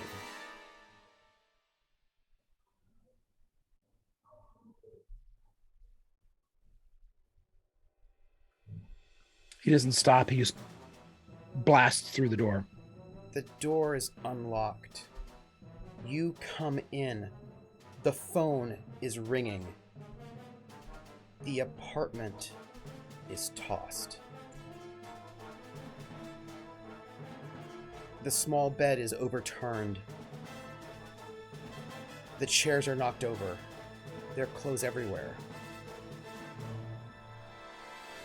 It wasn't like when you came in before, when her husband had just broken everything just to humiliate her and to show he was boss. There was a struggle here. And the phone is ringing. And there's half-eaten breakfast on the table. She was eating breakfast, it seems, but she's not here. There's only one breakfast plate. So there's not 2 or 3. A glass of milk is spilled on the floor. There is a little bit of blood. Just a little. And the phone is ringing. He answers it. The phone answers. Regina. This is Miss Leixner. They have her. And he hangs up. He calls the Duke. The phone rings a little bit. You're waiting. You're waiting. The phone picks up. This is the Southside Seine Garage. How can I help you? I need the Duke. Okay. And like the phone goes down, like you're waiting, and you hear it gets a little bit of a longer wait, and the Duke answers the phone and goes, "Wait." The French Gestapo took her. The phone hangs up. He hangs it up too. Regina. Hey, Duke, want to go in on the French Gestapo with me? Regina, you're there, and Luke is just sitting there waiting, and then there's a knock at the door. Wonderful. I don't tell anybody what just went down on the phone. Not yet. There's no need for panic. We've got to deal with this other problem first. I quickly swing the door open, and I was like, oh, good. Come. This young woman walks in, and she sees you, Pretum, and she smiles. You mentioned the good Dr. Prince Pretum. Here he is, a good friend of ours, and, as you mentioned, a very friendly man. He is going to take care of your burns. She curtsies. Have a seat. And then she sits down. Do I recognize this? You do. Lady? Oh, You do. From where again? From here. She is one of the people that you have been secreting food to. Right. She is one of your people here, right? Right. Because you have a secret hideout in this building that nobody really knows that you have, including people who are officials. And you have been secreting food through this place. And she's one of the people who's been eating that food. You've only seen her maybe once or twice. You've never really even spoke to her greatly. But, like, she was one of the people that came in and got food from you. And she smiles at you as if you are her hero. Now, I'm so sorry that we have a bit of an audience, and I gesture over. The morning flower boy was a little late. This is our regular delivery, Luke. Bonjour, mademoiselle. And she's like, oh, that's... And, like, there's this kind of weird, which, like, French person, okay. Like, other person, weird. French person, okay. Not German, all right. Like, and I go, Flower Boy Luke, go arrange those. oh, Go. And I look at him like, stop being so damn obvious. but he's just like, oh, flower arranging. So he goes and he's do like, you want your tip? wait. And I get my voice up No, there and it's the just- lights in I their way. just deliver. I don't arrange flowers. Oh, and he goes. Well, you could deliver them from that. I decided I don't like them on that curio. If it wasn't be too much of a trouble, could you move it to over there? Wait, Where it's in the light? wait. To try to help him out. And so he's going to go lift this like heavy vase of flowers from one place to the next. Not supposed to lift many things right now. Wait. In the meantime, Pritam goes up to her. How have you been? I'm sorry, it's been a while since we've last spoken. I'm doing very well, thank you, Your Highness, Doctor. Pardon me. I'm doing very well, thank you. No worries. I've been told you've had a burn. And she shows you her ankle, and it looks like she's been hit with scalding coffee. It's like it's a pretty nasty burn, but it's not too bad if you wrap it. And Would you say like it's like second degree or first degree? Like, I would say it's like somewhere in between. Like it's not a full-on second degree, but it's close. You've got to be careful around that hot water. And she smiles and she goes, Let me go get my ointment, and I grab my bag and pull it out. This may sting a little, but bear with it. And then I apply the ointment, and then wrap it around. And no, I think you're supposed to leave it. Are you supposed to leave it loose? Loose.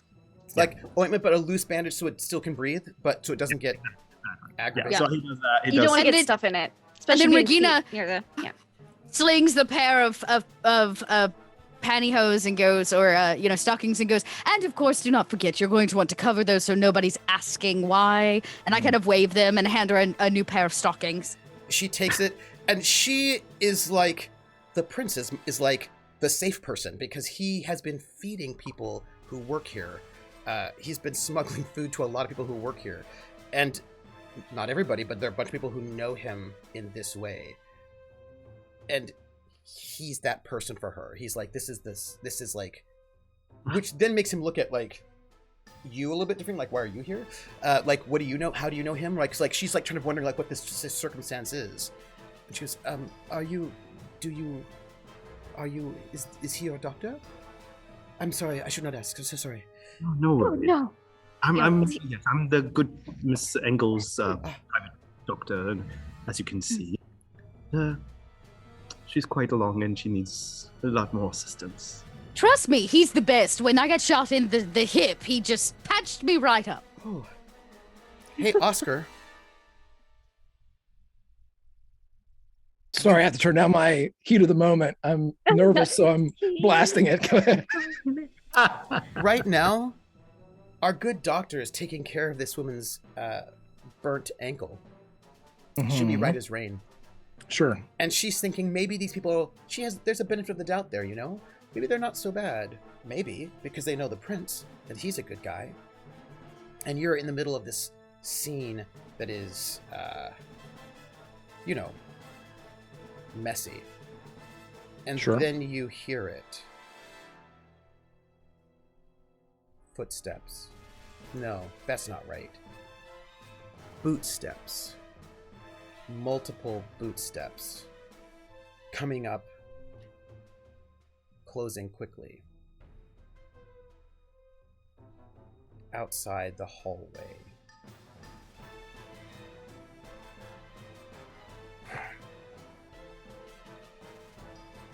You hear talking. Not really talking. Orders barking in French. Guttural French. One of us here. Take post. We've got him surrounded. Just to think. If we get this fellow and the other ones can't. Then we'll see who's on top at this point, huh? You can't stay forever. We'll get him. There's no way out for this one. The phone stopped ringing. No, wait. Don't come out. He'll have to come out, or we'll smoke him out. Are you sure it's a man? It has to be a man. What else do you think it would be? Whoever it is, we've got him.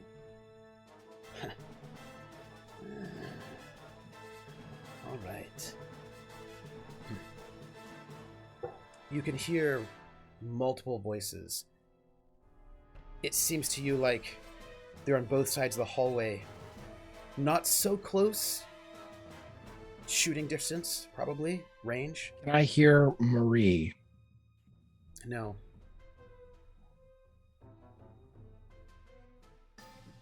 If they're here, if they've come up, they've brought her somewhere else. She might have already been on her way out. What about the secret room? That's a good question. I can't get down there. I'm at the. They're outside the door. He takes his gun out, puts it on the table, sits down, crosses his legs, and lights a cigarette. And we'll go back to the hotel room as the doctor administers to this woman, young, French, wondering what's happening. And Luke has moved, taking a bit on the persona that he was doing at the party, right? Mm-hmm. Moving heavy things. And he just sort of like, you can see that he kind of just sort of opens up the buttons of his overalls just a little bit, as he was told to do at the party, in case he's not quite certain what the play is, but he's like, okay. It can't hurt, right? Right? Yeah. And so he moves the things over, and then he kind of like leans up against the little end table. Freda thinks about, again, that phone call with his mother when he undoes the buttons. She's like, oh. And he pulls out his like handkerchief and he like dabs his forehead because he was just so sweaty. And he just kind of like perches himself in a way that will hopefully look good, right? He's like, trying his best as he's watching. And she is sort of curious as to what's going on. And she sees Luke and she looks at Frida. She looks at Luke. She looks at Frida. She looks at Luke. She looks at Frida. She sort of nods to herself because everybody has heard, everybody in this hotel has heard these rumors, by the way. Everybody in the hotel has heard the rumors that you had a guest who didn't leave. Yep. That's fine. Freda will play it up. She's a newly liberated woman now. She's done grieving. That's fine. That's how she'll spin it. I'm sure that'll go fine. I'm sure that won't draw any other attention. It'll be fine. Yeah. And the woman, she sort of leans over to the prince and she says, Doctor, I just wanted to let you know that my little sister's doing better. Thank you for the antibiotics. Of course, I'm glad to hear that. Thank you. She's well now, so thank you. Anytime. It's my duty. And she just takes your hands and she kisses them. Oh, no need for that. Of course. It's like I said, it is my job, and I'm happy to do it. Is there anything else I can assist you with? No. I would never ask for anything, so ever. Not once. In these times, it is our duty to help each other, and who else do we have but each other to help? So if there's things I could do to help you, I'd be happy to. No, it's just... And she leans in very close to the doctor as if she's perhaps just very tired, and her voice gets very, very quiet, as if she's just so tired, and also she's not quite certain what's going on with this group, And she's like, it's just, I have been working so hard recently, It's been so busy, so difficult for me. I get very little sleep now because of all the work getting ready for the big guest who's coming soon. Big guest? Which big guest? Oh, I don't know. I cannot say. It's just the SS General Reinhard Heydrich is going to be here on May the 5th with another big SS person, and they'll be staying here in this hotel because this is the best hotel, and it is not the SS hotel, but they are so important that and it's, as all of us who work here, it's so very difficult because we have so much to do, have to get so much ready. So I'm so sorry to hear that. I cannot imagine how difficult it must be for you. Perhaps I could actually, you see that blonde-headed woman over there? Miss Regina. Well, you probably already know of her. Yes. She's actually quite capable of a person, and I'm sure perhaps she could find a way to alleviate some of the stress, or know someone who can help alleviate No. some of that. It is okay. It is just other work we have to do to get ready for. I understand. But at least you can let her know that you're having these important guests, and so No. I could not. And I would be fired, so I cannot say anything. I'm so sorry. I should go. if you don't mind, then perhaps Wait. for a favor. Oh no, you first. I was going to say, could I ask you for a favor? Then? We, of course. You hear more word about anything else about this guest? I mean, as a fellow person, and as someone who needs to take care of Miss Engel here, I have to be aware of any other stresses that might come into this. She's in a very delicate state right now, and so knowing if there's going to be much more foot traffic in this area, especially particularly due to a well-known individual, and also as someone who has to be in the know, if you know what I mean, so I can do certain reports or perhaps do certain announcements on the radio. It'd be nice to know who perhaps might be coming. So if you could work for me and help me out in this situation. I'm sorry. Sometimes I just slip my words slip out of my mouth. I would never say anything. I just accidentally mentioned that. Of course, and if you could perhaps accidentally mention it in the future, if you hear more, or it doesn't have to be you, if you find someone else who can assist in this matter. But I trust you. I appreciate your information. So if you could please do so again. And I promise you, if I'm not around, the whole people in this room, I trust completely. And I know for a fact, if I cannot reach you, they'll be able to reach me. So if you have anything to say, you could say that to them just as much as you could say it to me. Really? Oh, yes. They're quite... I understand. I look very trustworthy. I just yeah. Engel, as you already know, truly a nightingale. She is... she's the voice of an angel. She is an angel, and therefore she has the voice of an angel. Whereas Miss Leichner, I understand, can be quite tough to approach. No, she is wonderful. I would never say anything about her.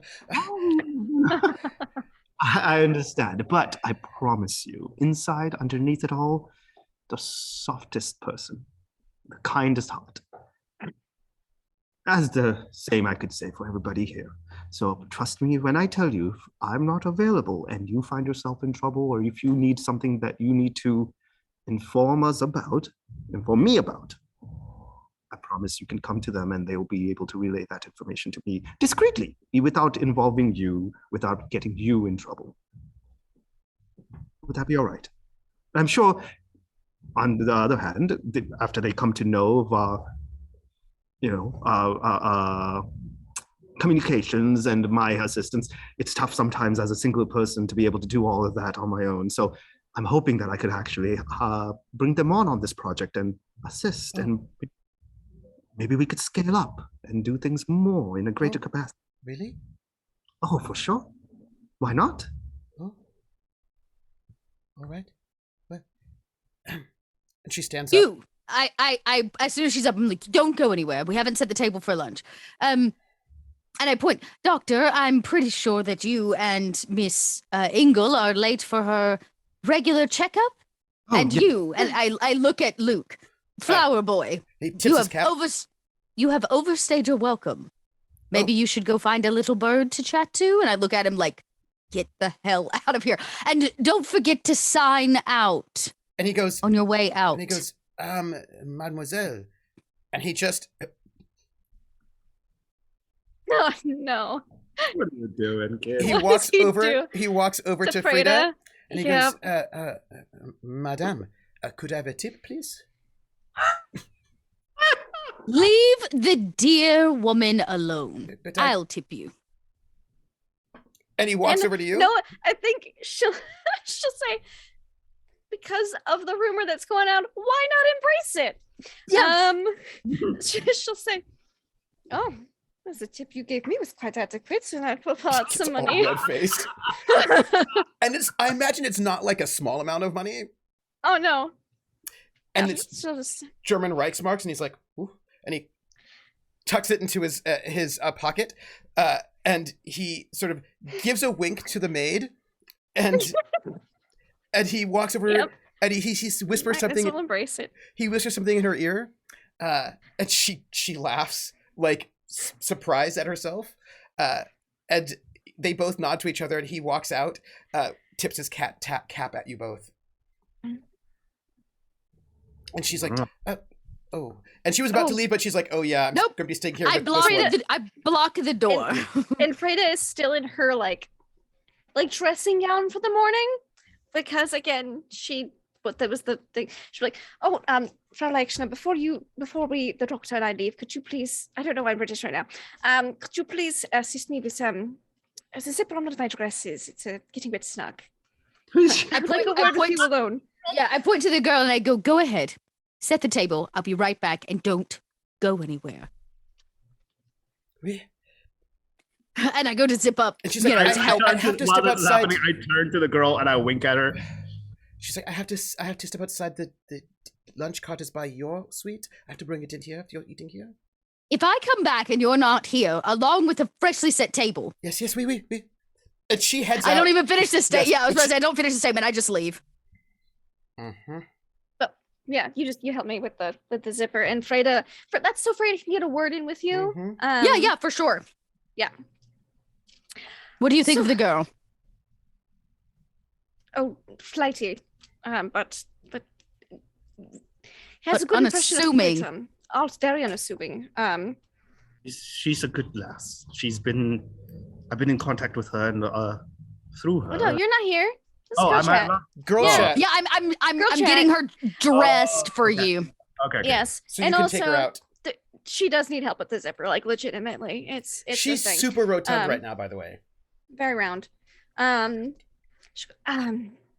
Also, I'm going to go get Luke settled in later. I was thinking about calling the Duke to maybe. I have a feeling we may have to call the Duke anyways. Oh? I didn't want to cause panic, but it was not Marie who picked up the phone. It was Oscar. And in short, I was told that Marie may be missing. I'm going to assume it's the French Gestapo. No, I will. Do I call the Duke first? Or do I talk to Angelo first? Let's do the Duke first. Stay away from the flower shop if at all possible. It could. No, I was going to. The phone at the Little Bird is secure, so I could. Oh, perfect. Yes. Make sure Luke gets settled. You and Preetam deal with your. Just after breakfast, so I'll yes. have Preetam bring me back to lunch to talk with Angelo, and before then we'll go get Duke settled in and talk with the Duke. Right. Wonderful. If you had time, if things go well. If you see the Duke, tell him I said hello, and whatever you do, if he's on a hunt to save Marie, I imagine he'll be a difficult man to have a conversation with. I have to go. Oh no, I've been having problems with the French Gestapo. If he's on a rampage against the French Gestapo, I would love to help. Is the thing? Yes, maybe when you're done, we'll gather this evening for dinner or tomorrow for breakfast and have a little conversation about Scarlet. That sounds lovely. Also, after dinner tea, perhaps I'll see how long things with the Duke take. And Angelo. Yes, that's why I don't. That see sounds it taking terribly long.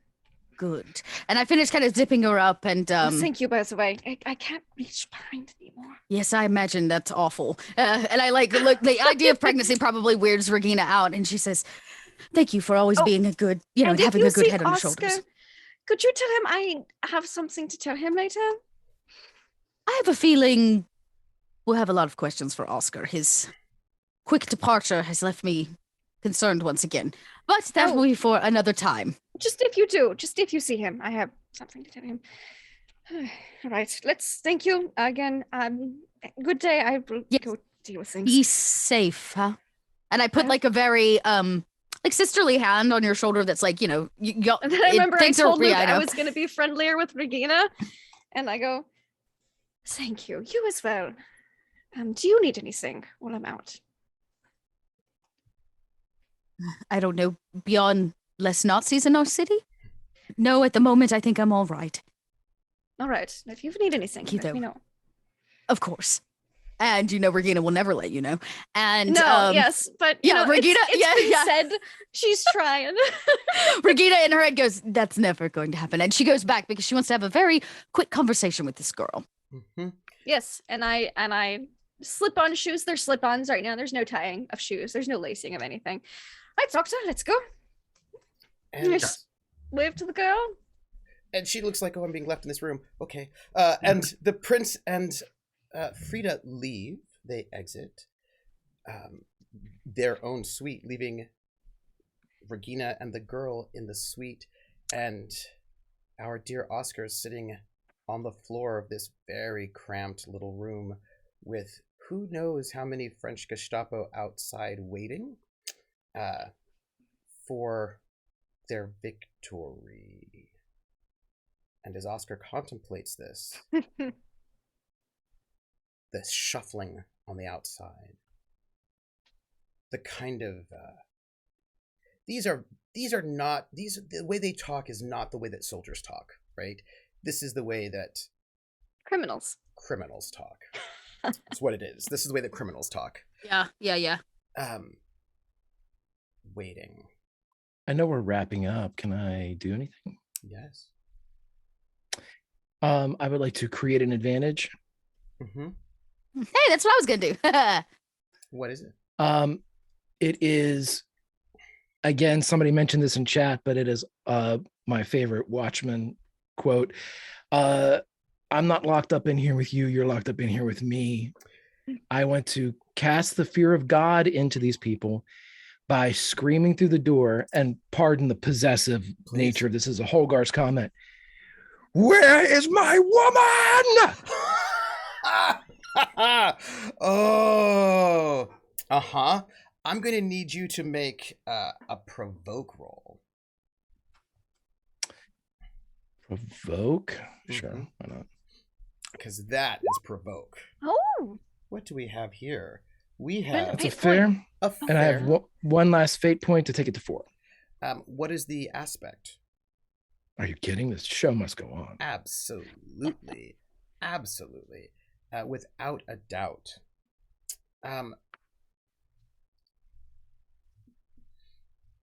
8 legendary, because there are a lot of them. This is they don't have a skill of 7 individually. This is an aggregate because there are a lot of them and they've got that group bonus.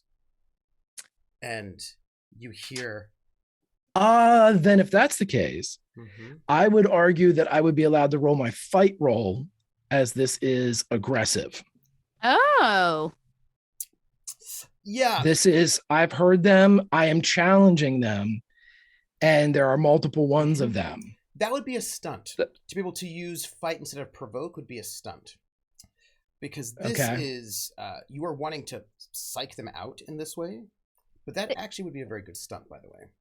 there are group fate points too. There You are can- group fate points as well. There are 3 of them.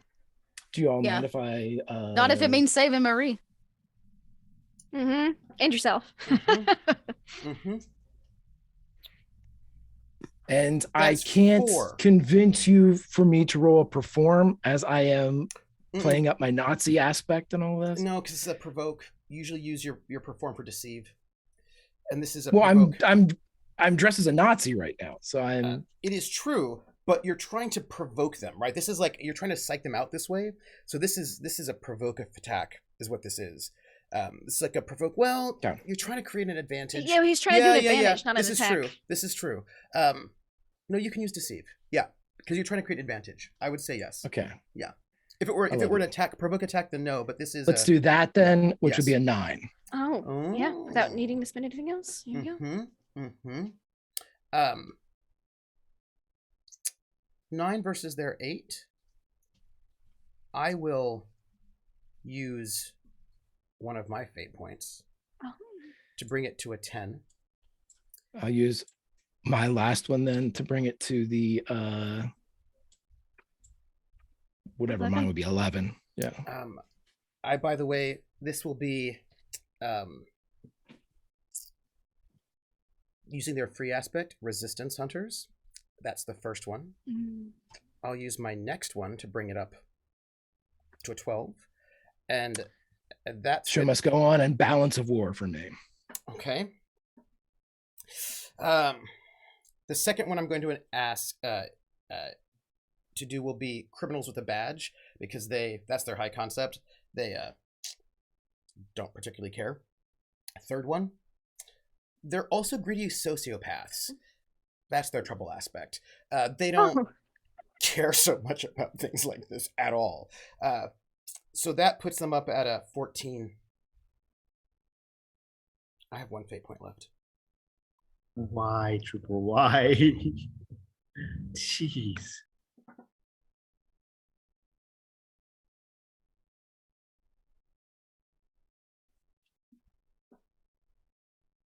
You're muted. I was going to say, this is just for me to create an advantage. Yep. So you go ahead. Everybody else, roll your advantages. He's got 1 fate point. I do. I only have 1 left. Okay. Regina wanted to create an advantage. I believe you did. Did. So I take this girl in, and I imagine there's a lot of awkwardness, and Regina invites her actually to sit down, since it's just the two of them, like at the table with her. She looks like it's a trap. That she's afraid it's a trap. Sit. She does. Eat. You do eat, yes.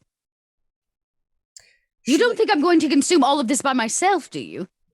No. You wouldn't want me to eat lunch alone. No. And she kind of leans over her food, and she kind of eats it like in that way that you eat when you're afraid that someone's going to take your food away from you. And Regina simply says, what was your name again? Willa knows. I feel like it was Helene, but I will double check. Helene or Yeah. something. It's okay. I let her introduce herself. Right. I think I like you.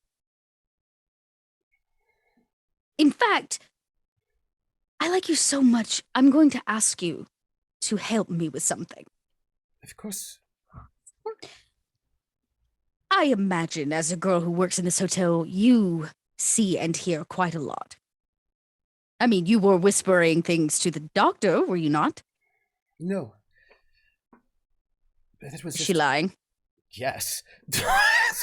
I mean, you can roll your empathy, but she does not have the greatest deceit. Does she lie well? Roll your empathy. Oh. Won't be very good for me, but 2. She's not bad. She's not practiced. She's not like a professional liar. Right, and she's a little nervous right now, And she's too. a little nervous. You would suspect her way of lying is that people don't pay attention to her. Right, that she's able to mostly just get away. That's what Regina wants. And she goes, listen, I know that I'm a bit harsh sometimes and rather particular in the way I like things done, but let me tell you, it has gotten me very, very far. The life of a German housewife, specifically right now, is a little tough. Knowing things before others do, having an ear to the ground for what happens, allows me to plan ahead and stay one step up in the social aspects of everything happening here. I would like for you to be my eyes and ears behind the scenes. Do you think you could do that? Tell me if you hear something interesting, someone coming to the hotel. It's very dangerous. That sort of thing gets someone fired, and then I have no job, and then I have no food. Do you think that I'm going to let you get fired? I guess what I'm saying is, do your job. Don't draw any attention, but if you hear something of great interest of somebody coming by, let me know so that I can plan and impress them. And remember, you'll be my favorite right-hand maid, so you're not going anywhere. This is going to be a roll. Great. I kind of partially want to deceive her because I'm really not asking her to give me information for being a good housewife. I'm actually asking her to give me information for... I can see more than one role being possible here. Yeah. Okay. Resources is possible. Okay. Because this is also sort of bribey, right? I haven't bribed her yet. That could be an option, I guess. You put some bribes on the table in terms of being my favorite. I mean, I could put real. I could put real money on the table, and I do kind of lean over and I put a quaint hand on her arm, and I just simply say, Listen, I want to continue to take care of you. Give you dresses, shoes, food. Where do you think Pritam's money comes from to feed you and all those people? Oh, I did not know. Sorry. You don't have to be sorry. I want to assure that the staff here, who makes our lives so pleasant, are taken care of. And you're one of those people. I would like to continue to help take care of you. You can tell this is a dangerous situation for her, but she's nodding because this is a thing that could get her in really big trouble, maybe even shot. Yes, right? it could. Yes, it could. It could. And so she's being non-committal, but I need a roll from you. Okay, so the real question is, I guess I could, let me see. You I have don't know that my options. new stunt.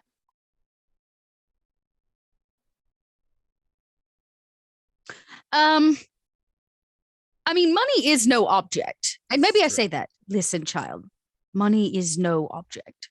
And I think I will cash in on my brand new stunt, which means I get an automatic 4 on my dice. So that gives you a 5, yes? So that gives me a 5 with the +1. So it's a flat 5. Now my resources, I guess, for the rest of the session will be at a -2. But I would like to cash in, and I do. I pull what money I have in my pocket, and I slide it across the table. And it's, I imagine, quite a lot. And I say, you're not going to want to get caught with all of this, but I imagine it will help you out quite a bit. You see her face and her eyes, and she has never seen that much money in her life. I mean, rich people, yes, but being slid towards her. Right. Regina's definitely wanting her to still think she's like Miss Leixner is asking her to do this, not Regina Kraus, right? Yeah, okay. Which is probably why that resource is a good choice. It was a better choice than the deceived. Yeah, I think Regina wants to really sell this, help me be the best in the hotel. Yeah. And she sort of thinks about it, and she says, I could not do this. It would be too dangerous. As her hand goes out and just slowly takes the money. How about this? That money, you don't have to do anything for it other than the lunch that you've spent with me. Yes. If you decide you would like more, come back with information. I cannot stay, and I could not accept this money at all. I would not take it. And I have to go. I cannot stay at all because, after all, so many people ask questions about who lives here and about you, and also Frau Engel, and all those questions makes me very, very tired, and so I could not share I any ask who has information. asked about me? And I lean in very close to her. I could never do that. I could never tell you about the wife of the SS head, the Nikoletta. I could never say a name like that. That would be too dangerous. So just horrible. Yes, definitely don't say her name. No, and I would not say anything about her husband often being in the always, not on this one, but being around asking about you, and how he has stopped being here for the last few days. The next time they ask about me, they never ask at the same time. Of course not. I guess you could say I'm good friends with the both of them, and they quite enjoy my company, as most people do, and I guess I'm just a little bit short on time, if you know what I mean. So they're always looking to speak with me. So the next time they come looking for me, do you think maybe you could let me know? We, if their friends don't get there first. Wonderful. Well, let's not keep you any longer. No questions. I'll call downstairs and let them know that you helped me with the special project in the hotel room and got kept behind. But well done. And she nods and she says, but again, I would never do anything like this at all. She says, as she just sort of taps her pocket with a kind of a nod. Yep. And Regina says, thank you. And genuinely, I think genuinely says thank you, not in a put on way, but wants her to know that Regina appreciates her going out on a limb for her in this regard. And as she's so I get 2. Do I get 1? 2. An advantage? I get 2. So I'm just gonna set this up as she is. We decide that what did Frida call her? Unseen. I don't know. Unseen. Just go unseen servant. Which is the RPG pun. Yeah, that's perfect. And as she walks you see her walk out, and you hear the door closing behind her, and then you hear someone go, "Where have you been?" She goes, "Oh, monsieur," and you can tell in that moment that they are unseen, but they are seen by their bosses. By their bosses. I would come out behind her to try to just like, and I say, "I'm so sorry I kept her. I needed her help with something. My husband ran out, and there are some extra things that require additional hands." And I talk about my undergarment. I'm trying to hint at my corset or whatever it is. And she goes, "Please don't hold it against her. She actually did very well today." And he is tall, stern, and seemingly friendly, but he also has the eyes of a hunter. You know what I mean? Like yes. And Regina goes, "I don't know that we've had a chance to meet. I am Regina Lexner." He smiles. And he puts out his hand. And he kisses your hand. Oh. And he goes, "We have not met. In person. Come, Eileen." And he walks her down, and I'm going to need a roll. Okay.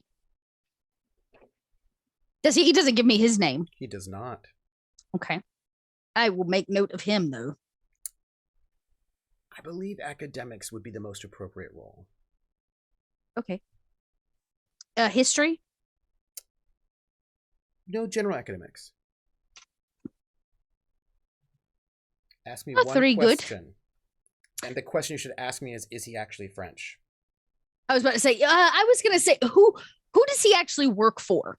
Because that'll tell me, is he French? Is he German? Is he... That, I mean... Not necessarily. What it looks like is he works for this hotel. Okay. That's what it looks like. But I will he spoke to me in French, not German? Nope, he spoke to you in French. Is he French? French is very good. But he's not French. He's German? Perhaps. There's just something about the R. Okay. His French Regina makes note of that. Maybe it's the same one Regina struggled with when she was trying to learn fluent French and sound legit. And she knows that messed up R. She makes note of it. And maybe just to make the scene, she goes, I need a nap after that lunch. And she kind of slams the door.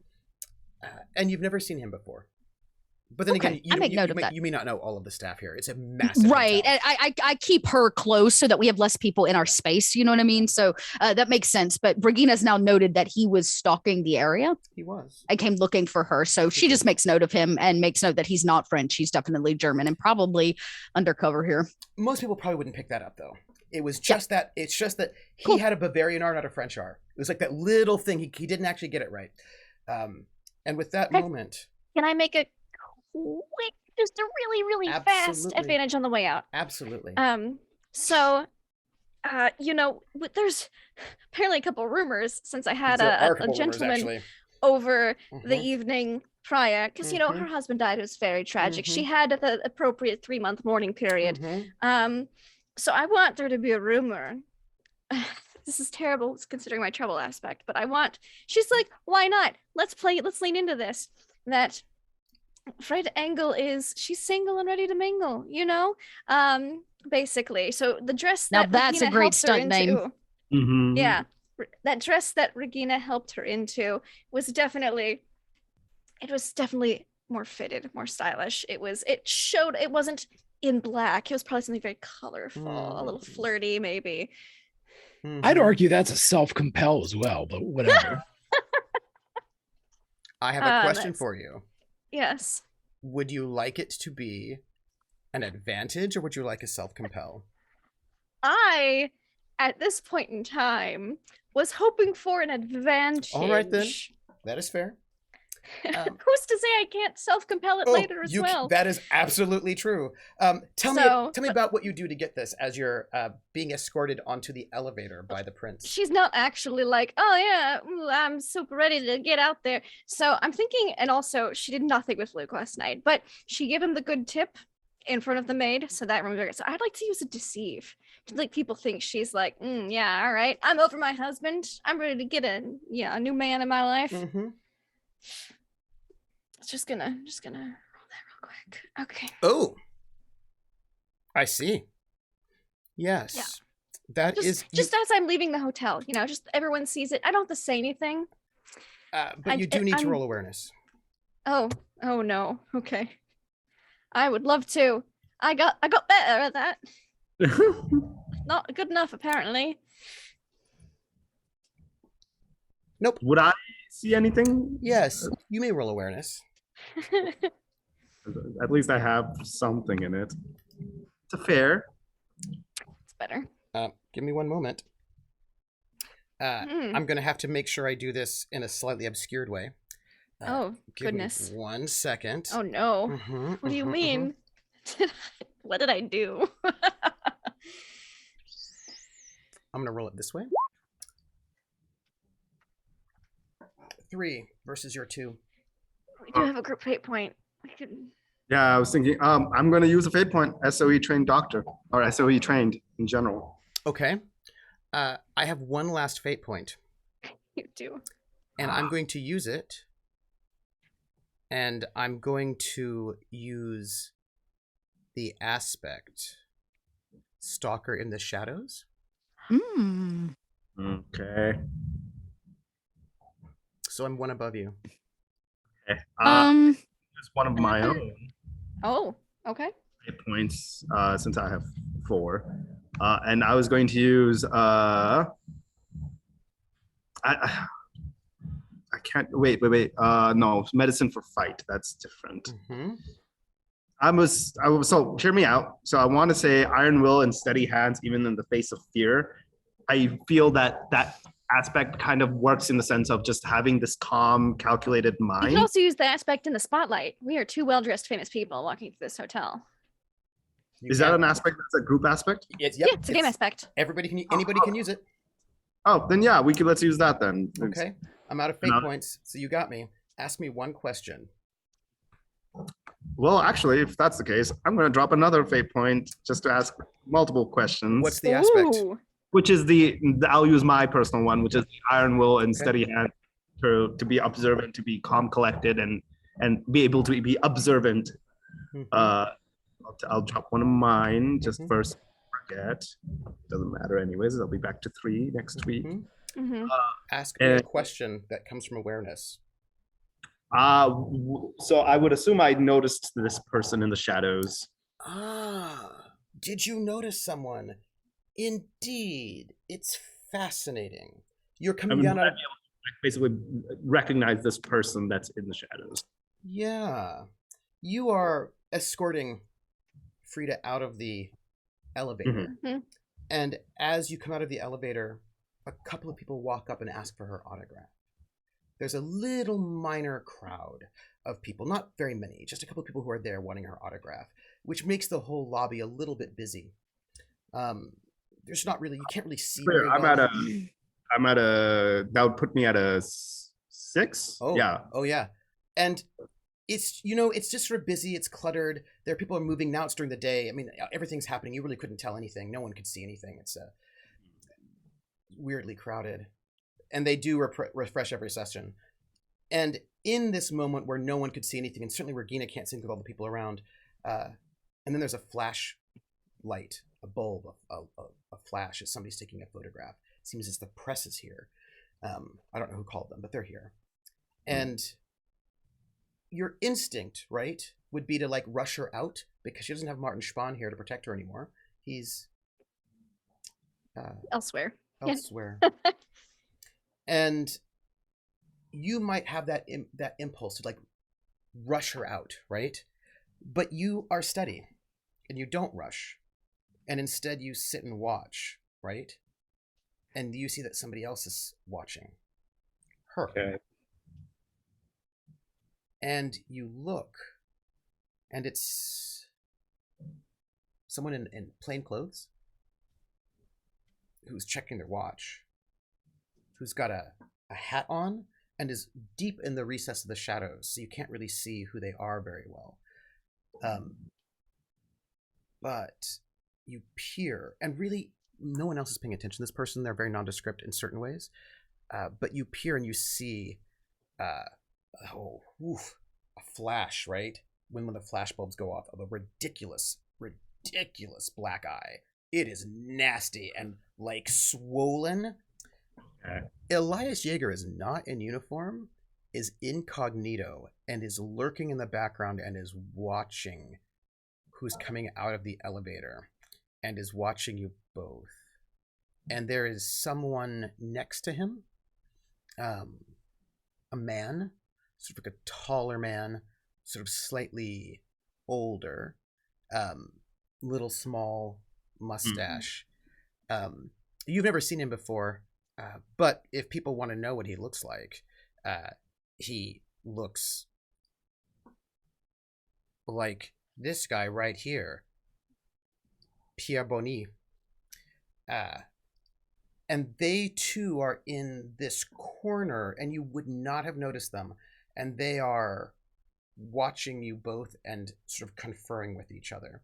You have a second question or a boost. Right. What's the boost again? What is that? A boost is it's like a fate point, but it disappears. It's not a full aspect. I would have let you, of course, let's keep it for next session. Okay. Yeah, I think. Oh boy. Shoot. What should I ask? Something that you could get that you could know from awareness, and you may kibitz. Okay. Oh, we know who they are. Yeah. Don't know why they're here, but we can speculate a bit, perhaps. Yeah. Crap. Kind of glad I didn't make that a compel at the moment. I'll be honest. I would keep the boost keep the because if they go to boost. That's what follow I'm- y'all or something, you that's already what have I'm eyes leaning on them or towards. something. Yeah, for next time. Keep the Yeah. boost. That's what I was leaning towards, but I was trying to rack my brain and see if there's any good questions. There are questions out there. So, what would you like to call? Oh, we called it single and ready to mingle. That is your advantage. Great.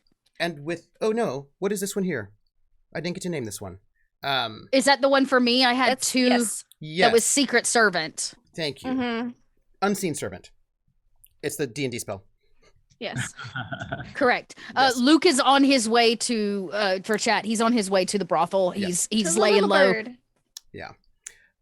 And with that, Can I spend the last 2 fate points since it's all with simultaneous action to Yes. boost my original score to a 15 over 14? yes. But I only Let's just get rid of 'em. No, but I need the aspects. If you Oh, don't have that's the easy. aspects, Hard choices and my high concept. German theater student that joined the Gestapo and betrayed them to save those he loved. You know what? I'm willing to give you one more fate point, if at all possible, if I can help. I have a I question. Can I haven't do that? used Soul the Dancer yet. Well, I was gonna say, oh yeah. how is this hard choices? Hard choices. I'm standing up to 7 people. I'm potentially betraying the fact that I have a relationship with someone that could Yeah. roll over and say they're resistance. Yes, fair. So You That could is also good. use too many eyes. Eyes yeah. all over this Yes. place. We had So so many. Yes. Yeah. I'm Fair. gonna give I'm gonna call, we don't have to do a flashback because it's actually already happened, but I'm gonna cash in on flashback because Regina told Marie. Wait. Wait. Y'all can Are we hear in it. sepia tone? Yeah. Great. Y'all can hear it, but the audience Regina, we flash back to last week when Yes. Regina told Marie that things were going bad and everybody needed to lay low, and the whole shop was kind of supposed to. And then she gave the letter to Luke. So I imagine we kind of see that replay, but I'm going to give, because that's relevant to the situation, I'll give another fate point to Oscar because I got it to spend. Yes. That way, Yes, you do. he can boost that, and it just kind of goes on something. Regina actually set up for this. We just didn't know this was Yes. going to happen. Yes, absolutely. That's what a flashback is for. Mm-hmm. So that's 2 invokes, correct? Yes, it is. What are we gonna? And the aspect is you're better, as in you are now facing You're Ooh, better. You're better. Yes. Yeah. Oh, I love that. Yes. That, my friends, is where we're gonna call it for tonight, though. Perfect. And Did you put the boost on there?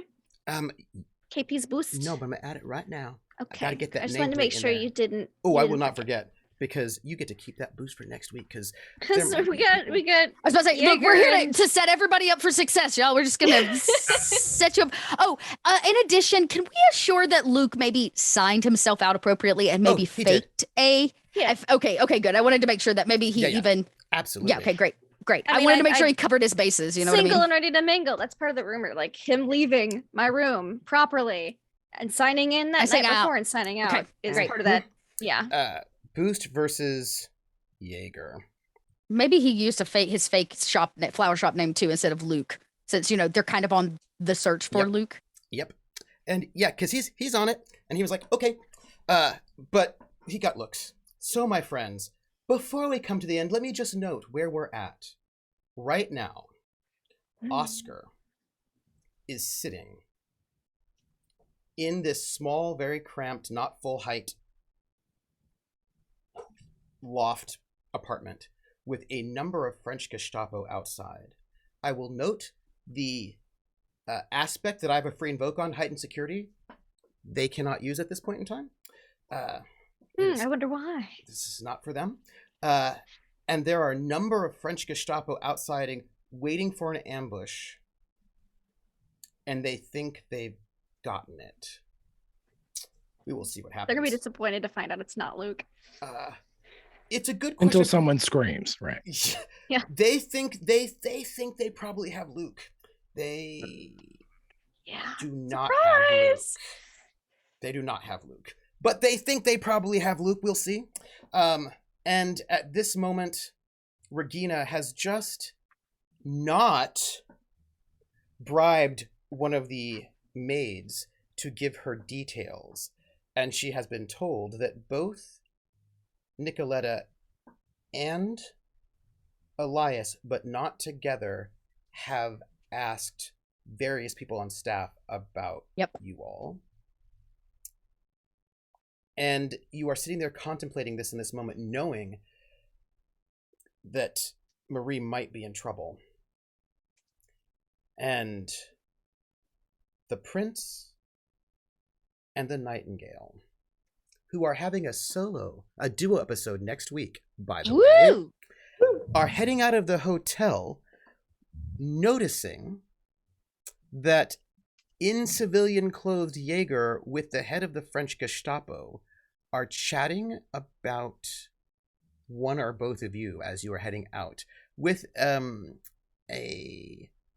unexpected large number of fans and press making a slightly distracting space. And so, with that, I would like our outros. If you could, if you might, if you would, could you please say who you are, where we can find you next, and please give some love to somebody here, and then maybe say who you love more, Nikoletta or Elias. Oh boy. KP, you start. Hello everybody, my name is KP, and you can find me all over the internet as KP11 Studios, mainly on Twitter and Instagram. I do many things. As of right now, I'm in LA doing a bunch of things here. I actually have, I don't think we even had a chance to announce it, and I'm blanking on if we're doing it live or it's going to be recorded, which is a good thing I need to check up on. But we have a really fun one-shot D&D show that's being recorded with some folks here that I'm very excited about. But I'll wait until they announce it. Is it me? Man, I didn't even know about it. Oh my God. Actor's nightmare. Just wake up on stage. You're like, Down that flight quickly. But yes, I'm super excited for that. It's going to be a lot of fun. Outside of that, I'm just doing stuff here, man. If y'all are out in LA, I'm hoping I can open up bookings for photo shoots out here in LA soon. So I'll put that announcement, and yeah, I look forward to that if you are interested. Aside from that, next week, this should be the case. I don't want to put my foot in my mouth, but hopefully if everything works out, we're going to have my Thursday stream with Dot as my fantastic DM, a big, huge finale for our Void show. This is it. Or is it? Who knows? But it could be very much the end of the show, the end of this story, or at least this arc. And so please do join us to see how the intrepid crew of the Defiant sings their last song. And that's it for me. Love. Oh yes. And love. Oh my goodness. I think today really Dot with Regina stole the show with all of the great planning that she's been doing, and really showed off Regina as the leader of this crew. Like, and it just felt so natural, it felt perfect, and how she handled everybody. Like, okay, no, you next. Okay, what's next? And here's this. Okay, now this is the plan. This is how we're gonna approach this. You need to take care of this. And so I really, really, really appreciate it. It's something definitely that, we as individuals are great at what we do individually, but to coordinate and to bring it all together and to figure out the next steps, it's always fun to see. So I think that's where that goes for me. And then who do I love more? Elias or Nikoletta? Oh, no, actually, let me rephrase the question, because there's a debate. Answer this question. Who do you think's more dangerous? Elias or Nikoletta? Nikoletta. Elias is a straight up he's a putz with a knife, and he's easy to read. And I think the group has a very good read on him. It's Nikoletta, I think, is a harder one to deal with. So yeah, I would say definitely Elias. Fair. Okay. Dot. Who are you? Where can we find you? And give some love. And who do you think's more dangerous? Yeah, friends. I'm Little Red Dot. You can find me online where Little Red Dots are found, mostly with Cobalt Press and the Pod by Night podcast network. We've got some things coming down the pipeline, really exciting stuff. So new stuff, in fact. So I don't know, go pick a social media platform, find me, follow me. That way you stay up to date. Things. I'm actually going to give my started trooper tonight for Luke. I think Luke was a little bit of a heart for the group tonight, and Luke's little bit to,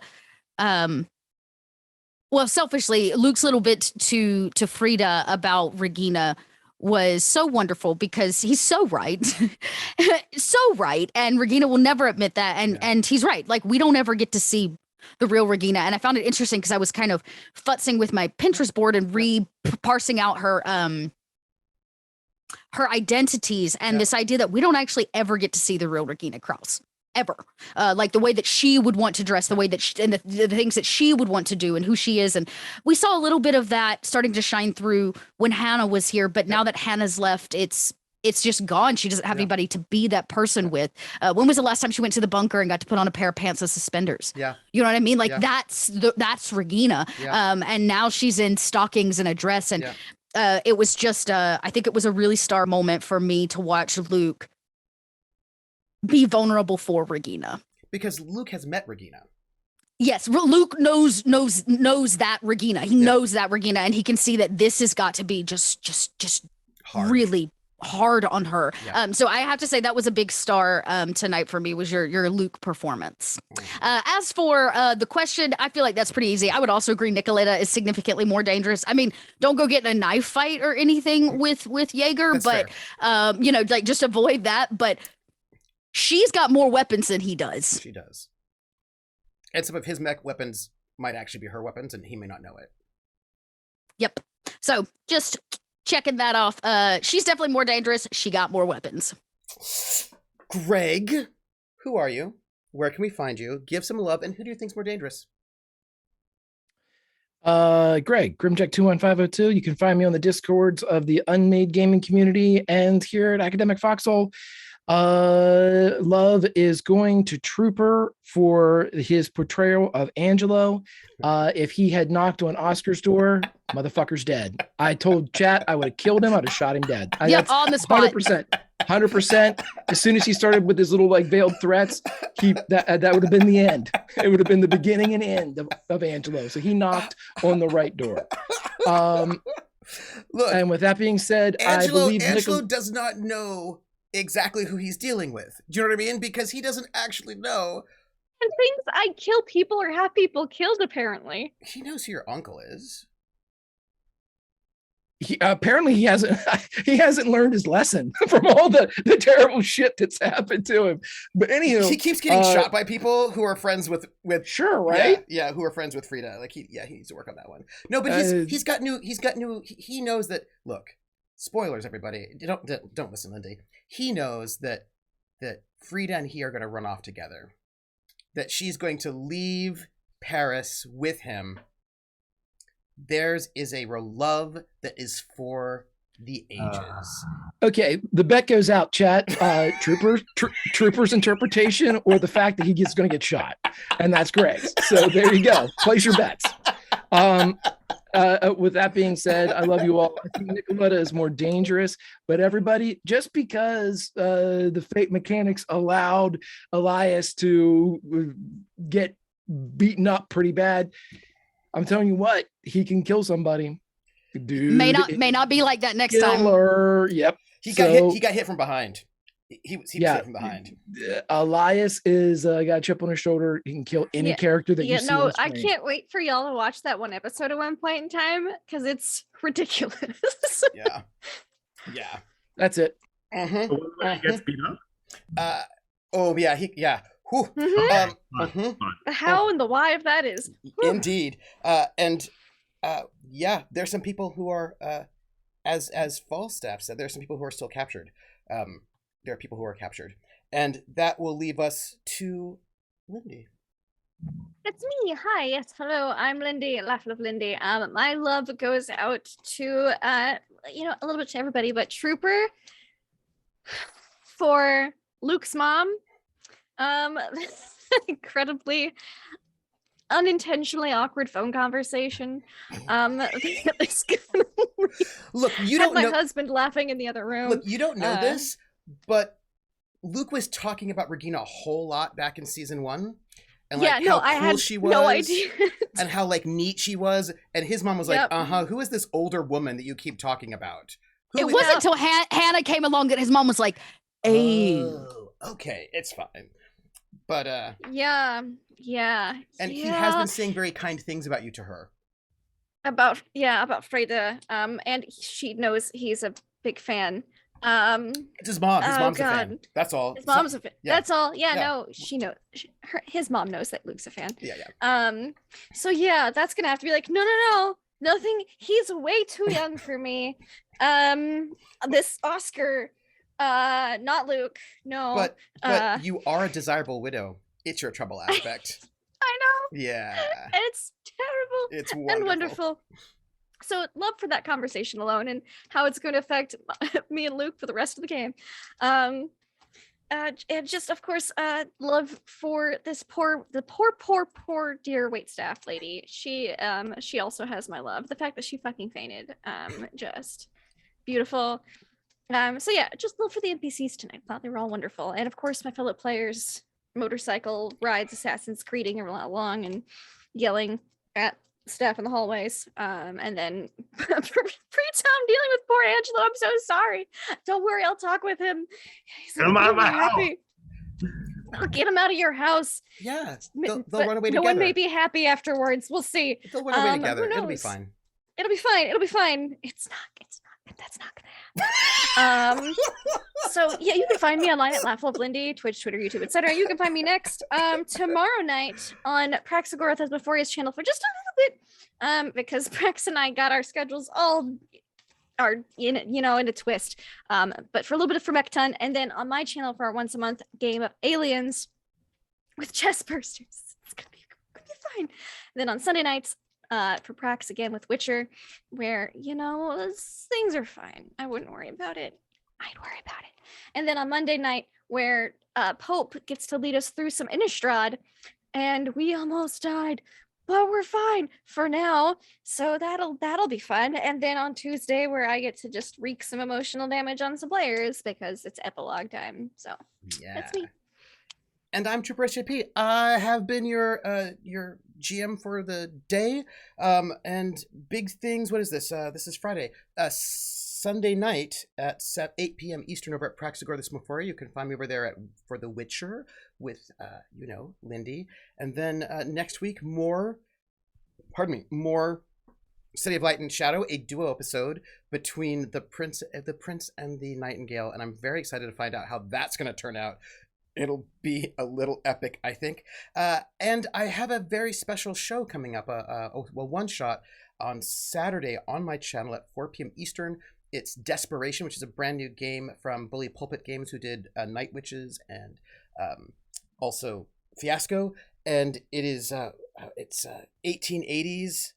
It's going to be super, super dark and exciting, and so that'll be there, and it's going to be in crowdfunding, so that's very exciting. I'll talk more about it later, and I'll put out a poster and all that. But I want to thank you all for being here, and I want to thank those people who gave us some love right there at the end. I want to thank Hawkeye, who gave us 495 bits, who said, "Zippity-doo-dah, zippity-yay, my oh my, what a wonderful cast." And also Void Smoke, who donated $50, who said, "I'm getting an ominous feeling from this episode. I'm sure everything is fine, though, right? It's Trooper after all." Yep, everything's fine. And I want to thank Lightning and Vopher for that 500 bits, and Willen, our chronicler, for 100 bits, who said, "Thanks all for another amazing episode. Lots of notes tonight." And I want to thank Willen, who is our sponsor for this, one of our sponsors for this month.